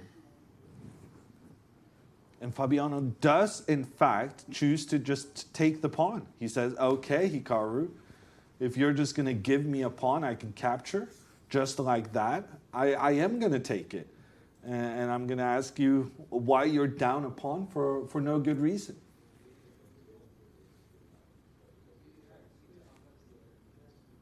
So you see, I think that's probably the safest move. We were discussing like how players actually make those decisions. So I asked why not h takes g3. So yeah, and now the queen coming into the center. Hikaru desperately wants a trade of queens right now. And who can blame him? The black king is suffering and has been for a long time. And that's because of the potential of an attack against it. And the white queen is the main instigator of said attack. So trying to get rid of that would be a massive accomplishment. Well, at this point, it wouldn't make sense to trade queens when your king is so open, but probably he's picking flavors at this point, unfortunately for Hikaru. Yeah, no, I can't see Fabiano making the queen trade here. I would guess he moves the queen, and then the question is, what square? Queen g6 or queen h6, you mean? Like, Queen g6 or queen h6. Both look good. I mean, at this point, anything that keeps the queen on the board and keeps the option open of this knight, which, by the way, now has a new option, right? g4, not just f5, is available for Caruana. So it's a very unhappy Hikaru. Yeah. So I guess maybe queen h6, but queen h6 has the disadvantage of allowing queen takes g3. So Fabiano, actually, the more I think about this, the only option Fabiano has to avoid the queen trade is to also give up that pawn on g3. So I feel like Hikaru definitely accomplished something with this tricky play. And let's show why. The idea is that if you give check, black will go back. And you could continue this game, I guess, but Hikaru's point is, if you're going to keep the queens on the board, you have to find a square that isn't g6. You have to find a different square which might give up g3. Yeah. Right? So that's an important point, actually. We see Hikaru, knowing that he's worse, doing what he does best, which is defend and be resourceful. He doesn't go away quietly into the night, and he's holding on. Yeah. Well, queen to e5 has been played. Caruana now using his advantage on the clock, but it's not as big of an advantage as you'd like. You'll be lower than Hikaru in just a moment. So, got to make a decision quickly here. We are at move 34, which means both players have 6 moves to make until they reach time control, where they are given extra time on the clock. So, in the drama that is the approach to time control, it often feels like the game is just moments away from ending. But I would guess a result is not imminent here. I think that Hikaru will probably defend, and we will likely reach time control, and Fabi will have to do some work to convert this extra pawn and better endgame. I was trying to calculate the variation, like queen h6 first, then queen g3. Probably we are not mating with knight f5, queen e1, king h2, or something like. I just wanted to sacrifice. We'll just see for sure. But you're losing after king f7, I think. No? King runs. Yes, king runs. Very so nice. That's what I was trying to calculate. So this variation is not possible. That's actually really tricky, though, right? I mean, yeah, but it almost looks like it's over. So queen g3 then, and but the knight is protected because I was I overlooked this. So maybe you can play rook f1 here. Because the knight's defended. The knight is on e3 is protected by the queen. So after rook f1, knight f5 is coming. You're basically just trying to find moves to avoid trades, and the black king is not happy. So then it is possible. So queen h6, queen g3, rook f1. Rook f1 then. And now Hikaru will have to find yet another key defensive move. You can bring the queen back to g7 and offer another queen trade. Maybe that's the obvious idea. White can go back to d6. No, well, I would try something like queen h5 or queen h4 because then rook f4 and then rook g4. Yeah, actually, that's a really strong idea. Both moves, rook f5 and rook g5. I was only focused on the knight coming into those squares, but a rook lift But if I play, so maybe then queen h7, the rook is protected. Okay, queen h7, and you have to find another square. Yeah, just no matter where white's queen goes, the black queen just follows suit, trying to make trades. And that's why Fabiano is using so much time right now. He's trying to figure out how he can get away from that queen trade. And frankly, I would say he's spending too much time because he was up several minutes on the clock in a winning position. Now he's actually down on time, and they still have an additional 6 moves to make before they get more time. So right now, Fabiano has to make 6 moves in whatever time he has left. It shouldn't be a challenge for a player of his level, but you know, he's still thinking. Yeah. So even though it's 3.5 minutes now, it might be 1 minute by the time he makes his move. Well, likely what happens is they equally spend some time, and then we're going to see these last few moves rattled off very, very quickly. But definitely the position is critical. He knows it, and he keeps the queen on the board, gaining a little bit of time on the clock in a weird way, not because of increment, but just because you make one more move and get close to time control, which is, what do they say? Every Russian schoolboy repeats? This is the phrase? Well, this is a trick. Yeah. You just repeat, get yourself one step closer to that magical 40 move marker. So now he only needs to make an additional 4 moves. Yep. But this time he needs to put his queen on a different square. Yep. So he made that back and forth, making it 2 moves less until time control. Very tricky guy. Yeah. It's actually huge. I think, again, a lot of people forget just the importance of that practical point, which is with more time, you can make better moves. So you don't have to deliver the knockout now if you can find a way to reach move 40 and not spoil it. Yeah, well, especially while playing without increment. So yeah. This actually makes sense because back in the days, you know, we were playing with the Yantar clocks. Back when we were playing chess. Back in the day when we were playing chess. In the times of yore. In the times of yore. It is an interesting storyline we're not talking a lot about, because for those who may be just following the World Chess Championship cycle now, or in the last match in Dubai, increment has only recently been removed. And while there's a lot of arguments in favor of that, right, for the games to be more exciting, for moments like this where someone could really lose on time, there are some naysayers who are against that idea of removing the increment. It definitely can lead to some lower quality moves potentially with no time. So, but all right, Queen H6 is played. It creates lower quality moves because the players are bad at managing their time. Well, wow. Tell me how you really feel. That's a hot take. I just spent 2 weeks in Stavanger, Norway for the Norway chess tournament. There they also had this 2 hours with no increment concept. And like Khajabov, for instance, he played there and he was so bad at managing his own time. And many like players who normally don't get into time trouble also were just bad at realizing that, you know,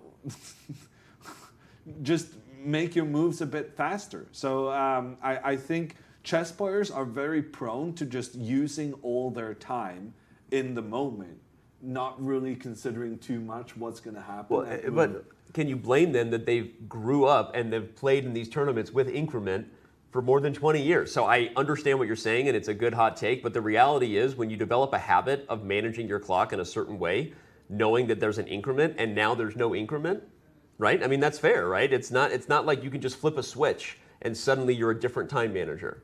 By the way, Rajabov has less than a minute. We're focused on this game, and now we're focused on someone's butt, which is just fantastic. Fantastic. We are, there we go.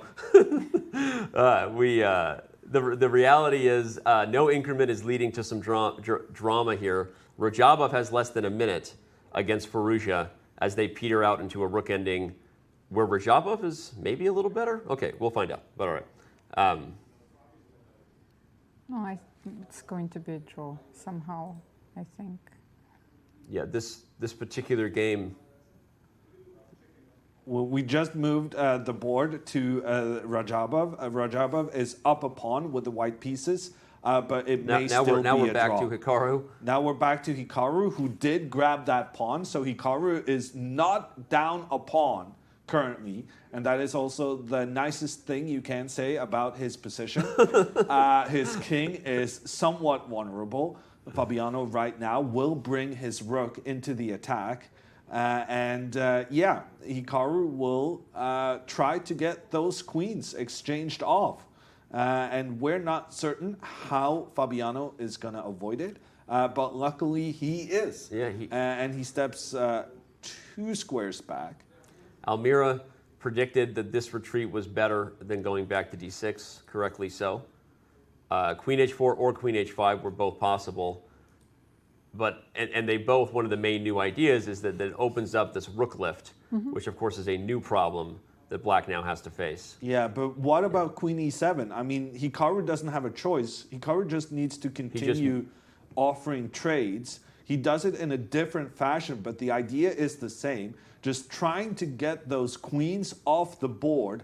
There's one more move until we're at move 40. Yeah. So when they make their next move, the players will be getting a lot of additional time. Fabiano, now safe, over an hour on the clock, immediately takes off.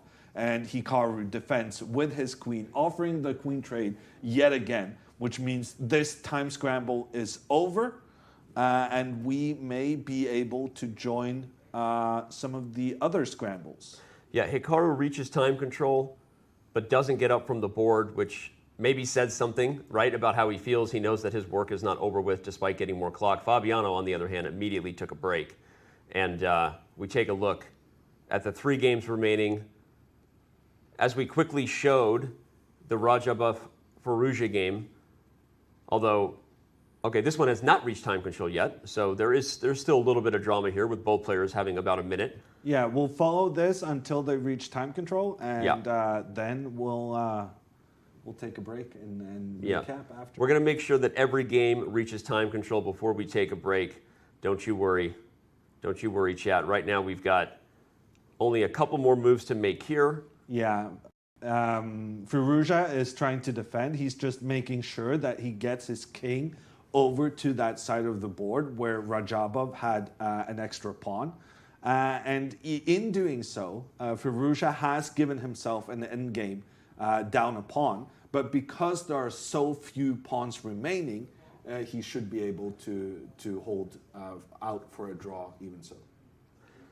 Indeed. It's an awkward draw, a little bit, right? Because it's not the traditional sort of 2-on-1, you know, when there's no pass pawn and you have a lot of thematic, well-known kind of defensive ideas. There's going to be some trickiness to this, right? Even at the highest level, I think that there are opportunities to go wrong. So Rajabov, I think that he will still try. Yeah, he'll try. And as an experienced player who's won himself more than a drawn endgame or two, because that's what Brian Boitano would do, he's not going to just take a draw in this game for sure. Let's quickly check on the other game to ensure that it has reached time control before we send this thing to a break. The only other game that is remaining, I guess, of the 3 left, Caruana Nakamura, Rajabov-Firouzja, is Duda versus Report, but we have also reached time control here. It's funny, this endgame actually looks very similar to an endgame study that I was given by Dvoretsky, of all things, as you know, Dvoretsky's biggest disappointment here. Did you know that was my hashtag? Dvoretsky's biggest disappointment? No. Yeah, that's my nickname. That was my nickname in my early 20s. But okay, jokes aside, we are. I think Duda heard my joke with that little smile there. Oh, Danny, that's hilarious. Dvoretsky's biggest disappointment. We're gonna take a break, and when we come back, we will have still so much ahead. There are still 3 games in progress. Much more action in round 1 here. Likely at least one more decisive result before we put this thing in the books. And we may have a special interview with one of the players when we return. So don't go anywhere. Chess.com's coverage of the 2022 FIDE Candidates from Madrid returns in a few.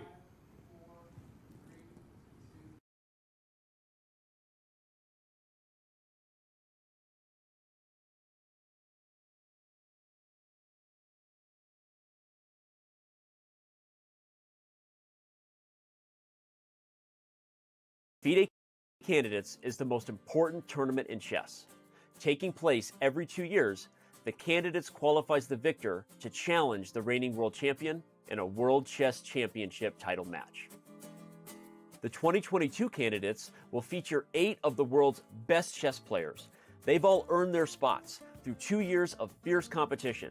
They now head to Madrid, Spain, where everything will be settled over the board. One of those 8 spots is always reserved for the previous World Chess Championship challenger.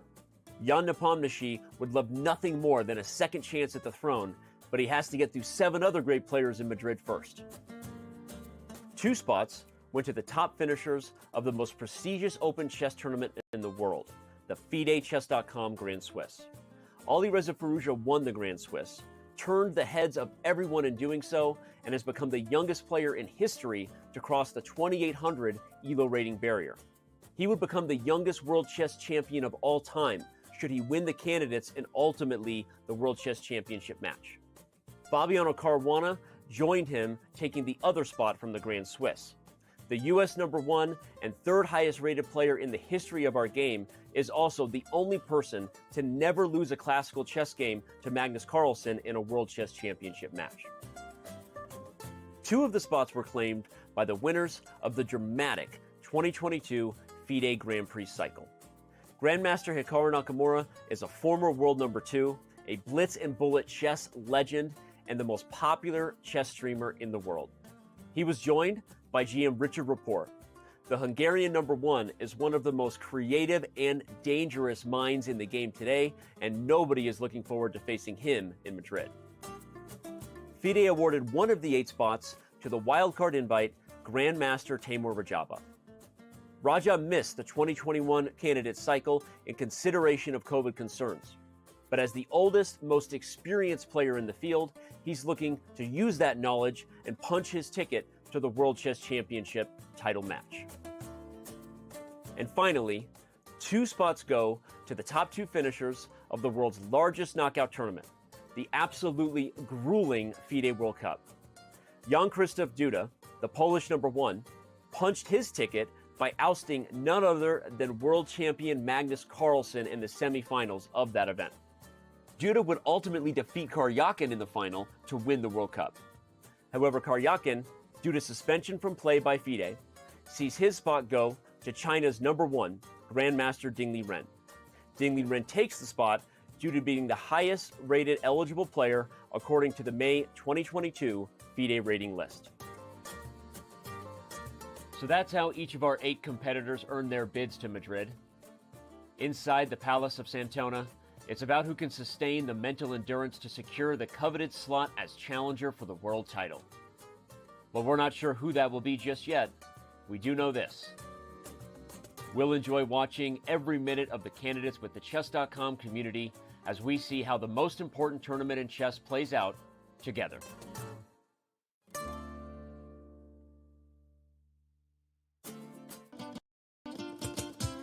Madrid. Civilization here is almost as old as the game of chess. Some claim the Queen was given her powers to honor Queen Isabella. That, my friends, is a chess legacy. Passion for chess continues to thrive in Madrid. For the first time in 30 years, Spain's capital plays host to the Candidates, the most important tournament in chess. At the Palace of Santona, the stakes are high. 8 of the world's best players competing for the right to challenge for the most coveted title in chess, the World Chess Championship. The Candidates is grueling. The winner requires mental endurance and unbreakable focus.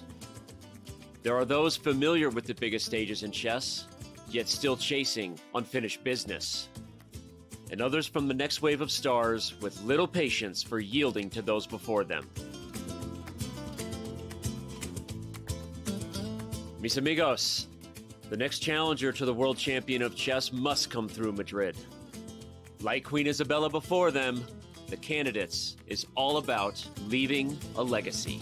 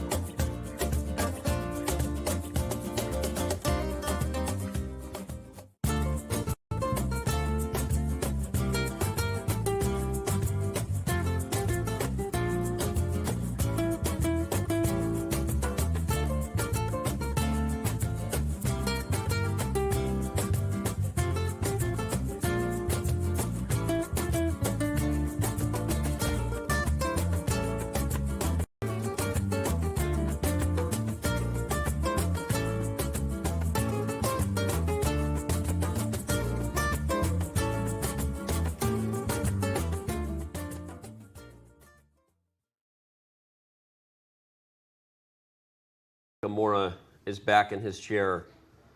He knows he has his work cut out for him defensively.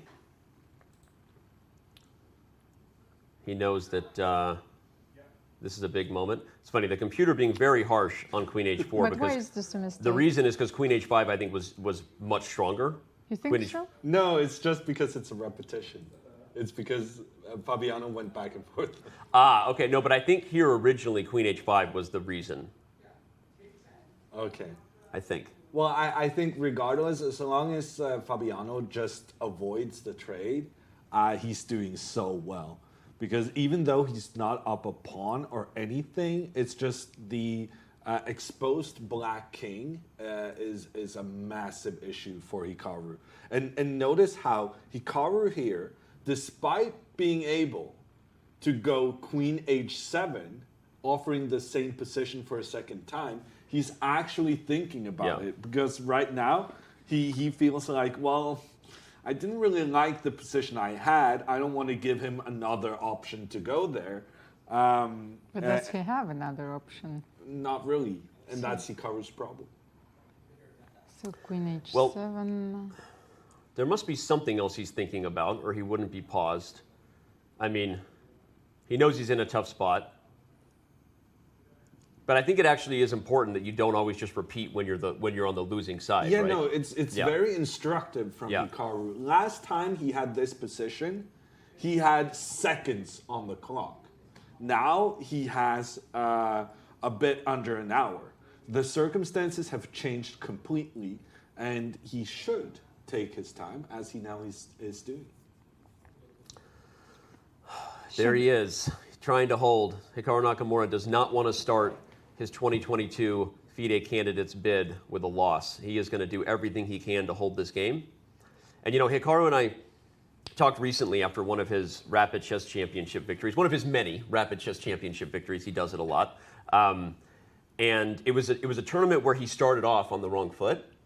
And every round he got by, me and I think it was Anna Rudolph that day, my co-commentator, were like, this is a bad sign. You don't get many chances to put someone away. And sometimes you have that experience where tournaments where you started off on the wrong foot can ultimately help you find your form as long as things don't go completely wrong, right? So, of course, he still has much work to do here. And Fabiano Caruana is surely in the driver's seat. But it's only a +2 advantage. And Hikaru holds bad positions for breakfast. He loves them. Nom, nom, nom, nom, nom, right? And if he holds this game, you might ultimately be talking about a motivated Hikaru, and Hikaru who finds his form a little more quickly because of the tough spot he was in game one. Almira, what do you think about that? Well, the thing is that this position is a very technical one. You know, like if there would be a few more pieces on, like where the character of the position would be completely different. There is +2 and +2. You know, that's a huge difference. So I think that here Fabiano will convert, you know, his advantage rather confidently. So what is he thinking about? You know, I honestly cannot tell. I saw in Twitch chat some people were shouting out for bishop to d7. Which does have the advantage that's interesting. of preventing the white knight from coming to this f5 square and the g4 square. Well, it also prevents the rook lift because you guard g4 and you guard f5, right? So you can't go here to rook g5, and if you could go to f4, I guess. But the point is that g4 is protected. So, but my concern is that this also opens up options for white to choose a different direction with the knight. For instance, knight d5. Maybe not right away? Maybe not right away, because if I do go knight d5 here, then the queen comes in for a nasty check, attacking the king and knight at the same time. Hilariously, it's still only a draw, though, for black. Because Which kind of illustrates how bad Hikaru's position is. That you can blunder a knight and still be able to save the game. When you can draw with queen g3 and queen h4, or even maybe queen h2, that shows you how open your opponent's king is. So actually, this bishop d7 was just played. He played it. Okay, by very Hikaru. good. And now I would expect something like rook d1. And the point of this move is quite simply to put some pressure down the open file. Yeah. So rook d1, pointing down towards that black bishop, but also preventing the black queen from making this double attack we saw earlier. I like that. And I'm considering the plan of going knight to d5, but I'm also considering Almira's plan of rook to d5. I mean, getting the rook into the attack would be just as valuable as getting the knight there. So black probably has to play bishop e6. So you mean that like he's practically forced to give up the pawn on e4? Okay. So bishop e6 has to be played, but then the bishop is blocking the rook, and I'm able to capture the pawn. And actually, the computer kind of hated that. No, but white's still better. I mean, yeah, it's an instructive but idea. I think it's also very instructive, the fact that the computer is not that big of a fan of actually managing to win this pawn on e4. It is. Because if we go back one move, I think that's the best way to illustrate it. Here or in the main game? No, sorry, if you go in the main game. Yeah, here. Back one. Because here, the pawn on e4 is essentially blocking both black's bishop and black's rook.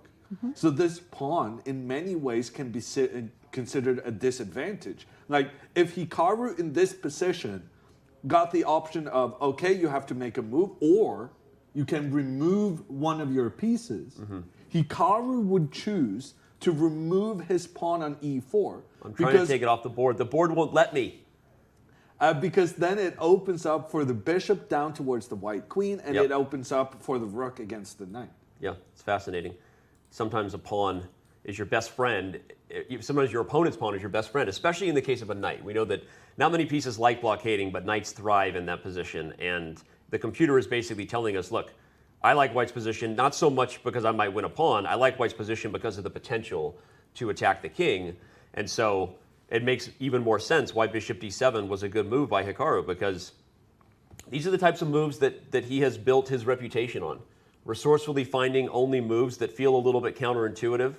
I feel like in a recent hype video we saw from the Grand Prix when he found this move f5 as black, this is what he does. He is not going to make this easy. Just so all the fans know, Almira and Hammer and I were talking at the break. We're like, yeah, all these games look like they might have been almost over at time control. I'm like, no, we're going to be here for hours, everybody. Buckle up. I guarantee you, at least one of these games takes us here for a long way. Danny, I was looking still at a very direct knight f5, because bishop f5, rook f5, I want to play rook g5. Okay. Your only move is probably rook e5 here, no? How can you... Or rook e6. Rook e6, yes. Rook e6 is maybe even a better option. Okay, so...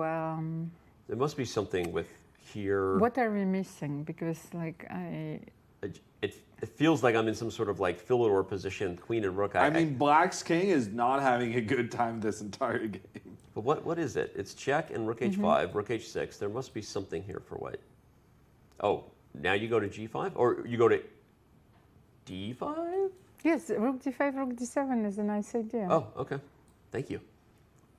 Oh, that felt so good. No, but really, how are you defending yours? No, I think that's it. Okay, so... This is sort of an instructive little because queen shuffle. a1, rook d1 first. And yeah. Then Let's show that at the end of the line. Course. If queen to a1, you have rook d1 with tempo. That's what a battery is. Queen and rook guard each other, and now no matter where the queen goes, your next move is rook to d7 with devastating effects. Wow. Okay, so... But you have to be very precise in your calculations if you play knight f5. If you're not winning, you're spoiling all the advantage. So, and we all know how deeply Fabiano calculates. Yeah. So I think that he's considering this move now. So knight f5, bishop f5, rook f5. So not rook e5? Well, now that you've kind of completely dismantled my move, I guess rook e5 should be investigated. But why was it dismantled? I actually liked rook d1, bishop b6, and queen e4. I understand that... Okay, let's go back to that line after rook e5, because I think that this was really the defensive point that we can just see that rook e6 was losing to that shuffle idea. So now let's go back to the first suggestion of rook d1. Even though the computer says your advantage is not that big here, winning this pawn, you know? It's always tempting winning a pawn. Yeah. It's funny, if you could just put this bishop on c6, black is winning. Yeah. Just like if in one move you could play bishop c6, you're sacrificing the rook on e3 and Bob's your uncle on g2. But you can't do that. And bishop d7, I believe, probably just queen d5 check. You need a second board and a back house chess, you know, and a bishop. Oh, yeah, and exactly. c6. Or even you just take, actually. Probably just take the pawn. Yeah, okay. Yeah, no, I mean, Hikaru's never going to make it easy for you, is he? No, he's not. I mean, it's hard. There's no version of commentating on these positions without me having Hikaru bias-itis. I commentate on his games probably more than any other player, and you just see it happen so often. He's so resourceful. He perseveres so well, and I think it is because of the reputation that kind of got him to where he is. He's an online chess legend. He's played maybe more games than like anybody else in his generation, right? If we count online chess games, and he's aware of how many opportunities you can have in a bad position, and he keeps his cool, and objectively this position should be winning for white, but winning it will be another story for sure. So, should we take a look at this Duda game that we haven't really? Yeah, we can do that. We gave the Duda game a lot of attention early on in the first 10 moves, and then as the Polish player kind of let his advantage slip. But I feel this is we started ignoring him. This is sort of position that Magnus would love to play, like at the very beginning, you know, when the end game started, you know. He loves having two bishops, you know, and gradually improving the position. So I have a feeling that maybe he had more. No, Jan-Krzysztof? Well, it's funny. It tells you how strong Magnus's reputation, because when you said this is a position Magnus would love to play, I wasn't even sure which side you were referring to. I was like, Magnus will win this position with either side. He has a passed c-pawn if he's black, and he has the bishop pair if he's white. No, actually, like I think a little bit like before they traded rooks. Okay. I think it felt that white had something. White definitely had something. I mean, not something tactical. Like I think we can go to that position. So you want to go to king d7 before the rooks were traded? I would think. Perhaps white shouldn't have played rook a6? Well, I mean, I think just correct me if I'm wrong, Almira, but like around move 20, very early on in this endgame, we still had that situation with black having that inferior pawn structure. Was this when you were referring to? No, later on, because black tried to trade the dark square bishops, you know, so, but he played bishop f8 first. Here, somewhere here. The advantage feels like it's already slipped. Yeah, you know? No. I mean, Report has sort of used his separate pawns to his advantage in that he's using the open squares and the open lines. Yeah, Rapport did a really good very good job getting coordinating. His king over there to kind of protect those pawns. Which isn't an accident for those watching this type of high-level chess. It's super instructive to see that everything Hammer was highlighting about the weak pawns is true. They're isolated and not great. But black didn't make a decision to keep the king over here. Black made the decision to run the king to the queen side, knowing that the king would be needed and very useful later on. And I think that type of foresight can sometimes take a much worse, maybe losing position into a holdable one. So Rapport gets a lot of credit for how he coordinated his defense. Yeah, I'm really disappointed in Duda, but I'm also. It must be said that Rapport did a great job of defending this. Computer wanted king c6 instead of rook d8, but I'm not sure exactly where Duda missed his advantage then. Oh, right here there was a huge opportunity. What, there was a blunder? Well, Engine is saying this is completely winning for white, which must come as a bit of a shock to the players at this stage. Pawn to a4 is a really mysterious move to me.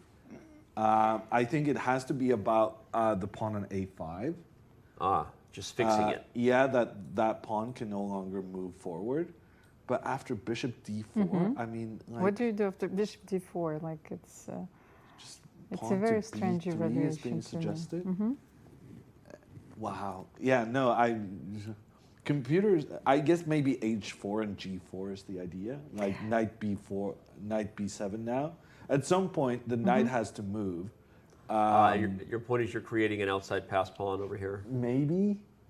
But, I mean, to me, this still looks like a tricky position for both sides.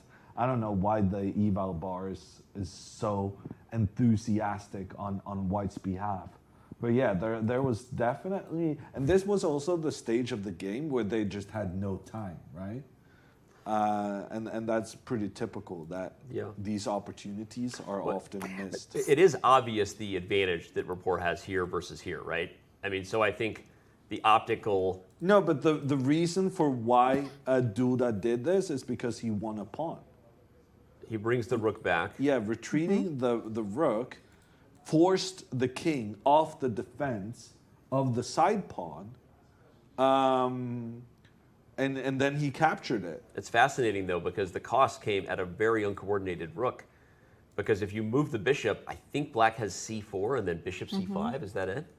Probably, yeah. So just to show it for everyone, the whole point is if you move, black has something like this.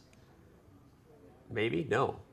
No, he says actually just give up the exchange and you've got... No, but I think that's... yeah, a little bit of a horizon effect suffering from the computer right now. Well, it was bishop takes c4, Danny. Bishop c4. Bishop I missed that. Mm-hmm. You take and then you have an inner... Yeah.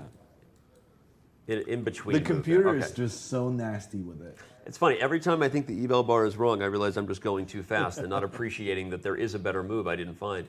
Yes, but still, Daniel, look at this position, because your rook on b3 is very awkward. So maybe you were right. So just go bishop e1 here. And then... Oh, so you're saying he should have done this? Well, look at the rook at b3. So what's like, I'm not sure how to continue, but I just realized, because your bishop... Well, bishop b2 is threatening. If you're so you just like make a move. Is that your point? Yes, make him something. Well, maybe not that move, Danny. Well, maybe I was not sure. I think that allowed maybe... rook b8. Yeah. I apologize. So. Okay. So okay, king c7 instead. Just make a move. Oh, perfect. But I'm only finding it because you pointed it out that basically I don't play c4 because I don't have to play c4. The rook can never leave the b file without b2 hanging. You can't play a4. There are no squares on the b file, hence the reason why for those maybe we're going too fast for, that's why Hammer scolded my rook a7 move, because it would have allowed rook b8. And also after king c7, you can play c4, bishop c5, but bishop c4 doesn't work. Yeah. So after king c7, crazy. black is actually threatening the earlier idea that I was showing was c4. Okay, so what a tough position this was. Yeah, no, it was certainly tricky. The players were in a huge time scramble. So I guess if we learned anything from what we just analyzed there to get you all caught up with the live position, it's that it was incredibly complicated. But really, if you're applauding one player's efforts, I think from the beginning, you have to be looking at Rapport's spot, what he was able to do in regards to coordinating a proper defense, and just be impressed with what he did, because he gives up the A pawn, and now Duda had to trade the rooks, right? There was no other way to hold on. Moving the bishop wouldn't have been an advantage. In fact, maybe moving the bishop loses the rook to king c7 and c4. So instead, he trades rooks, which gives back the pawn, and we head to an endgame of relative equality, as they say. Like I said, a position, you know it's an equal position when you say it's a position Magnus would win with either color. Yeah, no, I mean, white is definitely still for preference, but the bishop on a6, I think, is the key piece to note here, because that bishop is unable to get back into the game. The knight on d6 is perfectly protecting all the squares white's bishop wants to use. And so the only real way for Duda to kind of release his bishop from the edge of the board would probably be to go capture for an opposite code bishop knight. ending. Yeah, but then that's going to be a draw. Well, first you need to play bishop g5. Yeah. You need to protect the pawn. Hammer's point, for those who don't speak fluent opposite code bishop ending, is that if an opposite code bishop ending occurs, even if you win this pawn, which you might not, by the way, like maybe you don't even win it, but just to prove the point, if you take and win this pawn, so many of these endgames are just impossible to win, because when your opponent sets up a blockade on the opposite color square of your bishop, you have no real means of breaking that blockade. And so we see many endgames, despite someone having a 1 or even sometimes 2 pawn advantage, and in a rare case, even more pawns, you're unable to win. So that's kind of what Hammer's saying, is that if you look at the live position, the knight has some octopus arms, and closing that bishop on a6, and probably the only way out is to essentially offer a draw by going to an opposite code bishop position. But, well, now bishop your g5. favorite thing right there. Yes. Here comes the but. Yes. So now, well, bishop g5 has to be played to defend the pawn. And there is this idea of king to d1. So bishop g5 was just played by King d1 or bishop e7 first? Well, king d1, I thought. Okay. And basically, you're just trying to bring your king in to capture the pawn on c4. So I'm going to work my king up through the c2 square, then the c3 square, and then try and capture that black pawn on c4. And that would be a big difference, because if you take there, it's the same color bishop ending, which is very different than the opposite code bishop ending. White will have real winning chances there because there's no real auto blockade, as they say, right? What's going through Duda's head at this time? He knows he had a great position out of the opening, maybe squandered some good prep. Who knows? Time will tell. But now he's got to buckle down and try to win this thing for a second time. Elmira, what's the right mindset there? Well, you could also look at the situation differently. Richard had a very bad position. He is almost on the verge of making a draw, and he could release, the tension. So probably this is the moment where Duda still has to, to find a plan. I like very much king d1, because Richard could say, okay, it's a draw, easy defense. No. There are still, a few problems down the road. So king d1, king c2, and black has to find a few precise moves in order to make this draw. Yeah, not simple.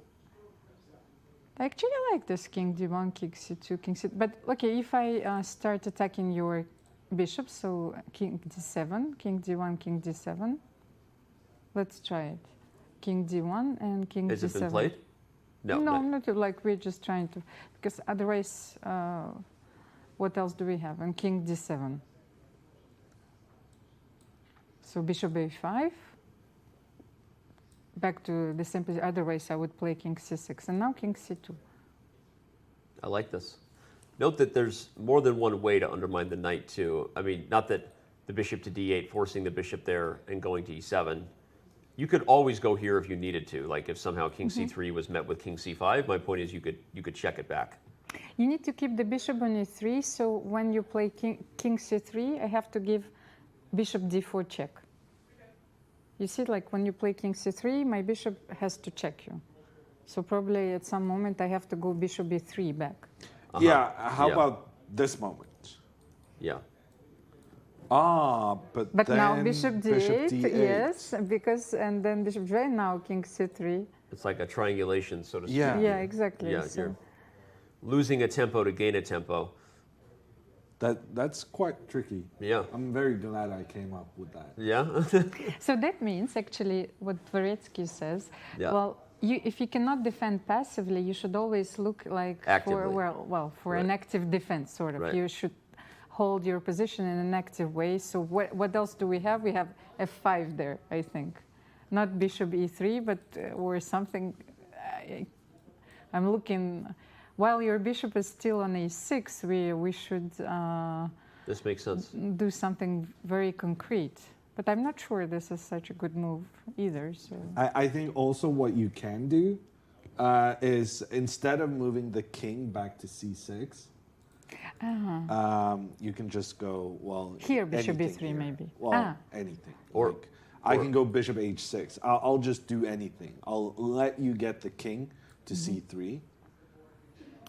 Well, maybe not all the way to c3. I'll go bishop e3 here. Bishop b3 so that here. when you go king c3, I can go bishop d4 check. And then when the king goes king up, b4.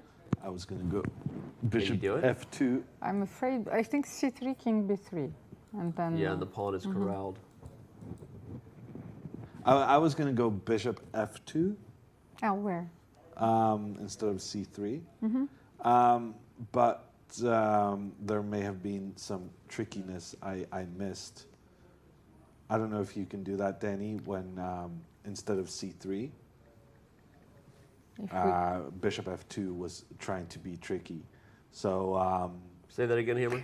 He wants to give bishop b1 check, like at the position that we were analyzing. So, king d1.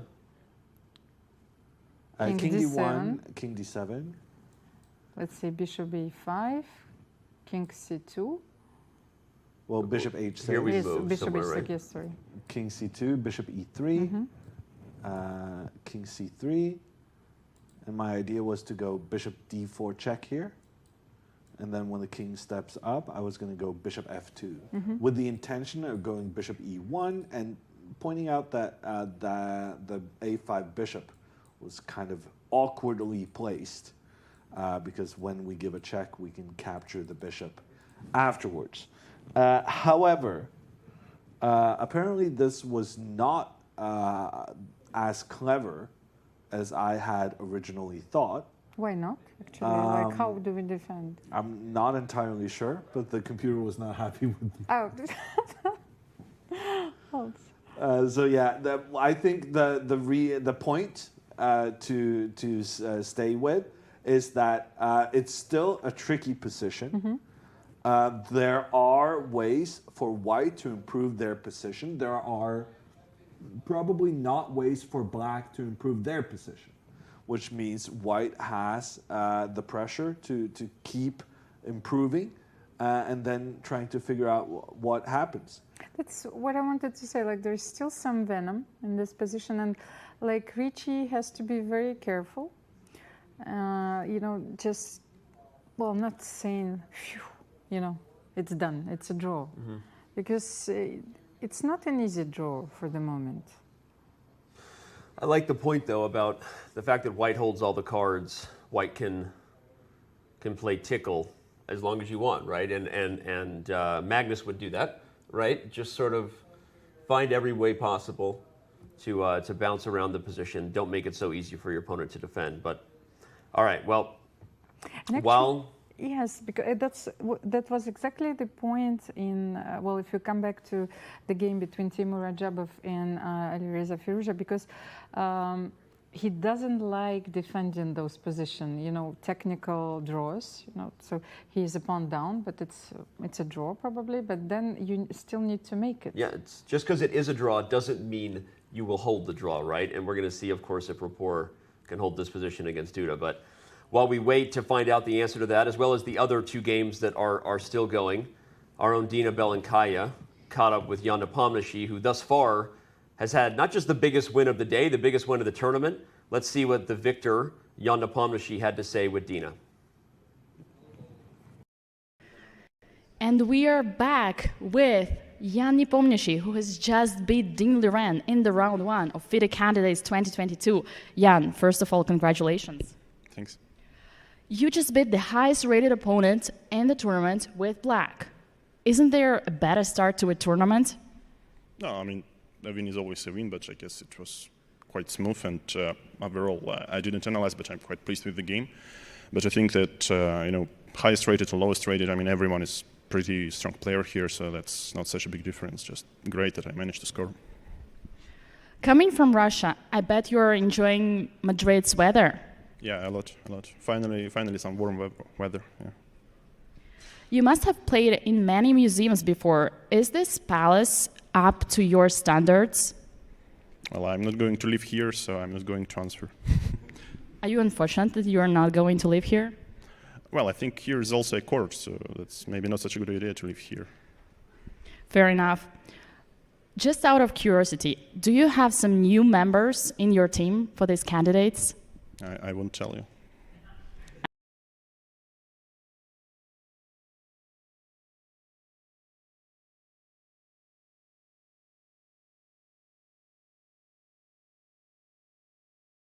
And now we are back again, as Duda fiddles the piece, right?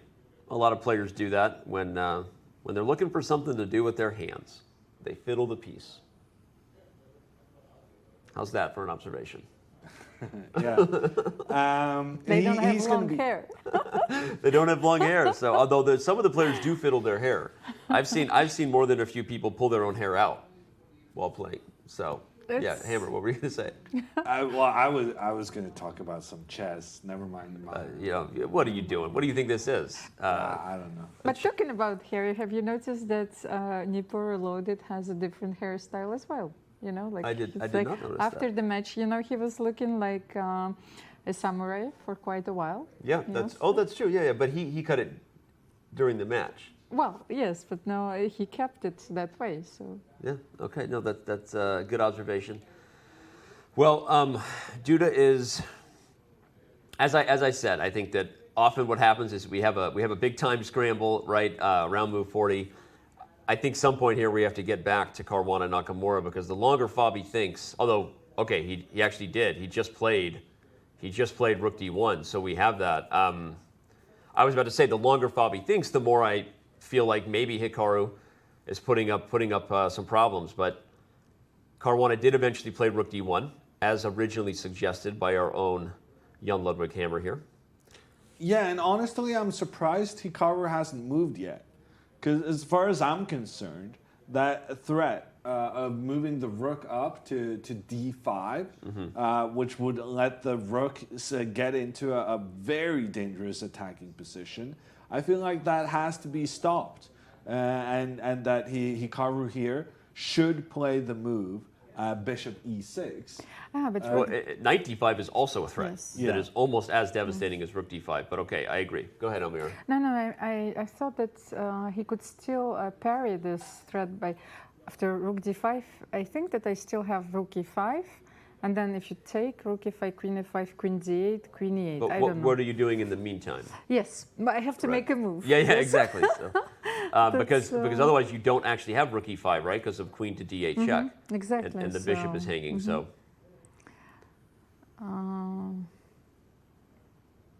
It's very difficult to, so I cannot play Bishop C6 because of Knight F5.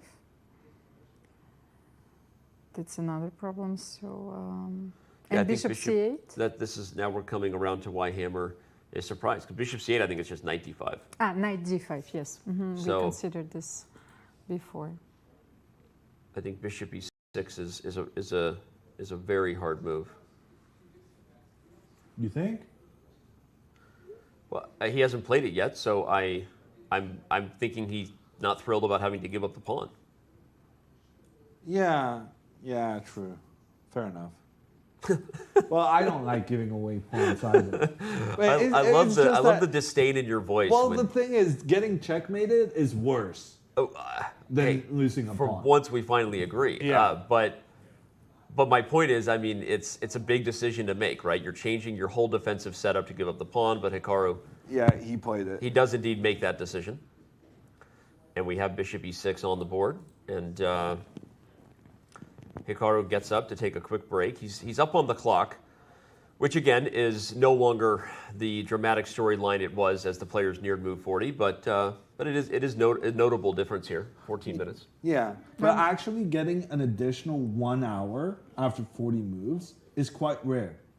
Like these championship tournaments are one of few places where you get that much additional time. So the players will be used to having to kind of stress even after making move 40. But here they got all the time in the world, and it's kind of, it can be difficult at times to kind of find the right pace. Yes, because we're used to a different kind of scenario. You barely make it to the move 40.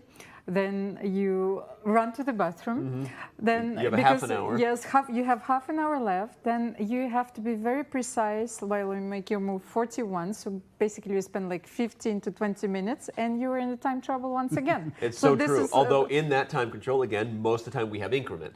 So it's a different, it is interesting, and I know I apologize to those who have never maybe played over the board chess or don't quite follow the language. This is a very interesting storyline because most of this generation grew up playing the type of time control Almira was just describing, where yes, move 40 adds time, but it's usually less.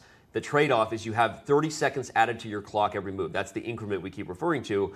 And so you will see games won by guys like Grishik, who you mentioned, getting down to literally 1 or 2 seconds, making a move calmly, getting 30 seconds, rinse and repeat that as they play a position, right? It's a very different feel, right? Here we see time pressure is very real in this sense because you are not getting saved by that increment. So you have to manage your clock, as Hammer said. Many of them maybe don't manage it well without an increment, right, Hammer? And that's kind of what we see.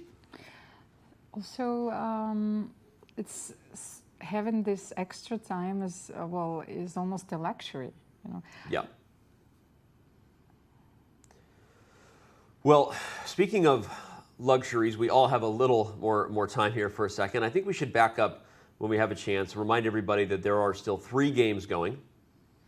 You can take a look at the boards. We'll give the macro description of it. You've got Firouzja in a position where he should be drawing, but I think Rajabov is going to make him work. He has an extra pawn. We have Duda sort of playing for 2 results. It's not without some risk, but for the most part, White is in control with the bishop pair.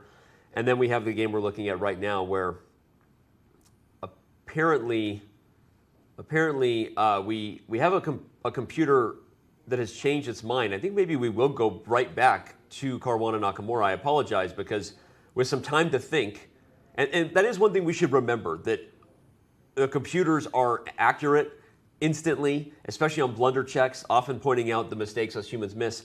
But with time, they can also come up with really deep ideas that we're not necessarily seeing. And the computer has suddenly said in this Caruana game that knight to d5, which doesn't actually surprise us because it's the idea we talked about. Yes, but compared to the other line that we analyzed, we had the rooks on the F file, Yeah. so it's even stronger. It's even so stronger. So the computer has suddenly said that knight d5. So if you take... Which is specifically the move Hikaru was trying to prevent with his latest bishop. So now rook e5 probably doesn't work because... I think just check and check. Right? Just so rook d8, rook d7 wins the queen, which means you can't take it. And so the computer is saying Hikaru has to, oh my gosh, you have to play this and then run the king to f7 is the only way to keep the game going. That's rough. Oh, wow. But, you know, feels like something Hikaru would do. It looks exactly like something Hikaru Nakamura would do. And in fact, this is not the winning way for Fabiano. Yeah, 97 check is not the win. I was just sort of highlighting the key point to the line. The computer says only now you take.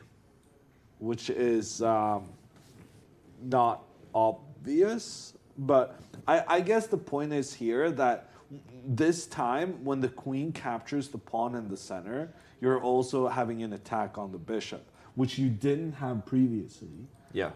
When the rook was defending the bishop. But also when you take a pawn, then you can transpose to an endgame. So okay, I will trade queens eventually, and I will play with an extra pawn. Is this a winning ending if the queens and knight came off the board? Like with Yes. Yes. Yes. No, but I mean, I want to keep my knight as well. So it's like... Okay. But it would be a winning rook ending, Hammer. Yeah. I'm asking for a friend. I obviously knew the answer. I was asking for a friend. I'm pretty certain. I was going to say, you said that so confidently. Well, that's the trick to commentary, Danny. Let me teach you something. You are teaching me more than a thing or two. I'm just going to get the endgame and see if the computer agrees with you. You're just saying this is just an easy win. I mean, I didn't ask you whether Magnus would win it. I asked you whether it was a win. Yeah. No, it should be an easy win. Yeah. Okay. By the way, Caruana has found the move knight to d5. And interesting, it took us, we didn't really find it all ourselves. It took the engine thinking on the position, which is one of the advantages of us staying on the game. The engine, after thinking for 5 minutes, showed us this knight d5 move. And Fabiano says, I got your engine right here, buddy. in my head. And Hikaru is about to do his king walk. He was ready to make his move immediately. It seems like he expected this knight d5 move, and he's about to go Rook f8. Rook f8 just right away. Wow. Not only does Fabi find it, but Hikaru is ready for it, potentially. This.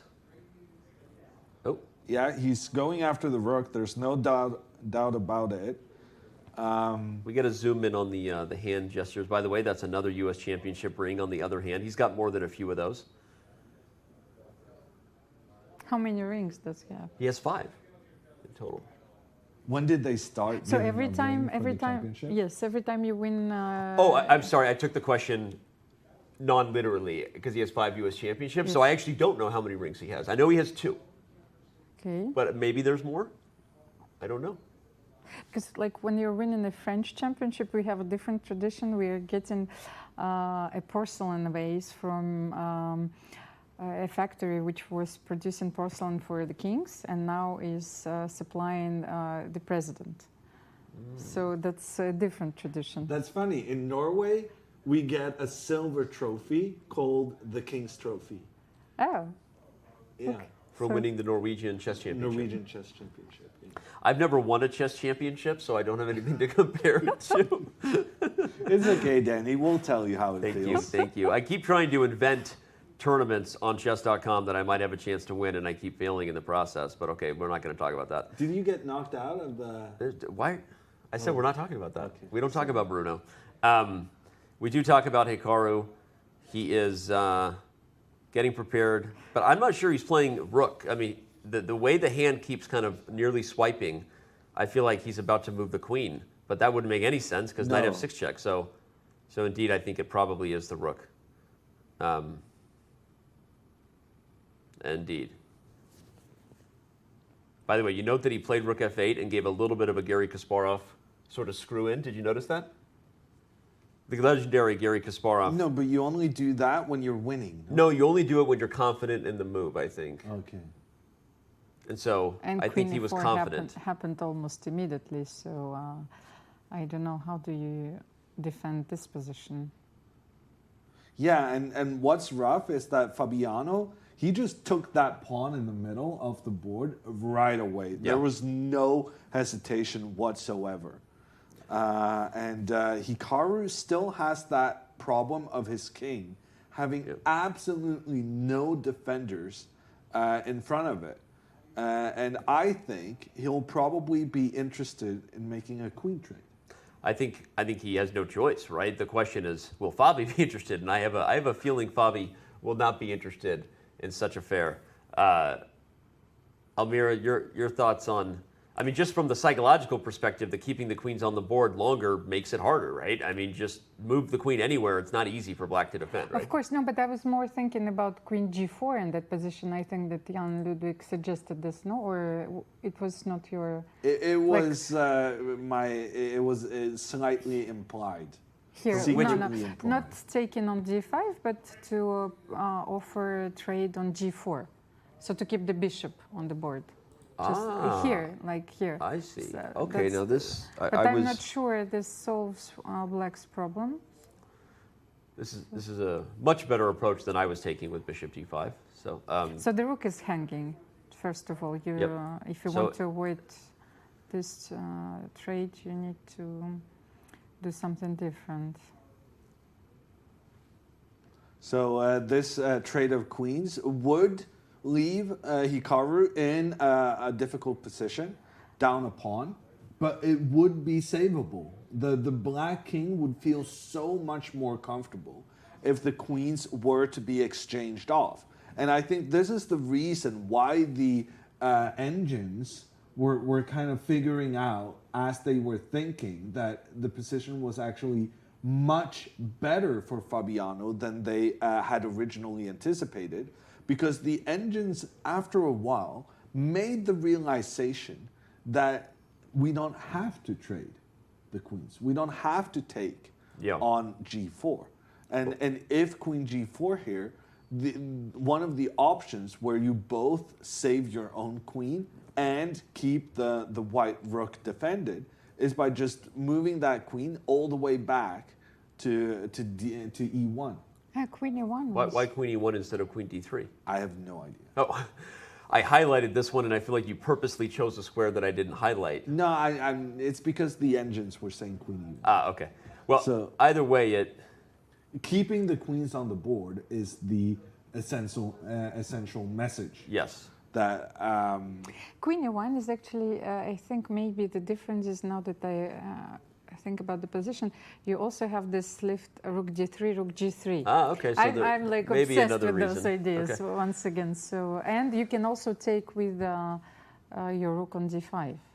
It makes a lot of sense. Obviously, the longer Fabiano keeps the queens on the board, the longer Hikaru's defensive job will continue. But Hikaru, as we know, has a huge community on Twitch and YouTube, but many were surprised when he qualified for the candidates. Let's take a closer look at how Hikaru got to Madrid.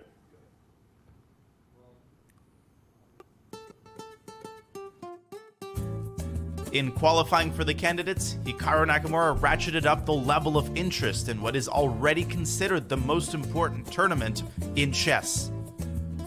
With millions of followers as a popular content creator, Hikaru brings along his sizable community while also attracting more casual chess fans.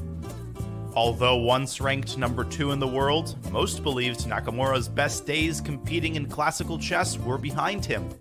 That changed when this Japanese-American grandmaster leaned on his exceptional calculating ability to win the FIDE Grand Prix. The unexpected victory earned him a bid into the candidates for the first time in 6 years. A 5-time US champion, Hikaru has stayed sharp of late by dominating in speed chess formats. Nakamura is currently ranked by FIDE in the top 2 in both Rapid and Blitz. A chess giant on Twitch and YouTube, Hikaru brings a special buzz to a tournament that already holds the keys to becoming the next world champion.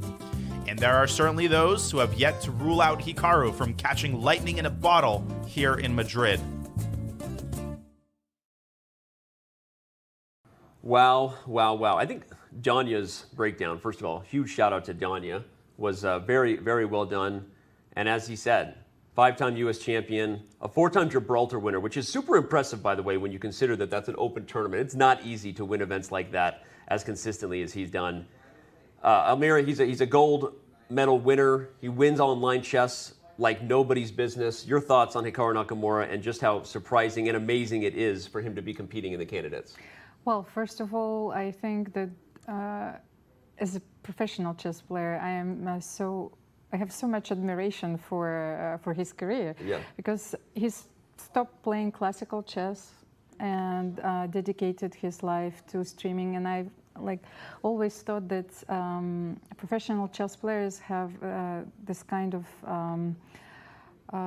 dilemma, should I compete or should I diversify, and should I devote myself to streaming completely? I think Hikaru is legitimate everywhere. So he has won it all, and he, I think, has done more for the game than anyone else, and then comes back, wins the Grand Prix, and qualifies for the candidates. For me, it's an absolute miracle. But also, I think this also gave him also the necessary perspective, maybe to play this tournament in a different manner. And I had, a completely different thought on the matter, because I had the feeling through the interviews that Hikaru felt like he was always misunderstood. And this community, is giving him this absolutely unconditional love, so he's coming back even stronger. And when we are talking about millions of people, millions watching chess, those millions are literally watching Hikaru. So this is something which is so powerful. And when I'm reading those interviews, he's saying I want to give back. I want to do it more. This is something which touches me a lot. Wow, well said. I don't know how to add to that. I think you said it super well, and he has done so much for the game. And Hikaru, well, now Chad is pointing out that for all that he's done. Hikaru right now looking stressed, which is probably true. And let me move on from Almira's great comments about Hikaru to you, Hammer, and kind of build on what Danya said at the end of that video. Can Hikaru catch lightning in a bottle? I know you said Fabi's the favorite, and obviously right now this looks like a very tough position. But if we were doing that content maybe before round one, and just as we talk about Hikaru's chances, what chances you give him to catch lightning in a bottle here in Madrid? Well, they're going to decrease if he doesn't save this one. But I would say the player I think is going to win the event is Fabiano. The player I want to win the event is Nakamura. Yeah. Which is partially egotistical in that I think Magnus would never skip a potential world championship against Hikaru. Those two have had a rivalry since they were in their teens. Yeah. And Magnus would very much like to settle the score and kind of prove unequivocally that he is the superior player. But that being said, also, like, Hikaru has some mad skills. I don't think anyone can deny that. The way he's just rushing through these rapid championship tournaments on Chess.com every weekend, it's incredible.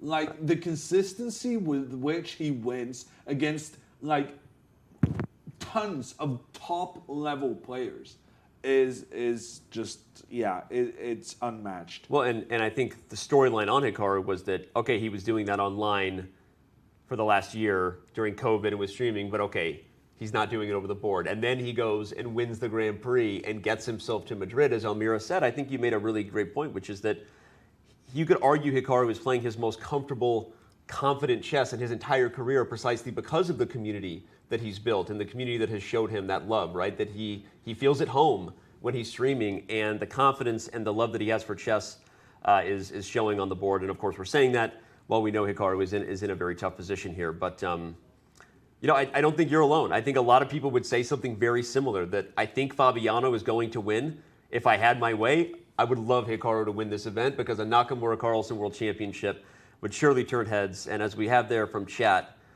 we have Onion Leaves says, spam this flower to give Hikaru power. Spam this flower to give Hikaru power. The flower power is real. If you are a subscriber to Hikaru Nakamura's Twitch channel, you know exactly what Onion Leaves is referring to there. So send Hikaru your power if you're a fan of Nakamura and hoping he holds this. Obviously, he's facing off against his American rival, Caruana, who will likely get the job done. That eval has just gone even farther up at +8 with this very subtle but powerful rook e1. Yeah, really, really good move here from Fabiano, not fearing the exchange of his powerful knight, because he knows that even if his knight is captured, he will be able then to attack the black king more easily. He's saying that even if a trade here happens, then black loses the very important defensive bishop, which may actually be just as or even more important than the aggressive qualities of the knight. Yeah. Let's show the main line that probably occurs in something like bishop takes, queen takes. I guess the king moves, and is it a rook lift, or is white just... I mean, even taking the pawn. I guess that's really bad news, unfortunately, for Hikaru. If that's the kind of move that white can get away with, it is now becoming a matter of technique, as they say. Yeah. So just very.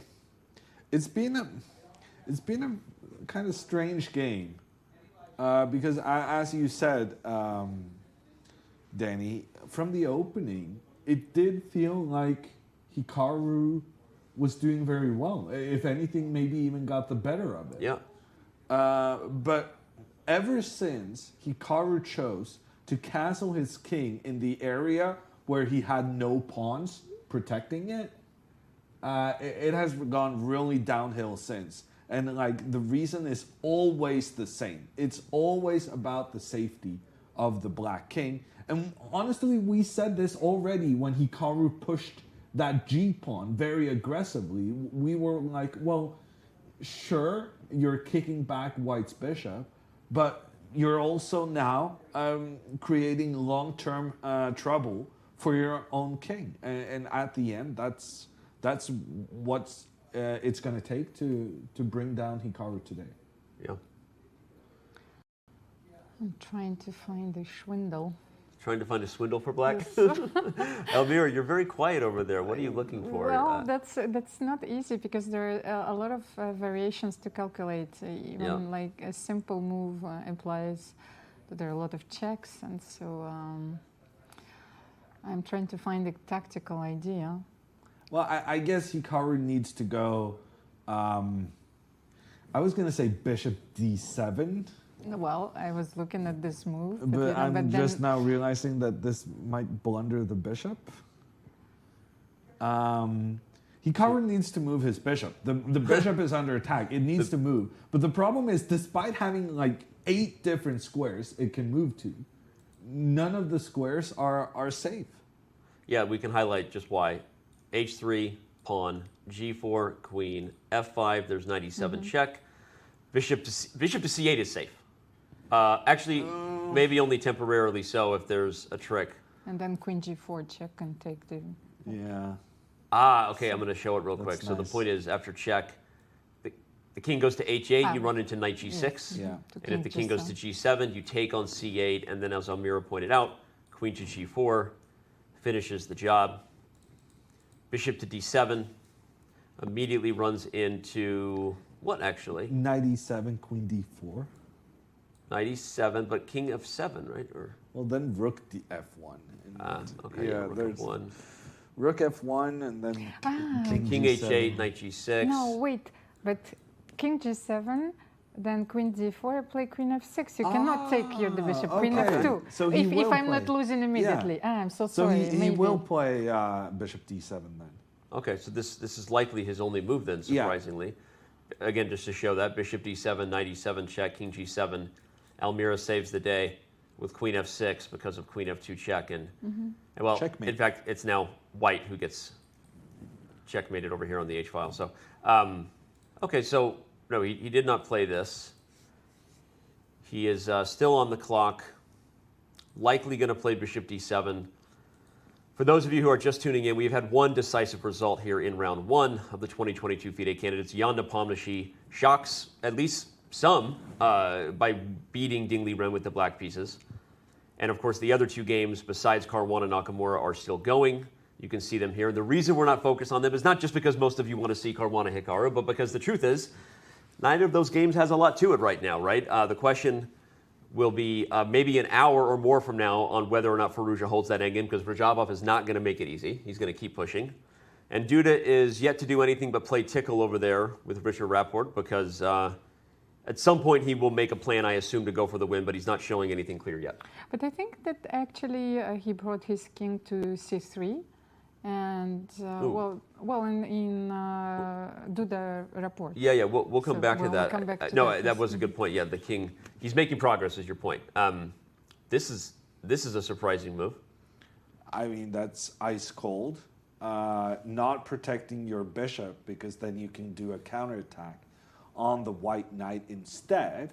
The question then becomes, what if the knight moves and, for instance, were to give a check on that black king? So as you said, I love the term cold-blooded, because that's the kind of move Hikaru goes for moves like this on a regular basis. And now I was thinking the move knight to F5. But then maybe, queen F6. Rook F1 probably. No, but rook F1. Rook F1. Oh my gosh, that's just harsh. Thank you. Oh, that's So that looks kind of finished. So I think this is where Fabiano is going to go. He seems poised. We talk a lot about Hikaru Nakamura's body language, or at least I do. He's a very emotive player, one of the things that's so entertaining about his streams. But that's a Fabi, and as that slight tilt of Fabi, that's a Fabi on the prowl. But on the other hand, knight F5, then bishop, well, maybe I can take. Well, queen E7. Queen E7, sorry, yes. Queen F5, so because I if was you take, you're just playing this. here. Yeah. Well, it's one option. The moves are coming in quickly now, and I believe this is going to be decided within the next 3-4 minutes. All Fabiano has to do is retreat his knight to f5.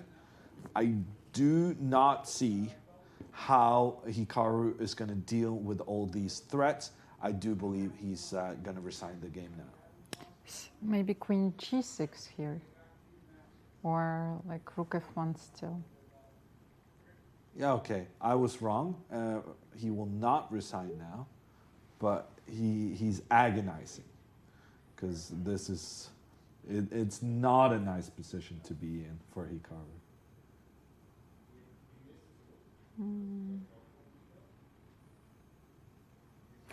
But there is queen b7, you know, the hidden threat. So yeah. Like in some variations, well, of course. If he's going to...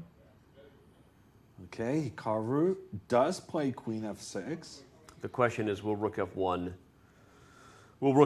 be the resignation, right? Unfortunately, I think it's getting to that point. Well, Fabiano is definitely playing his move very quickly. Yeah. He's feeling confident. But Hikaru resigning isn't really what he does, is it? But the problem is, like rook f1 now, if king g8, do you mind doing the move, Stanley? So rook f1, if the king tries to escape from being on that same file as the black queen and the white rook, you can try to go king g8. You run? But then queen g4 is very effective. Okay, queen g4, then... forcing the king into the corner. And then I had some idea for how the game would end, but right now I forgot what it was. Oh yeah, queen h5 followed by... knight h6. Knight h6. Okay.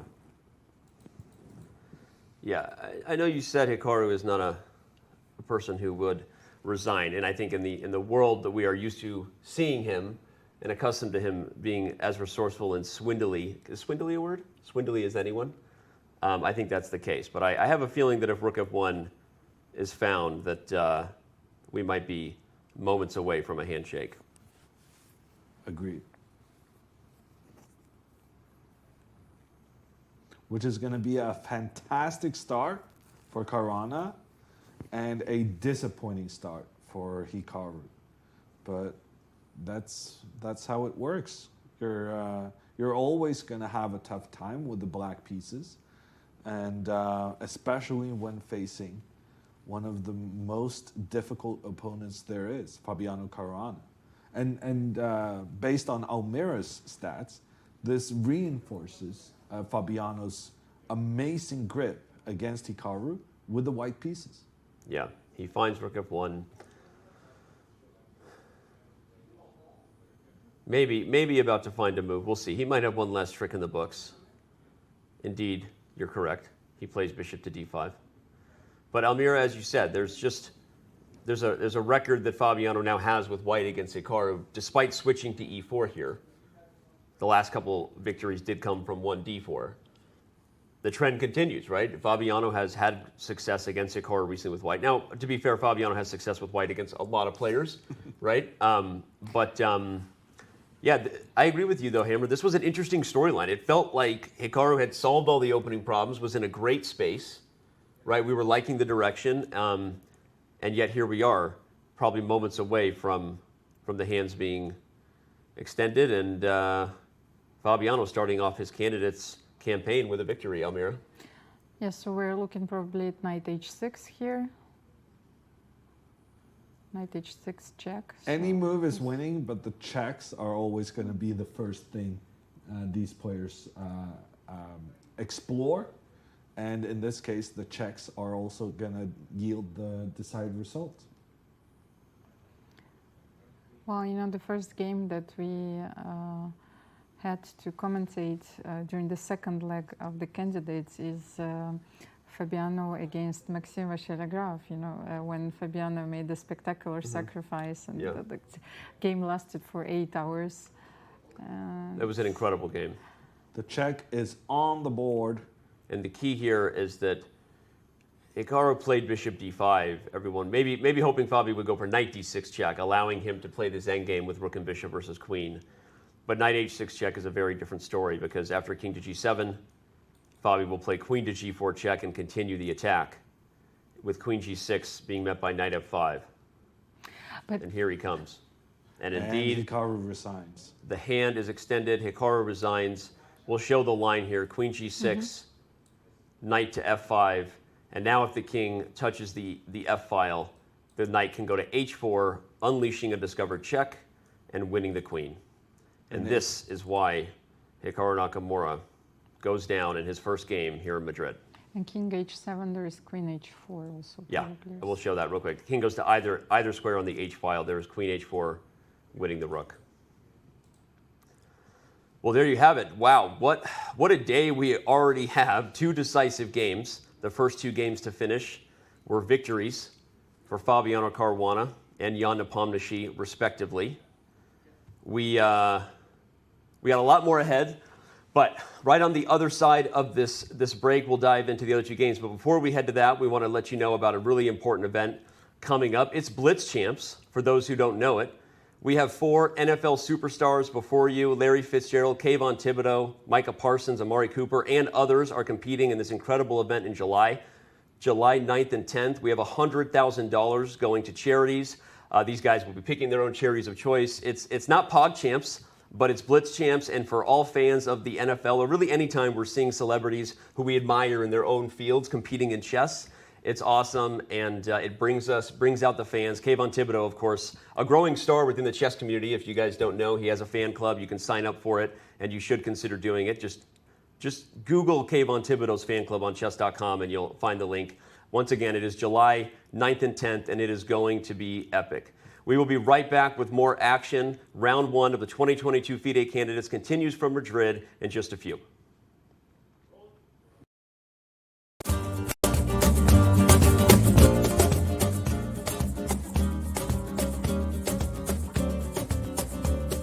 Good afternoon, ladies and gentlemen, and welcome to the opening ceremony of the World Chess Championship Candidates Tournament.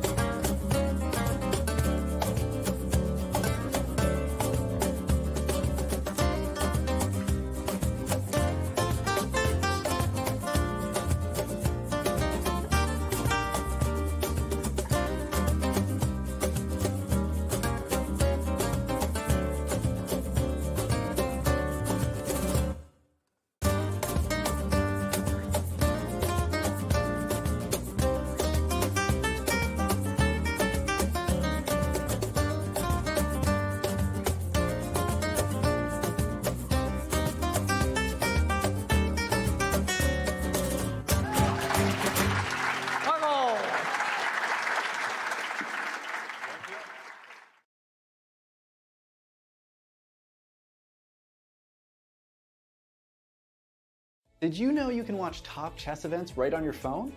You don't even need to download an app. Just open any mobile browser and head to chess.com/events. You can see what's happening right now, check out top games, see results, and so much more.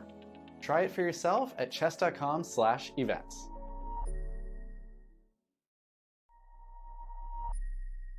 This is going to be a real-time breakdown of Danny Wrench's games all time on Chess.com. That's cool. Oh! In the last month, I am playing 83.12. I'm less accurate than them in every stage. Yeah. Man, that stings a little bit. You should do the more game review. Okay. Yeah, thanks a lot. Okay, so Tuesday sucks. I gotta stop playing chess on Tuesday. Oh, it's because it's Title Tuesday. Look how many blunders there were back in December 2020. And now December 2021, 1,600. Don't look at this number. look at this number. Best. Let's go to tactics. Mates. I'll probably need to work on these ones. Yep. Every single rook fork that has presented itself to me, I have found. No one has a higher percentage of rook forks than I do. Yes, correct. These are literally the knight forks that you missed. I missed knight d6? You saw it just now. What the is wrong with me? I could have done here and then taken this pawn, and I'm winning because my pawns get held together. That's probably the coolest part about this feature. Like these positions against Hess? Rook there for rook e2! And he blunders mate in one! Oh my goodness! I'm awful!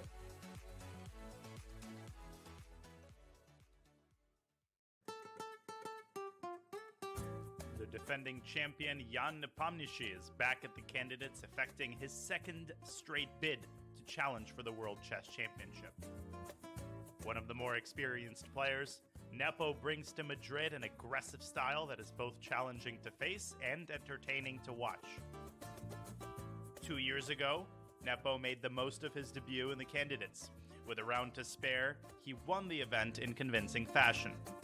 That's all he needed. Jan Nepomniachtchi is the 2021 World Chess Championship challenger. That victory led Nepo to a World Championship match with Carlsen and also secured his return to the candidates in Madrid this year. Despite being one of only 2 players in the field to have won the candidates, the expectations for Nepo are not particularly high this time around. However, his confidence from having won here before, in addition to his years of competitive experience, may offer him a shot to turn some heads. If Nepo should pull a major upset and face Magnus Carlsen again, the two know each other well. Nepo has competed against Carlsen for decades, ever since the two prodigies were 12 years old.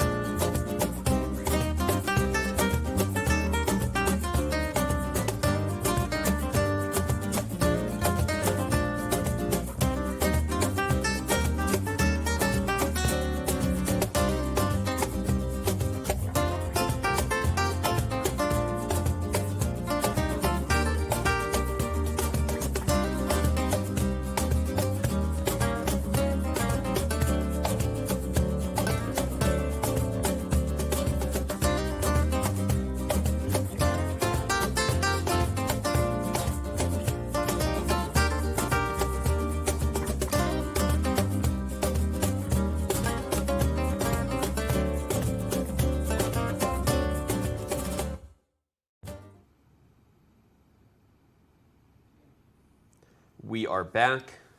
Round 1 of the 2022 FIDE Candidates continues here on Chess.com. Wherever you may be, thank you for tuning into the show today. Boy, has it been an epic day.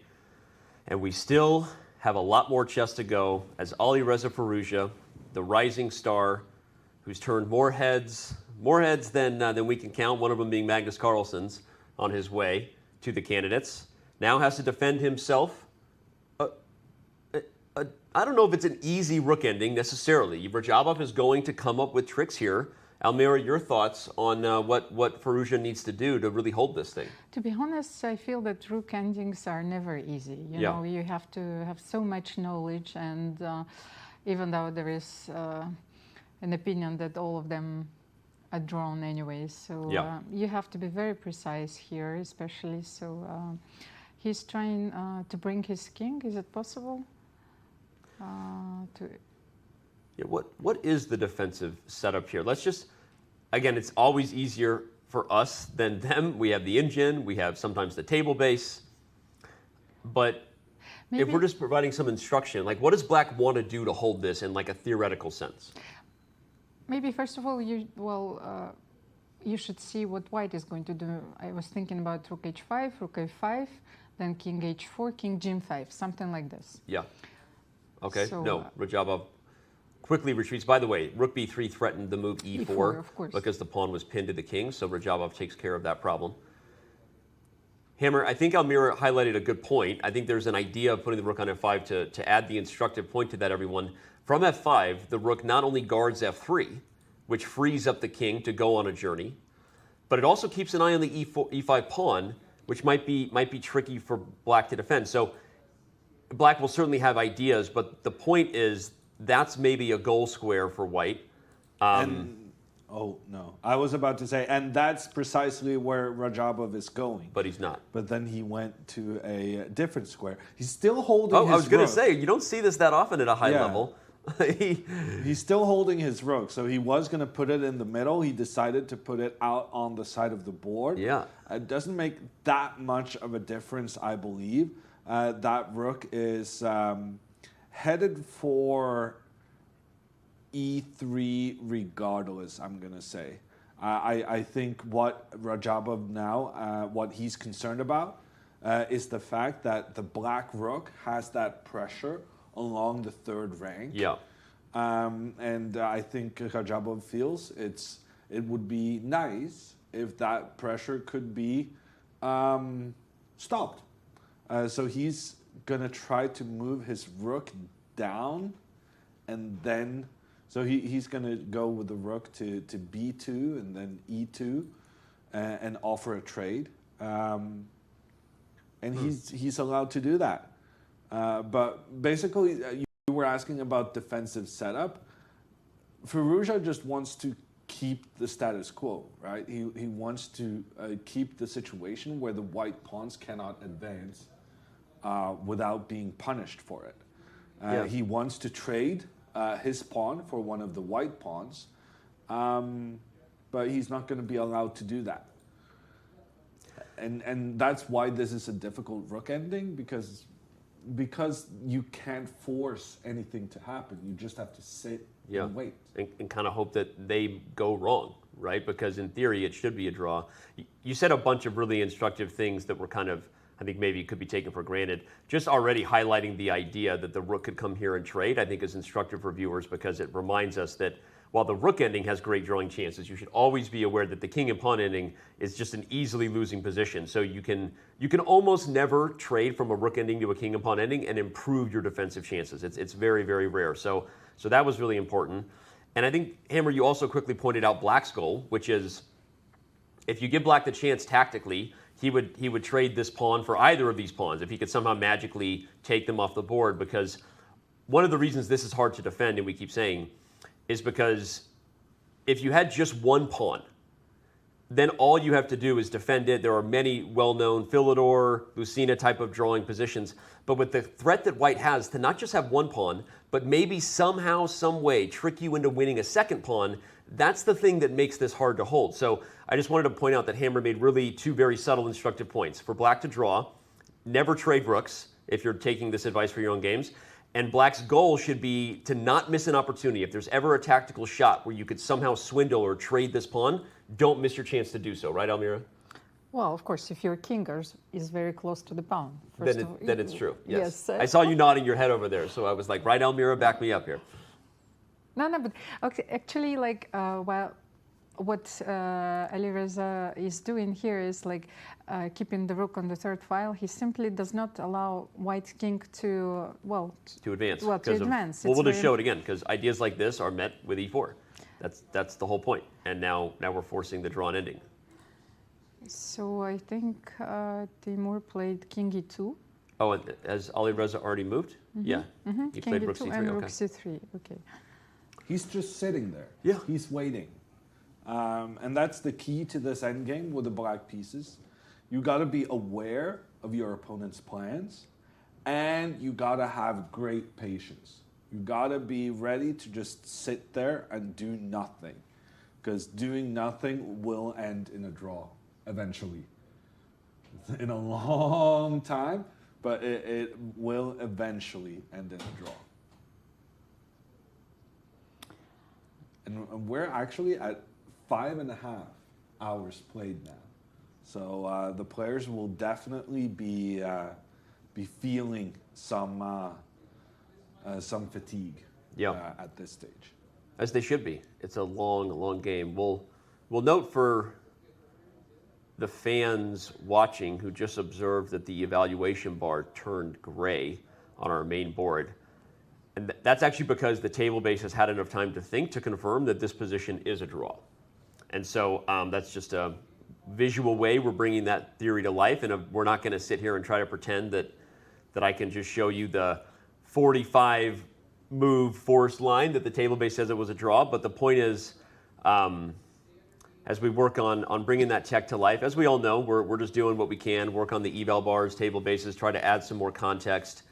It hasn't always been perfect, but we had some recent advancements, and it's actually kind of cool that now once the table base knows for sure it's a draw, it will turn colors, and it also will tell us if someone makes a blunder and it goes back, that will also be an interesting moment. Yeah.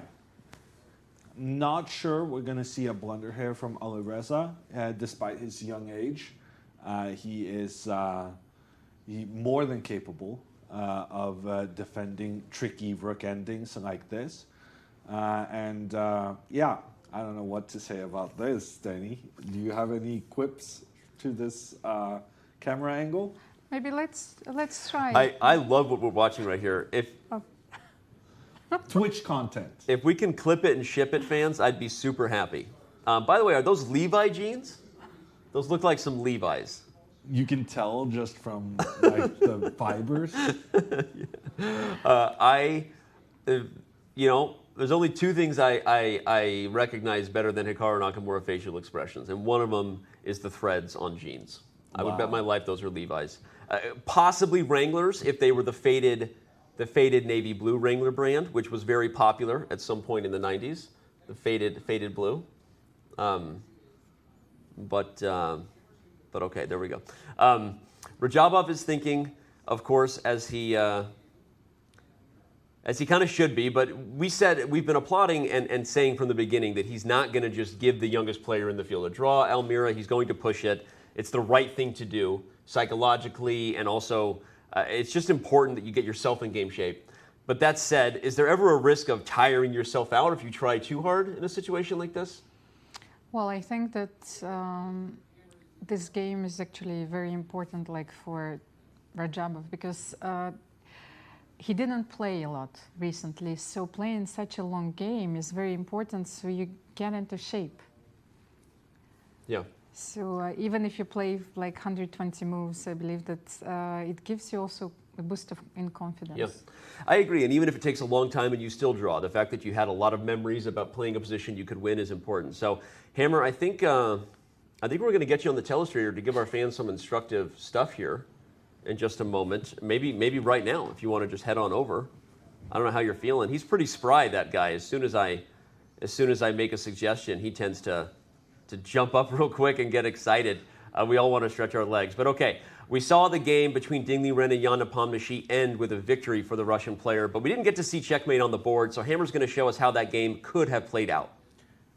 That is precisely what I'm going to be doing. This was the position in that game. And here, the brilliant move from Jan Nepomniachtchi to take down the first victory of this candidates tournament was putting this bishop on a square where it could be captured by the white king. Now, why did Ding instead resign the game? Well, because of this, well, not there. Because the queen then could make an entrance from the one square to the second square of the board, forcing the white king further up. And when the pawn also comes in, the king is forced basically so that it itself is an attacking force.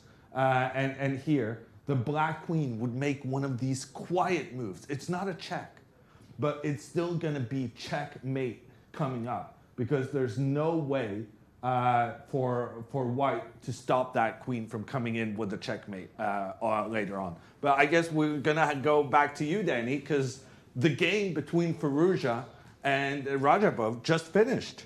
Indeed, it did. There is a quick draw offer from Rajabov. He offers a draw, and they finish.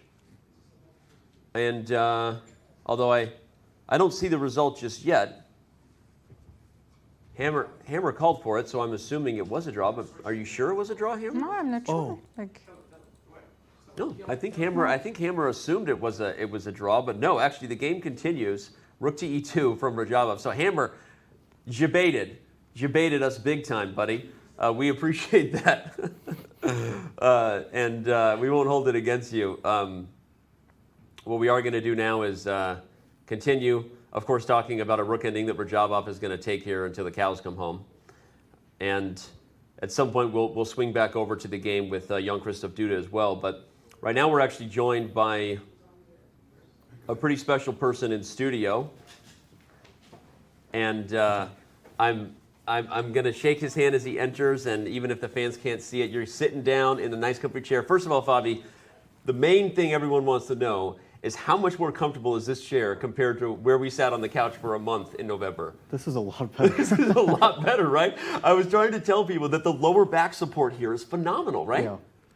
I had back problems for like a month after. Dude, I am so not kidding. I know people, I say ridiculous things for a living, so you saying that just validated so much, because it was a very tough set. I'll just say that. The moment we were off camera, Almira, we were standing up, all of us like stretching. I had a massage gun. I was massaging Fabi's back with the massage gun. It was absolutely crazy. But so from what I understand, I'm feeling Fabi's shoes. You're feeling yes. Fabi's shoes here, and Fabi is in the chair. I'm feeling Robert's shoes. Robert's shoes, but okay, Fabiano, jokes aside, and it was not a joke, huge win here today. Congratulations, first and foremost.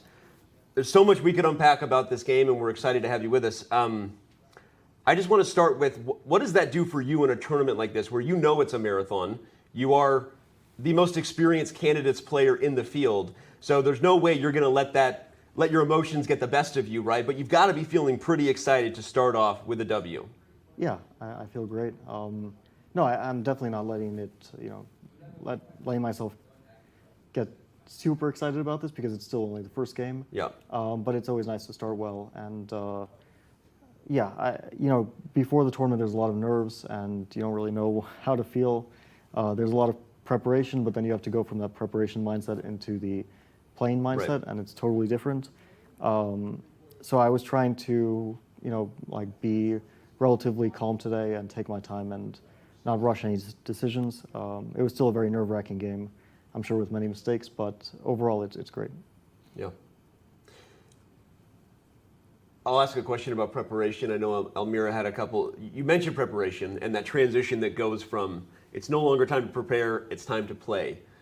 What happened in this game? You didn't see. Did this go according to plan? Did you get what you wanted with white? It felt like at some point Hikaru had equalized and was feeling comfortable until the decision to maybe castle short. We all were like kind of surprised about putting the king over there. But as much as you can tell us about your preparation and what happened in the first stage of things, how are you feeling with the white pieces in this game?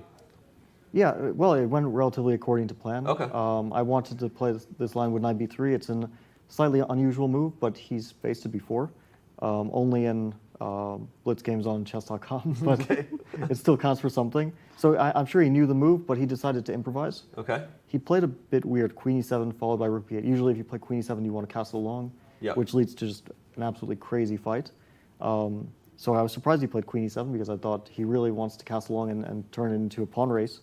And then he played rook b8, which is a bit illogical, because if he wanted that, he could have first castled in and played rook b8. Right. And queen e7 is a not as useful move as castling. So I was very happy with the position I got. But then after f6, I think everything I did up to that point was good. And then after f6, I'm sure I misplayed it. Queen d3 can't be the way. But I don't know exactly how I'm supposed to prove an advantage. I'm pulling that up as we're all watching the Alireza match. We're spending some time with Fabi. So just because you mentioned all those lines that were very interesting, again, I'm just going to quickly highlight so no one feels left in the dark by the variations our 2,800 player rattled off. Went according to plan, queen e7, rook b8, a slightly unusual move order, especially to commit to it, and then still, I guess still eventually, as you said, castle short. But the main thing you said is you felt that after f6, the position slipped a little bit. Yeah, I thought queen d3. Like, I was hesitating between c3 and queen d3, and I just couldn't really decide. Yeah. Like, but yeah, after I played queen d3 and he played h5 rather quickly, I realized I should have played c3. Then I prepared for h5 with h4, and I'm sure I have some advantage here. But yeah, in the game, I didn't really get anything, and then he was like, after I played b3, which was actually it was I think a psychologically kind of tricky move, because I understand I have nothing and he's going to play king d7. So I kind of wanted to dissuade him from king d7 by like hinting that I want to play knight c4 and potentially opening up the queen side. And then like I see him reaching for his king. I'm hoping that he's going to castle, and finally he did. I was very happy about that. Well, Almir, you want to jump in on that because you saw us both nodding. So we talked a lot about that moment in king d7. So go ahead, Almir. No, actually, I wanted to have an explanation behind the b3 moves because it was such a mysterious move. I wanted to find something concrete like c4, b4, you know, but b3 is a very nice prophylactic move, actually, in a way. Yeah, it's sort of a prophylactic move. After king d7, I'm going to probably play knight c4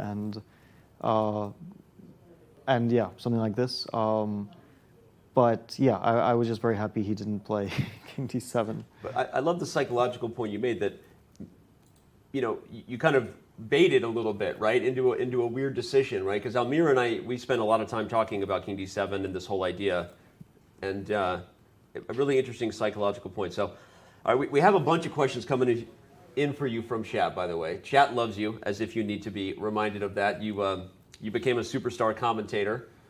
We're all just waiting for you to just come back to this seat and commentate with us. I'm kidding. You know, we're excited you're in the candidates. But we'll get to some questions here from chat as they come in. But let's see. So where did you first feel like you might have some winning chances? Yeah, after castle, I thought. Oh, already? Okay. Well, I mean, winning chances in the sense that I'm playing for an advantage. Not that, you know, I have to be on the defensive and try to equalize. But it's clear that I have no risk here. His king is very weak. My king is much safer. And yeah, I thought I played it pretty well. I wasn't sure if he would go for d5, but it's kind of in his style to go for the most concrete approach rather than wait around and wait for me to improve. I'm going to take on f8, play knight f1, knight g3, etc. So I don't know when it got really bad for him, but at some point it did. Although I felt like I was playing quite well after d5. Yeah. Yeah, but it's of course a tough position. It's more tough for black because he's the one who can lose, while white, you know, if you make a slight mistake, then you might lose your advantage, but you're never risking. So, and then yeah, I completely messed it up. We have just been joined by Fabiano Caruana, who beats Hikaru Nakamura. Fabi, congratulations. We have some weird audio coming in here. Well, what a win. You and Hikaru Dina have most head-to-head matchup. I'm not sure that's supposed to be playing, but it's playing loud and clear. So we'll continue here. We're ready for chat's questions whenever we get them on the screen. But you make a good point that, you know, obviously black did have another option, which was to kind of sit tight, rook f7 or rook f6 or something, right? But he went for the most concrete approach, and maybe it would have been okay, but you got to be super precise, right? You have to play every move accurately, and as soon as you had the opportunity here. Yeah, this move also did surprise me a bit. Yeah. Although I didn't see what he would do. I thought rook e8 is just like he's trying to hold on to the pawn, but he ends up with a miserable position, and he's probably going to lose that pawn anyway. Yeah, rook f1 was an option. I was kind of hesitating, but I decided not to think, because in this time control you don't get an increment, and I figured I would get more important decisions later on. So I just kind of went with my gut, and my gut was wrong. Okay, well, forget what the computer says. We brought you in studio for the World Championship because we wanted your opinion over the computer. Well, this was a phenomenal game, actually. I think that even though maybe there were a few imprecisions. Like, Some chat coming in. They love you, Fabi. Just letting you know. Just letting you know. I'm pretty sure that Dean already asked you a lot of embarrassing questions, you know. So we should give shout outs to the fans because they're screaming, "Go Fabi, go!" Fabi with emotes, Fabi with the hearts. It's good to feel the love, right? Yeah, it is. We have a feature here. Fabi is such a sweetheart. Agreed. And you don't even know him in person. He's even sweeter. Or maybe you do, Captain Hare. Maybe that's we have a fun feature that we're going to have throughout the event, which we'll have some different subscriber emotes, and whoever's leading the tournament, we're going to have more emotes of them on Twitch. So if you stay in the lead, we might have your face being shown a lot in chat. So we'll see how that plays out. You play Nepo tomorrow. Yep. So far, you two were the only ones to get victories today. Yeah, I was very surprised by that game. It looked like he just blew him off the board. Yeah. But I couldn't really see it in much detail. But He played very well. Nepo. Yeah. That was my feeling, that it was a really good game from his side, and something went wrong with either Ding's opening preparation, because it looked like something went wrong out of the opening, or maybe it was okay, but it was just a complicated position and he misplayed it. But yeah, that's quite a big game, winning with black, and also for Ding, not a good start, but yeah, I guess it's still only the first round. And Fabi, I just wanted to ask you about your rituals, if you can reveal those. You know, so for example, what would you do after such a game which was so intense? Would you go for a walk? Yeah, I think first we'll get dinner. I'm guessing it's rather late, although I don't know the time, and then probably rest a bit. Maybe focus more on preparation tomorrow rather than tonight, because it is quite a long day. It's a long time control, so the games end rather late, and yeah, you don't want to overtire yourself. Of course, like I have already given some consideration to what my is the opponents. balance of that? You just mentioned that there's a balance between preparation versus rest, right? In a long event like this, knowing you did so much prep to get here, you gave a lot of insight with that comment, right? How do you balance your practical, sort of physical and mental alertness and health versus getting ahead of the prep? Yeah, well, let's say since I was lucky that I knew that I was playing the candidates already from last year, I started training like at the start of this year, and at the start it was more just about the chess work, and before the tournament it was more about getting in shape and resting a bit, and more of the physical aspect. And now it's just a normal tournament. You try to get into the tournament mode. Makes sense. Not very often do we have two tournament leaders facing in the second round where they both got victories in round one, but it was the case with you and Nepomniachtchi. So thank you for joining us, man. We wish you the best of luck, as you know, and who knows, maybe we'll be talking to you again tomorrow. Thanks. So, all right. We're going to go back to the Alireza match now, everyone. Those of you who are eagerly awaiting more news from that. There's been some changes here in Rajabov's position as white, but Alireza still seems like he's holding. And we'll be jumping back into that one now. All right. Well, we have Rajabov Firouzja. As we said, the king has finally kind of committed itself, I guess, up the board. It got away from the third rank breaking, if you will, right, Almira? And now you've got this potential for shouldering, right? You've got the king in a spot where if black makes one mistake, the game could actually get very, very dangerous very quickly. Well, we were talking about this idea before, so that's the only reasonable plan that you can find in this position. So let's see. If he plays rook. Hammer, your thoughts on this? Well, it's probably going to be a draw, but it still requires caution from Alireza. We see he's moved already, putting pressure on that f3 pawn.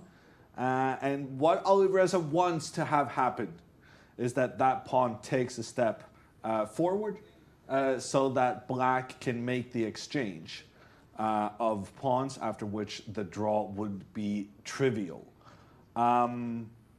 So I'm not sure what else there is. I think the king, if you want to keep the pawn on the board, the king has to step back. And then it's a repetition of moves. And that's why you're thinking it's a draw here. So, like, for instance, if you try to protect the pawn by moving the rook back, then there's, once again, this idea with e4. And you manage to get the trade of pawns, since white's pawn cannot escape without letting go of the rook behind. Right. Can I try g6? And what? G6 here.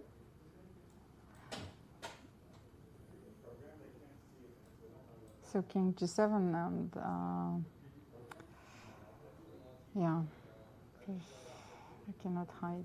F4, you simply take. And as Hammer already pointed out, if the king goes back, well, now you're just right back in the same they position. agreed to a draw now. Shaq in here. For once, when I'm announcing they agreed to a draw, it's actually true. By the way, Danny. what was that earlier that you were saying? I got a bit of a... I got tricked, Danny. Okay. They reached move 60, and these score sheets they're signing right now, they only go to move 60. So I saw them fiddling with their score sheets, so I assumed that they had made a draw. So that, okay, I'm glad you explained though, because you threw me and Elmira off. You're like, it's a draw, and we were like, no, it's not. I'm so sorry about that, but I was just so stressed out when I saw in the corner of my eye that something was happening. And well, now it did, in fact. Now they did, in fact, agree to a draw, and we can note that Rajabov basically made a draw offer when he played that move pawn f4, especially based on the instructive stuff we were offering earlier, that as soon as a pawn was traded, it would be very close to a draw. But okay, we are very close maybe to round one going in the books, depending on what Duda manages against Rapport. But before we dive into the last game, we want to remind everybody that the Chess.com Global Championship is ongoing, and it is your chance to play alongside the world's best players. Be part of history on Chess.com, playing in our largest tournament ever. It's open to everyone. Non-titled open qualifiers run every Saturday and Sunday through the end of July. This is your opportunity to compete in events that will have the best players in the world. So what are you waiting for? Let's go. Head over to go.chess.com/CGC2022 for more information. Get verified, start playing, and try to get your part in cash prizes. And we are back to the last game now. Don't hold your breath, everybody. Just because there's only one game left doesn't mean we don't have a lot more chess ahead and a lot more instructive moments. This is probably going to become a very sharp finish, right? Meaning, even if it's a draw, this is going to be one of those draws that is like very forcing down the stretch. Almira, I see you nodding. Yeah, this is a completely crazy endgame. You know, this is a race, definitely. So, A6. For once, they fiddled with their score sheets without me announcing it was a draw. We're going to hold that against you for the rest of the event, so I'm glad you're calling yourself on it, so I don't have to. But that being said, right now, there's a move for black that makes this game very easy to call. You want to trade bishops. Yeah, that move is bishop to d6. Okay. That is a game ender right there. Because the advantage Duda has had over the past couple of moves have all been about the two bishops working together, supporting that pawn on a6, which is only 2 squares away from becoming a new queen, but black is in time to prevent it from accomplishing just that, because the pawn will not be able to safely go to this a7 square. And the main reason is you take with check first. Yeah. Because if you play this first. Bishop c6. But then I still think like a7, just showing the line. Because a7 you take. King takes. King takes, then bishop c6, because your king is so far away. So if I take on e4, I go knight e3. Yeah, knight e3, and you take knight g2. Yes. Unfortunately, yes. And even if I don't take on g6, you take on g2, and it's a draw. For example, if king d4, black can sacrifice the for the last pawn, and for those. Hi everyone. I'm sorry, but we're experiencing some technical difficulties here in the studio. I hope you'll be patient with us as we get things in order before we return back to the broadcast. This video will now play on loop. Hi everyone, We're experiencing some technical difficulties here in the studio. Well, to maintain the pressure a little bit. Yeah, I'll make the trade, and then my idea was to go knight e7. It's funny, this is super important just to show, because the reason Almira's move order matters is if you don't play knight e7, the bishop will come to c6 first. Unlike a7, king b7, and then we get a big trade of pawns. In this position, just to make a move, Almira is threatening bishop c6, which prevents king b7. Actually, and your threatens move a7. there was brilliant, Danny. What, knight e3? Yeah. Oh, because you can play this first. Because now if king b6, I can go knight c4. I accidentally play brilliant moves all the time, I'll have you know. Yeah. I'm pretty good at it. But if I play bishop b4? We still don't know. We actually do have bishop e6 on the board, Mhm. although I think our transmission is dead anyway, so. So we shall wait. Nope, we're back. So We're back. king c4. Yeah, no, king c4 is it's an interesting test, but I also did notice that the eval bar made a bit of a change. So to me, I feel like it's logical to put the maximum pressure and try to make this trade like you're suggesting. But with Danny's accidentally brilliant move. Oh, stop it. You mean that king c4? It feels pretty effective for black. So let's run over the moves again. The point is you can actually play something like this because bishop c6. No, just E2 e2 now. E2, yeah. I'm ahead of the game, so I can't play bishop c6. Did which you changes make it. another accidental Well, good move? as I said, I've been known from time to time to blunder myself into a bouncing eval bar. Yeah, so this e3 move is recommended by the computer, but Yep. also Danny's knight e3 is a very clean way of forcing into a draw. Because the idea that we both kind of assumed was there, with the bishop coming in to take control of the a8 square, which is the queening square, that forces black to step back with their king to keep the a7 square under tabs. And now, the reason I dismissed this move initially was because of king b6. But knight c4 check, we looked at that, right? With king b6, trying to get that checkmate, but then the knight returns. But if bishop e4, there's a funny... You play king a7 first, and it's easy, because then you simply overload the bishop on b7 with knight takes g2, captures, and we have a draw. I was just pointing out that if you got sloppy and played this move first, now you actually lose, because the bishop can actually both guard b7 and the diagonal, and I think this king is actually in time. No, maybe? Well, if you go king b5 instead, Danny, it's a bit okay, yeah, easier. that's the key. King to b5. And on a move like this, you can simply force your way through. The king would back up and white would go on to win. So, okay, very interesting. Duda has played another move. After bishop d6, he responded with a7. Yeah, and this game is going to be done in a minute now. Yeah. Both players have, they only have one good move for the next 5 moves. And, Right. and then they're not going to have enough pieces left to win the game. So this game is going to be a draw in 2 minutes. 2 minutes? Yes. Okay, someone put him on the clock. I got it. It's 8:59 p.m. here, local Madrid time.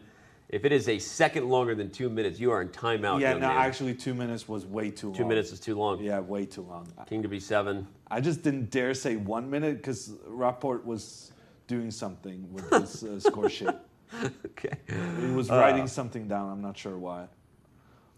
Well, that means unless we see something catastrophic, we will be calling day 1 of the 2022 FIDE Candidates Tournament with a split down the middle. 2 decisive games, 2 drawn games.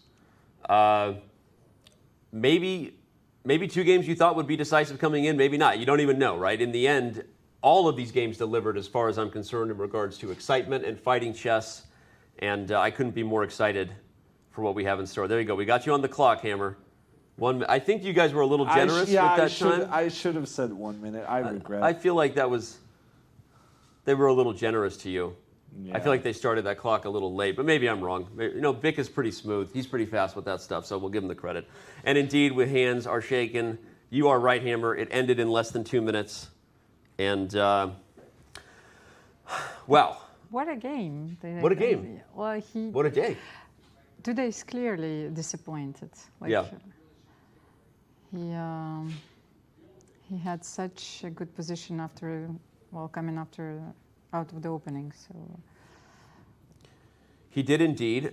He had honestly, if you asked us 20 minutes into the round which game we had to pick as decisive, it might have been this one, right? For those of you who missed the beginning, Duda played a really interesting approach, had a fantastic position, and let it slip away. He'll be taking a look at it with a little bit of regret for sure, Almira. I think even though it ended in a draw, this feels like a loss.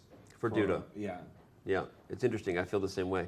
And I didn't even play the game. I also feel like I lost. They continue to analyze, you know, it's like while they're signing the score sheets, they still share their ideas. Yeah. It's, well, for sure, right? And it makes sense. Rapport with a light blue jacket. I think that was the second light blue jacket we saw in the field today. So there's some fashionistas. The other one was worn by Jan Nepomniachtchi, who got the W. Yeah. That's right. That's right. Okay. Well, here we are. Day one is in the books.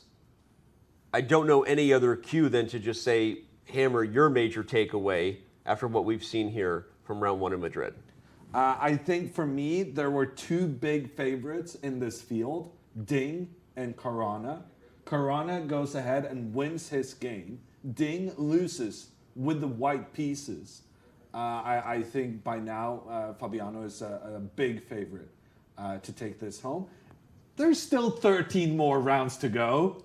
But, you know, you build confidence by winning. And Fabiano just got off to a great start. Yeah. Almira, your thoughts? Well, I was actually thinking about the 14 rounds. You know, if there would be 12, then I would be talking about tasks, you know, like killing the lion, you know, right. killing the Hydra. Yes, like in English we say Hydra. The what? Hydra? Hydra? Hydra? Yes, Hydra. Yeah. So sorry. Yeah. So it's like killing the Hydra, like every day, one more. So like you should realize the immensity of this task. What do you need to do to qualify for the match? So I'm really impressed by Fabi's game. So especially tomorrow, like we have Nepo playing with white against Fabi. So is he going to try to maintain the momentum? So it would be very interesting to see.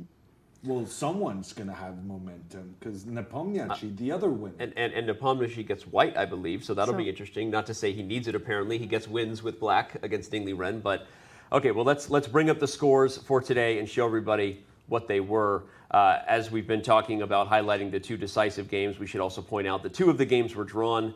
As you just saw, Duda report. Feels like a bit of a loss for Duda, although it is his first candidate, so we'll give him some credit, some time to get comfortable. Firouzja played aggressive, enterprising chess and exchanged sacrifice that at one point was the talk of the round. It did peter out at some point, and Rajabov was the one pushing before that one ultimately ended in peace. So there we have it. As we said, this round for sure delivered. Every game was exciting, and it already has me wanting more. I want to give a little bit of a shout out to the two losers too, in terms of not adding extra drama, but there's a lot going on there, right, as far as riding your ship, right? So Ding Liren loses, knowing the pressure, knowing that he's a pre-tournament favorite. Hikaru also has a lot of pressure, and he said so himself in the article that he recently did, the interview he did for Chess Life, right? So take me into the camp. You were at one point a second for Magnus Carlsen. What are you doing in the camp of helping their heads be in the right space to recover from a loss? Well, the advantage of being in Magnus Carlsen's team is that he doesn't really lose. Okay, that was a horrible answer. Okay. So I never had to deal with that. I was the main helper for Magnus during the 2013 match against Anand. Yeah. And that was a match Magnus won with 3 victories and 0 defeats. And not only did one he splash not in the pool. lose, he was never in trouble. Yeah. Okay, so you don't have good advice for them. Yeah. Thanks, Hammer. Almira, good advice for the people who lost their first game. It is a marathon, just like it is for the winners, to not get ahead of themselves. For the losers, one loss is not going to define the tournament if you can make sure that the bleeding stops. Well, first of all, you need to get a very good night's sleep. This is absolutely essential. And then it's a clean slate. You have to start all over again. It's a new tournament. Okay. That's how, the Russian school, the Soviet school recommends. There you heard it from Almira. You have to start again. It's a new tournament. Those will be the pairings for the brand new tournament. We see that Report Firouzja. Again, 2 players competing in their first candidates. Nakamura he's the second oldest player in the field, going up against the oldest there, but he gets the white pieces with a chance to, as Almira said, start a new tournament.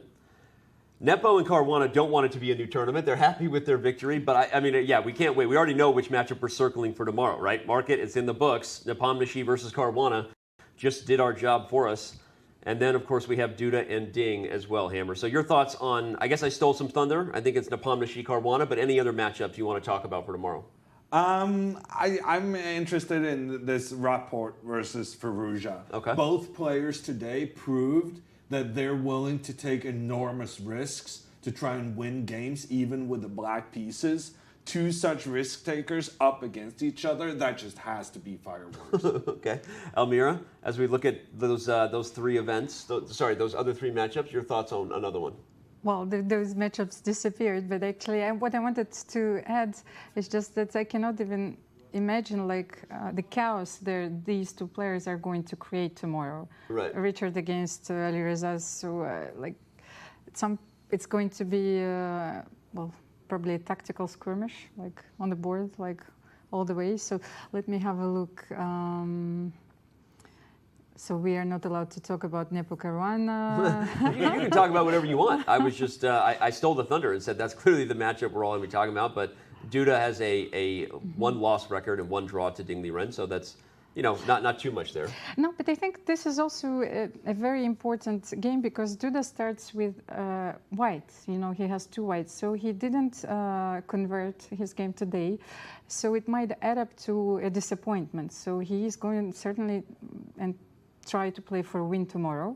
Yeah. But if you are not winning at least 1 game with the white pieces at the beginning of the tournament, then you start doubting yourself. So I think this is a very important moment for Jan-Krzysztof. I think that's a really good point. And of course, Ding Liren definitely does not want to lose a second game in a row. You do not want to miss a moment of the action, of course. The 2022 Candidates Tournament starts off at 6 a.m. on the West Coast, 9 a.m. in New York, 3 p.m. local time here, of course, in Madrid, 2 p.m. in London. I could read every time. You could just take a peek at whatever time zone you are closest to, and of course, circle your calendars. We have so much more ahead. The candidates will continue to roll on for many, many days. Many live audience members don't want to believe that it's over. They're listening in to an interview with Richard Rapport, so good for them tuning in there. But there you have it. That is round 1. It is in the books. The stage has been set. So much more ahead. We have the 2 early tournament leaders facing off tomorrow. You're not going to want to miss anything. And that's going to wrap our day here. So for my team, working super hard, for my 2 co-hosts here, Jan Ludwig Hammer, Almira Skripchenko, I'm Danny Wrench. This has been Chess.com's coverage of the 2022 FIDE Candidates. We will be back for round 2 from Madrid tomorrow, and we'll see you then.